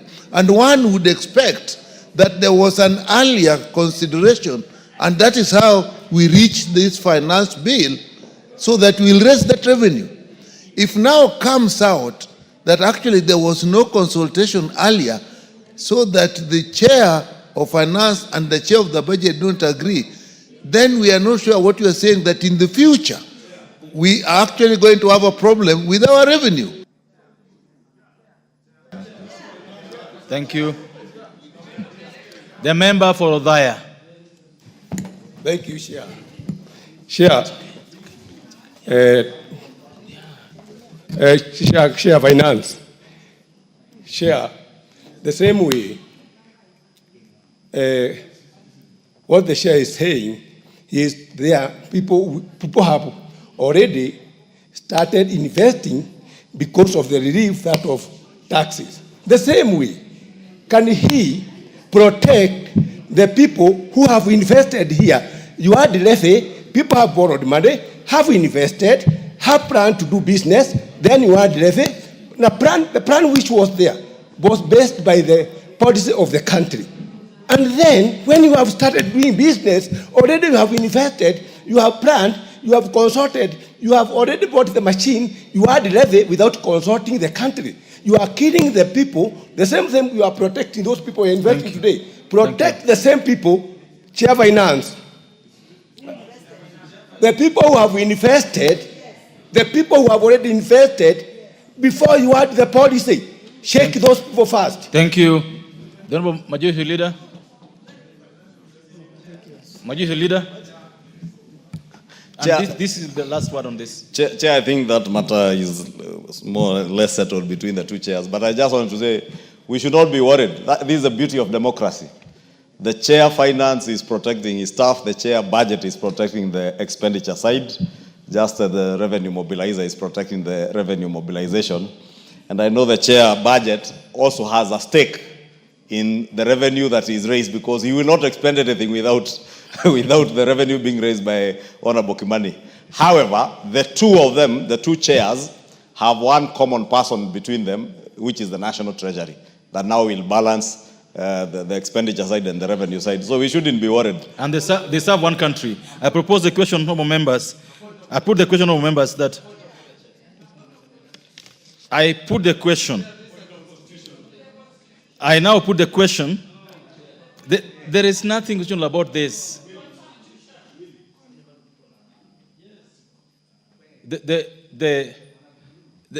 No, order. Let me listen to Honorable Kaluma. Let me listen to you. Just get your point first. But Kaluma. Honorable Kaluma, can you raise your point? Kaluma, you have the microphone. Kaluma, you have the microphone. It's not going anywhere. Honorable members, Honorable Speaker. It wasn't your chance, Honorable Mili. It was not your chance. Yeah. Honorable Chair, I'm standing under the provisions of Article 114, sub-Article 2. Order, members, order. Honorable Kaluma, you have 1 minute to prosecute this. No, but Chair, no, there go ahead. are consultations go in front of me. Go ahead. You were part of that consultation. Why don't you give me order? You were part of this 30 seconds. I was not.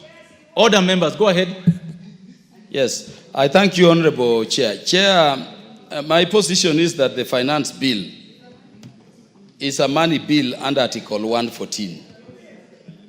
And the finance bill having been brought, the requirement of sub-Article 2 is that if any amendments are to be proposed, the concurrence or consultation of the National Treasury Cabinet Secretary must be sought. Could we have confirmation that that happened now that the Chair of Budget and Appropriation and the Chair in charge of Finance and National Planning are appearing not to be in agreement? Thank you. Yes. A very simple matter, Honorable Kaluma. That is not for this House to decide. These amendments we're prosecuting were approved by the Speaker of this House. That is the only confirmation you need. And you have the confirmation. I now put the question, members, that clause 50 as amended be part of the bill. Will suspend the opinion say aye? Will suspend the opinion say nay? The ayes have it. Clause 52. Members, I propose the question that clause 52 part of the bill.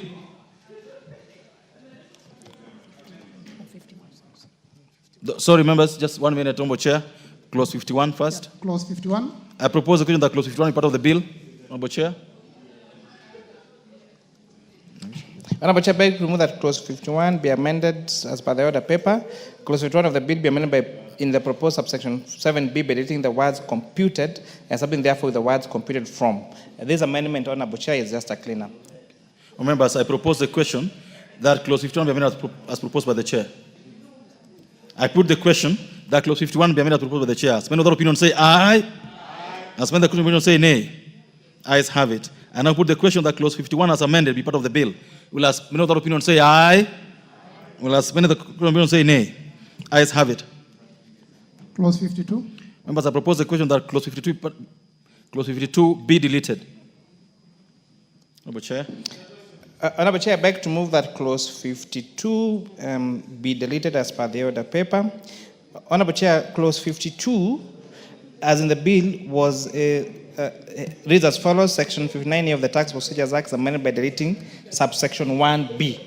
So, Honorable Chair, this is a discussion that came from public and intense public participation, and I want to bring to the comfort of this House and to the members of the public, this is one of the areas that we debated a lot as a committee, and we agreed that we cannot allow, Honorable Speaker, this amendment, and therefore we are proposing its deletion.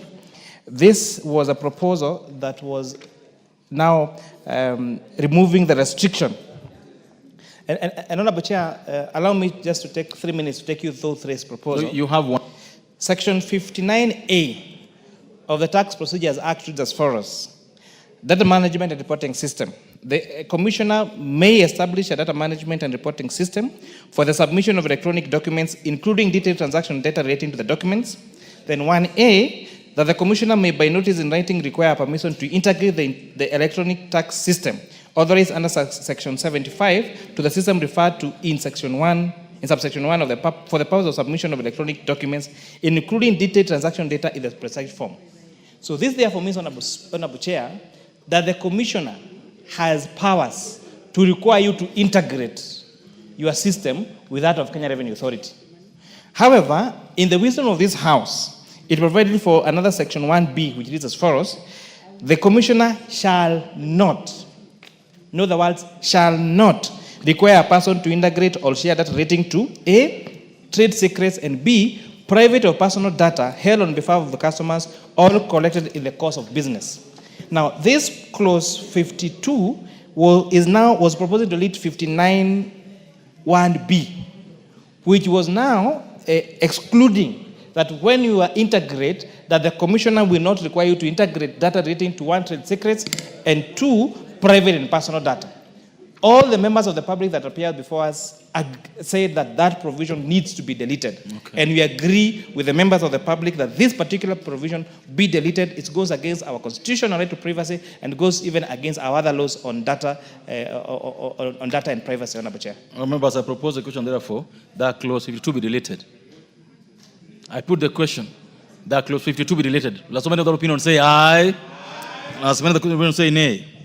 Ayes have it. Clause 53. Members, I propose that clause 53 be part of the bill. Because there's no amendment on it, I put the question that clause 53 be part of the bill. Last many other opinion say aye. Last many other opinion say nay. Ayes have it.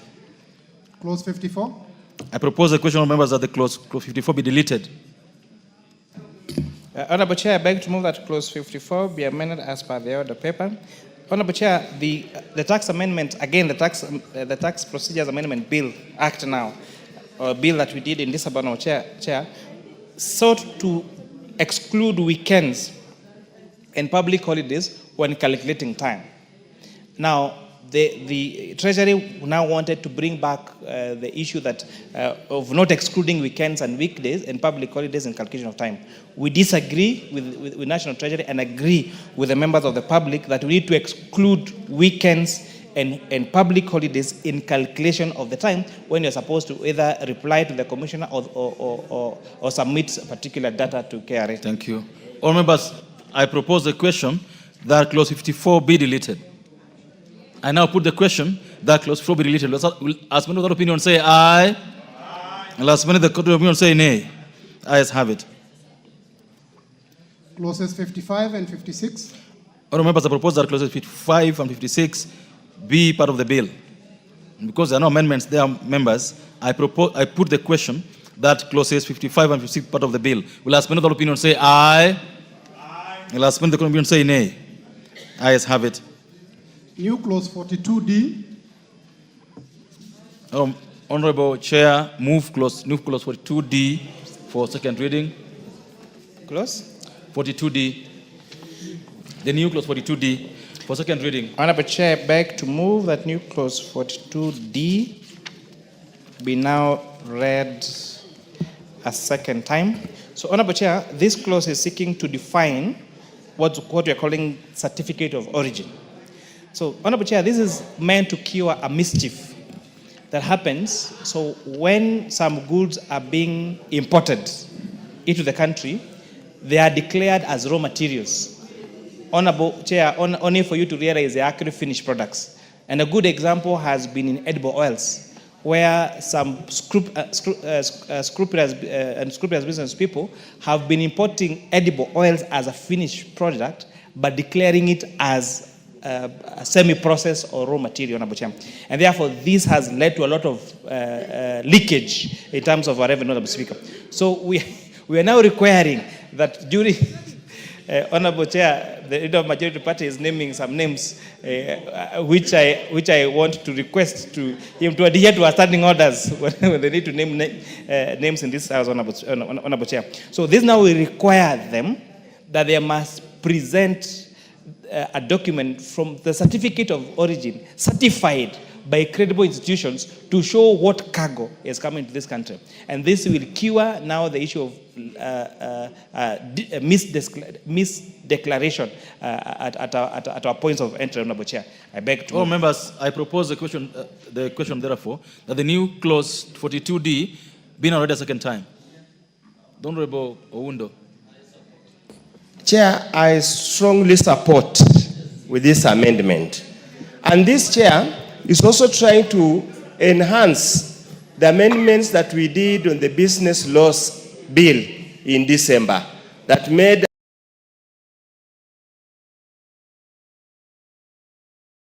the fear is that we are going to have those countries that don't manufacture anything as conduits to bring goods manufactured elsewhere to flood our market. So insisting on certificate of origin means that we must confirm if you are importing, that product must have been manufactured in that country. Thank you. It's not on transit. Honorable Nkatha.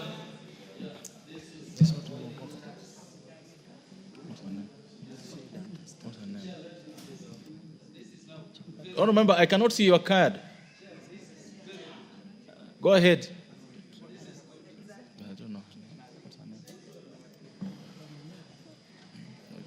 name? Thank you, Chair. For us to support our local manufacturers, I support this amendment by the Chair, Honorable Chair. Thank you. Honorable Kaluma, what's that? Let me support this amendment. Chair, these are the kinds of amendments we need in the finance bill. We are losing a lot. And so one of the reasons why we have this finance bill this year is to entrench tax efficiency and accountability. Thank you. And this is one such provision. And Chair, let me thank you. Since you allowed us to intervene, the Chair is now explaining these things in the details that thank you so much, all members. To get them. I now put the question that the new clause 42D be now read a second time. Let me know that opinion. Say aye. A be now read a second time. Again, this is bringing even more clarity to the issue that I spoke earlier, that is providing for the details that should be provided for in the certificate of origin, which includes the following: name and address of the exporter, name and address of the importer, port of origin, accurate description of the goods, keyword here, accurate, quantity of the goods, country of origin and country of destination. And we are saying that any person who contravenes this provision commits an offense and shall have their goods seized or forfeited to the commissioner or another officer in accordance with this act. Honorable Speaker, this therefore amendment is seeking to provide clear details of what are you importing, so that we avoid this issue of some manufacturers importing finished products in this country, declaring them as raw materials, getting exemptions only for them to just repackage them and sell them like they are manufacturing in our country. I beg to move on, Chair. All members, I propose a question. Order. I propose a question that the new clause 49A be now read a second time. Thank you, Chair. This is a very important amendment. Actually, not just for manufacturers to declare what it is that they are importing. COC is a very important document, even in terms of making sure that substandard stuff is not imported into this country. Therefore, I really support this amendment, and I believe it's enforced only that now these details have not been well captured. Now that the details are captured, we are going to rid off any kind of substandard importations. Thank you. This requires very keen eyes in implementation. All members, I therefore put the question that the new clause 49A be now read a second time. Will another opinion say aye? Will another opinion say nay? Ayes have it. I propose the question therefore, members, that the new clause 49A be part of the bill. I put the question that the new clause 49A be part of the bill. Will another opinion say aye? Will as many of the court of opinion say nay? Ayes have it. provisions relating to the Miscellaneous Fees and Levies Act, Cap 496C, Clause 57. Members, I propose that Clause 57 be part of the bill, and there's no amendment to it, so I put the question that that Clause 47 be part of the bill. Will as many of the opinion say aye? Will as many of the opinion say nay? Ayes have it. Clause 58. Members, I propose the question that Clause 58 be part of the bill. Chair, your amendment to this? So, Honorable Chair, I beg to move that Clause 58 be amended as per the order paper. This speaks to the earlier discussion that we had about mosquito repellents, exempting them now from IDF and RDL. And these are raw materials that will be used for the manufacture of mosquito repellents in our country.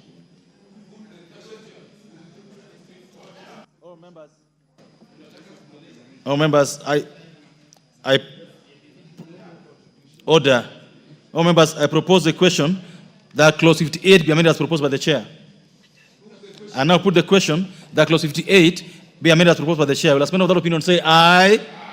Will as many of the opinion say nay? The ayes have it. I now put the question, members, that Clause 58 as amended be part of the bill. Will as many of that opinion say aye? Will as many of the opinion say nay? The ayes have it. Clause 59.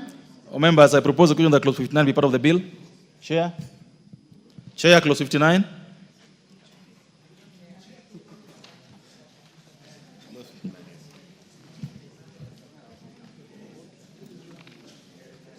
So, Honorable Chair, I beg to move that Clause 59 be amended as per the order paper. This is providing for the different rates for export and promotion levy. Again, matters that are meant to promote our local manufacturing. I beg to move, Honorable Chair. Members, I propose the question that Clause 59 be amended as proposed by the Chair. And I now put the question that Clause 59 be amended as proposed by the Chair. Will as many of that opinion say aye? Will as many of the opinion say nay? Ayes have it. Members, I now put the question that Clause 59 as amended be part of the bill. Will as many of that opinion say aye? Will as many of the opinion say nay? Ayes have it. New Clause 56A.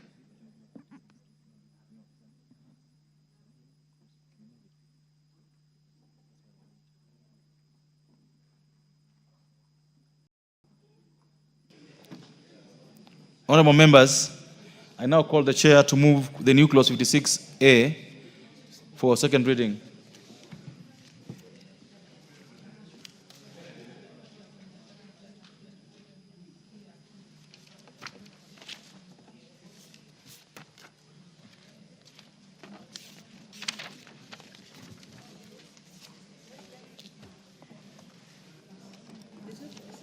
Yes, there's a new Clause 56A on page 1655. Oh, yes, thank you. So, Honorable Chair, I beg to move that new Clause 56A be now read a second time. Honorable Chair, this is a provision that, again, we had in the Finance Bill of 2024 that was seeking to ring-fence 10% of money collected through the Miscellaneous and Levies Act to be used for the digitalization of services at the Kenya Revenue Authority, Honorable Chair.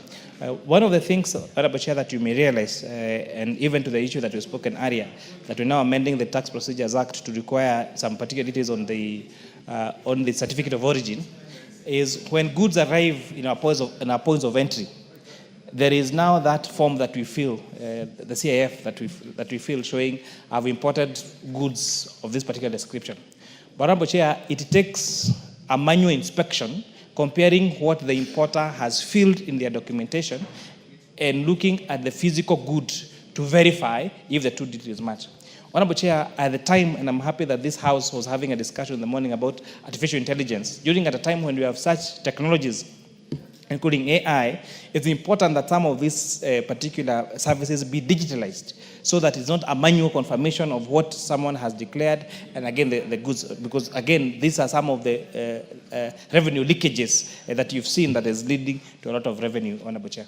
I beg to move. Members, I propose the question that the new clause 56A be now read a second time. Members, I put the question that the new clause 56A be now read a second time. Will as many of the opinion say aye? Will as many of the opinion say nay? Ayes have it. Members, I propose the question that the new clause 56A be part of the bill. Yes, Honorable Makali Mulu. Thank you, Honorable Chairperson. Even as I support this, Honorable Chairman, I'm a bit concerned that we are creating an additional fund. You know, these funds, they have become so many in this country, and some have outlived their usefulness. How I wish we could reduce creation of more funds, because issues of accountability when it comes to a fund, Mr. Chairman, becomes very tricky. Yes, Honorable Chair. So, Honorable Chair, I'd like to give comfort to my senior, Dr. Makali Mulu, that this particular provision is not creating an additional fund. And among the people at the floor of this House who has been very vocal on this, that we need to rethink about the many funds that we have in this country. So the only thing that this is doing, as we speak, KRA collects taxes on behalf of government. So these monies are banked at the Central Bank of Kenya. But for KRA to expense on the approved expenditures, they have to rely on exchequer, just like all the other entities. And you've seen situations where even insurance, medical insurance for staff of the authority have been cancelled because they're not able to pay on time. So we are creating just a little ring-fencing that they can, enhancing their A&A, Honorable Chair, so that at least they have some leeway, even when they are not, there are delays in exchequer, Honorable Chair, so that they are able now to move forward, Honorable Chair. I beg Thank you. To inform the Honorable Dr. Makalimu. Honorable Buchomba. Chair, in as much as I support the reinvesting of some money so that we can be able to be a bit more efficient, I'm just concerned that this is also a creation of a new expenditure. Because you know, every fund that we create requires a secretariat or a board to manage the fund. So are we not worried that we are looking for money? Yes, we are raising money and revenue, but we are creating an expenditure. So I have my reservations, Chair.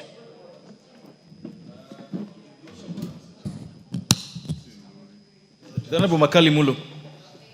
You know, Mr. Chairman, what the chairman is explaining makes a lot of sense. But what is on this bill, it says shall be paid into a fund established and managed. So unless what he's saying is not what is in the bill, that's why I was raising this matter, that if he was talking about ring-fencing the resources, I have no problem. But we are establishing a fund, Mr. Chairman, as per this amendment. The word fund and to use is the word. Honorable Mayaka. Chair, I think maybe, and I hope the Chair Finance is listening, maybe the thing that Chair Finance should do for us is give us a cost-benefit analysis that explains creating this fund versus what is being lost without it, and ring-fencing this amount so that we can understand where this is coming from. Because this could be one of those costs that you incur costs, but for a specific benefit, or the other way around. So maybe we need to understand the cost-benefit analysis. Honorable Mboko. The chair has to explain, because he's creating a fund and he's not saying who is going to manage that fund. And therefore that will become another loophole of the same monies that we want to protect for government use. And I think, again, just like we dealt with the other clause, which he did withdraw, it's very important. He clarifies creating of this fund. Remember, we had gone slow on creation of funds and such like organizations, and who is managing it?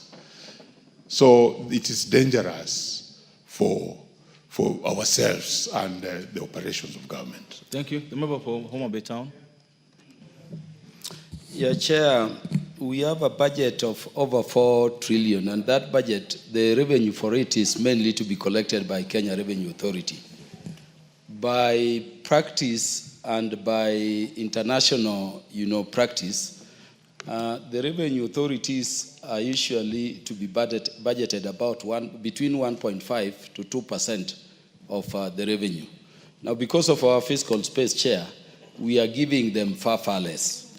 So the request that KRA made, and we are hailing by this, to enable them more efficiently raise revenue and collect revenue to fund the budget, is that we ring fence a portion of the monies. It is just an A in A, but we are calling it going into a fund to be managed by them for purposes of their work. Thank you. And if that happens, we will get more revenue in the process. If you just left it that it is an A in A, accountability issues arise and it becomes very difficult. Thank you. So I would urge that we support this provision. Member for Chairperson.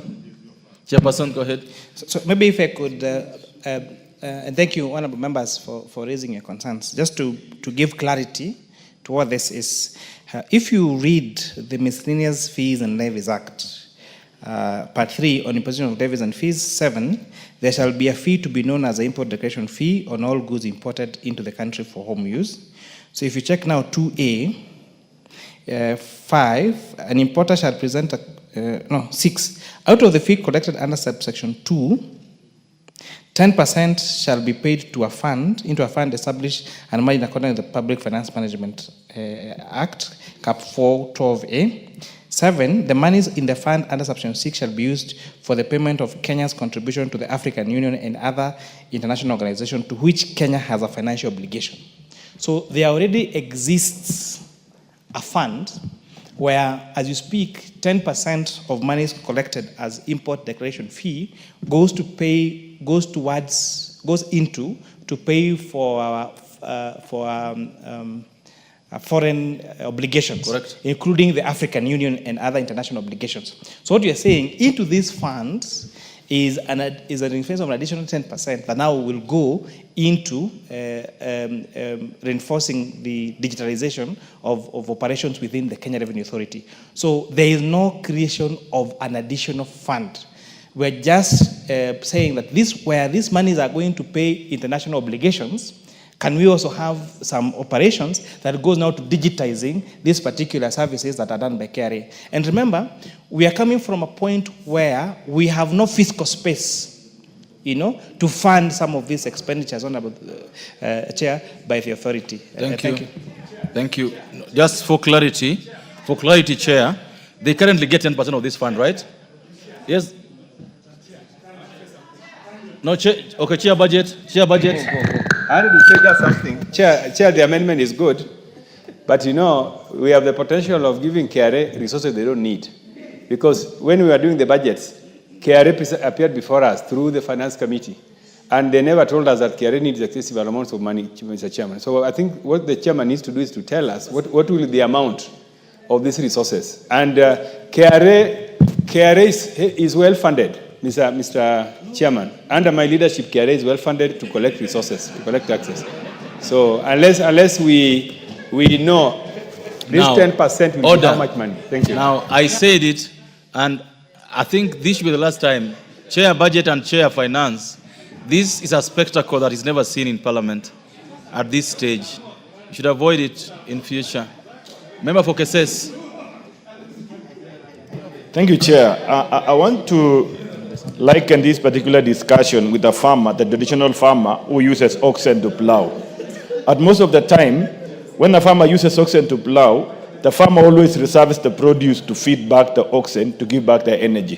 What we are saying here for Kenya Revenue, that is an entity that has been tasked to mobilize and collect resources to finance our budget. What they are just asking is, because of the dynamic nature of the systems and technology in the world, they are always found on the side that they don't have ability to adjust and ensure that they onboard technology that is able to move with the systems and enhance their coalition and effectiveness. So what is the lose or what is the cost for us to allow only 2% to retain from this idea? Thank you. So that Thank you. The Honorable Lesuda. Thank you, Chairman. Having listened to the Chairman Finance, I'm convinced it's not a fund. It is for a specific issue. My question is, will you digitize forever? Does this thing have a time frame? Because of the amount, first we need to know how much, and we need, and Honorable Kaluma should declare his interest here as he walks around. We need to know how much that 10% is? Because when you come before the budget committee, you explain, this is what we need, and for this. So will this run in eternity? Because it needs to have a time frame. After digitizing, you need to stop the collecting of that money. As the chair gets his answer, Honorable Thuku. Yeah, thank you, Chair. This is a very pertinent question that is being raised by members. Because you see, ring fencing and expenditure that is known, like digitization. The other one is our obligations, international obligations. These are expenditures that are known. They can be quantified, and therefore we do not need to ring fence. Let KRA come before the budget committee and say, this is the much we want, and the same be appropriated through this house. Thank you. North. Thank you, Chair. You know, Chair, it's not that we are really hard on our finance chair. But then, you see, when you have monies ring-fenced for AU, Chair, which in this house you can create a vote for all international organizations. We have IALA, we have, why AU and leave IALA there? Because they are all those organizations. It means IALA has a vote. And the African Union can get out of here. In fact, they are not supposed to be here. They should be under the Ministry of Foreign Affairs. Honestly, Chair, that is how we budget, and then we find ourselves in a bad crisis. Honorable Chair, Finance. Honorable Chair, I think this is the beauty, some of the beauties of democracy in this, engaging this very good debate. So, Honorable Chair, and I can understand where the Chair for Budget is speaking from. But now, unfortunately... Order. The Honorable Kaluma and the Honorable Tand, you must listen to the Chair of Finance. So, unfortunately, he just became a Chair of Budget the other day. So, and he doesn't... he aggregates the whole budget.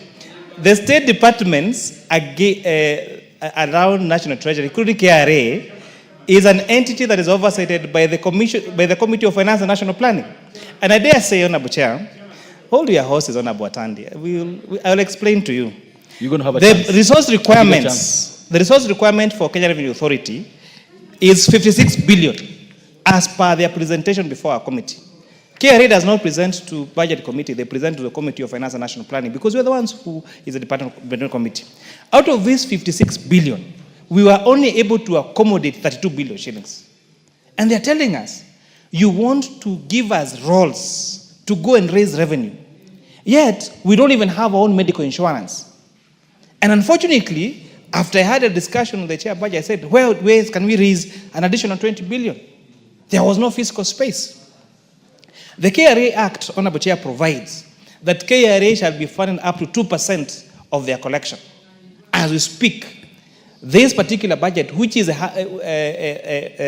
estimates that we're going to discuss tomorrow on the appropriations, only gives them 1.02%, against even what is recommended by law of around 2%. In fact, one of the recommendations that we're receiving from public participation is maybe we need to make the 2.5%, the 2%, at least 2% and not up to 2%. We have an entity, Honorable Chair, that we require to raise revenue for this country. For the last 10 years, there has never been a salary adjustment for any of those staff. These are the same staff we are sending to do an assessment on a taxpayer who has an assessment of 100 million shillings. What are you telling them? They have not had a salary increase for the last 10 years. They do not have a medical insurance that if they get sick, they can't go to the hospital. And there are people you are sending them to taxpayer. That's why we are saying there is no fiscal space to do that.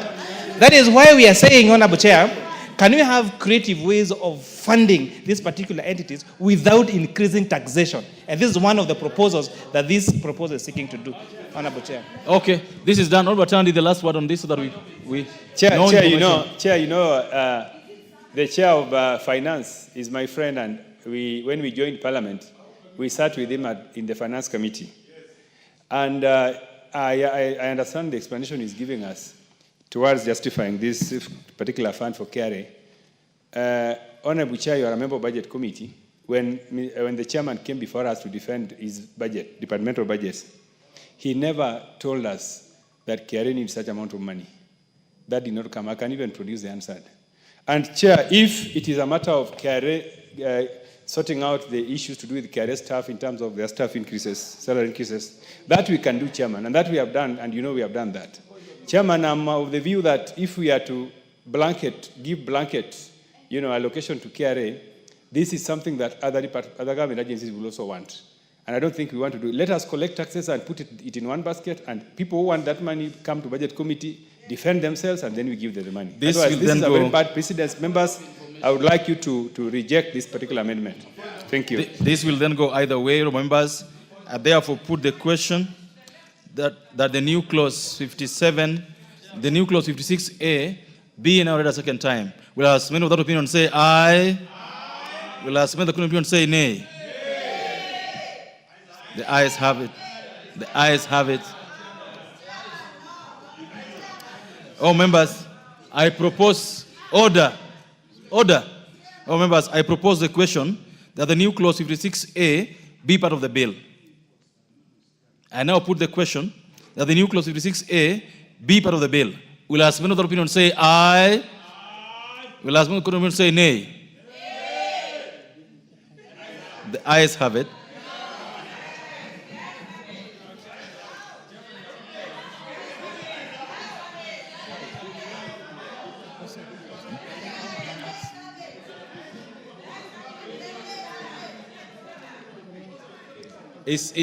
Are you writing for a division, Honorable Suda? Are you getting the numbers?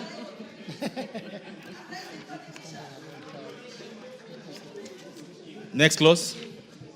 Provisions relating to the Stamp Duty Act, Cap 480, Clause 60. Oh, members, I propose the question that Clause 60 be part of the bill. And because there's no amendment, I put the question that Clause 60 be part of the bill. Will as many other opinion say aye? Will as many other opinion say nay? Ayes have it. Title. Oh, members, I propose the question that the title of the bill. I now put the question that the title be the title of the bill. Will as many other opinion say aye? Will as many other opinion say nay? Ayes have it. Clause 1. Members, I propose the question that Clause 1 be part of the bill. Because there's no amendment, I put the question that Clause 1 be part of the bill. Will as many of the opinion say aye? Will as many of the opinion say nay? The ayes have it.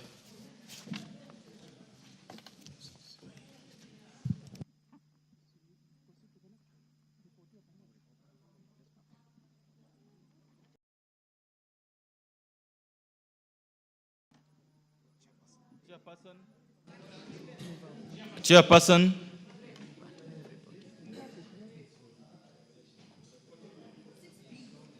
Chairperson to move for reporting.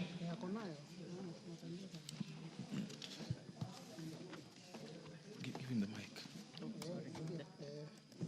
Honorable Chairperson, I beg to move that the committee do report to the House its question of the Finance Bill, National Assembly Bill number 19 of 2025, and its approval thereof with amendments. All members, order. All members, I put the question that the committee do report to the House its consideration of the Finance Bill, National Assembly Bill number 19 of 2025, and its approval thereof with amendments.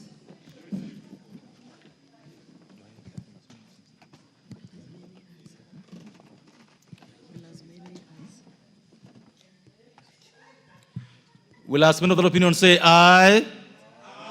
Will as many of the opinion say nay? The ayes have it.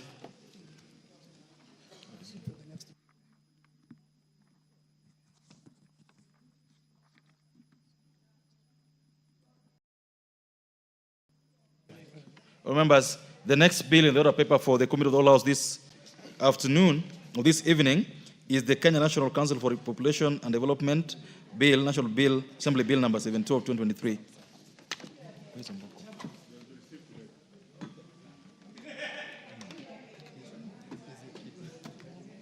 No, it's in the order paper.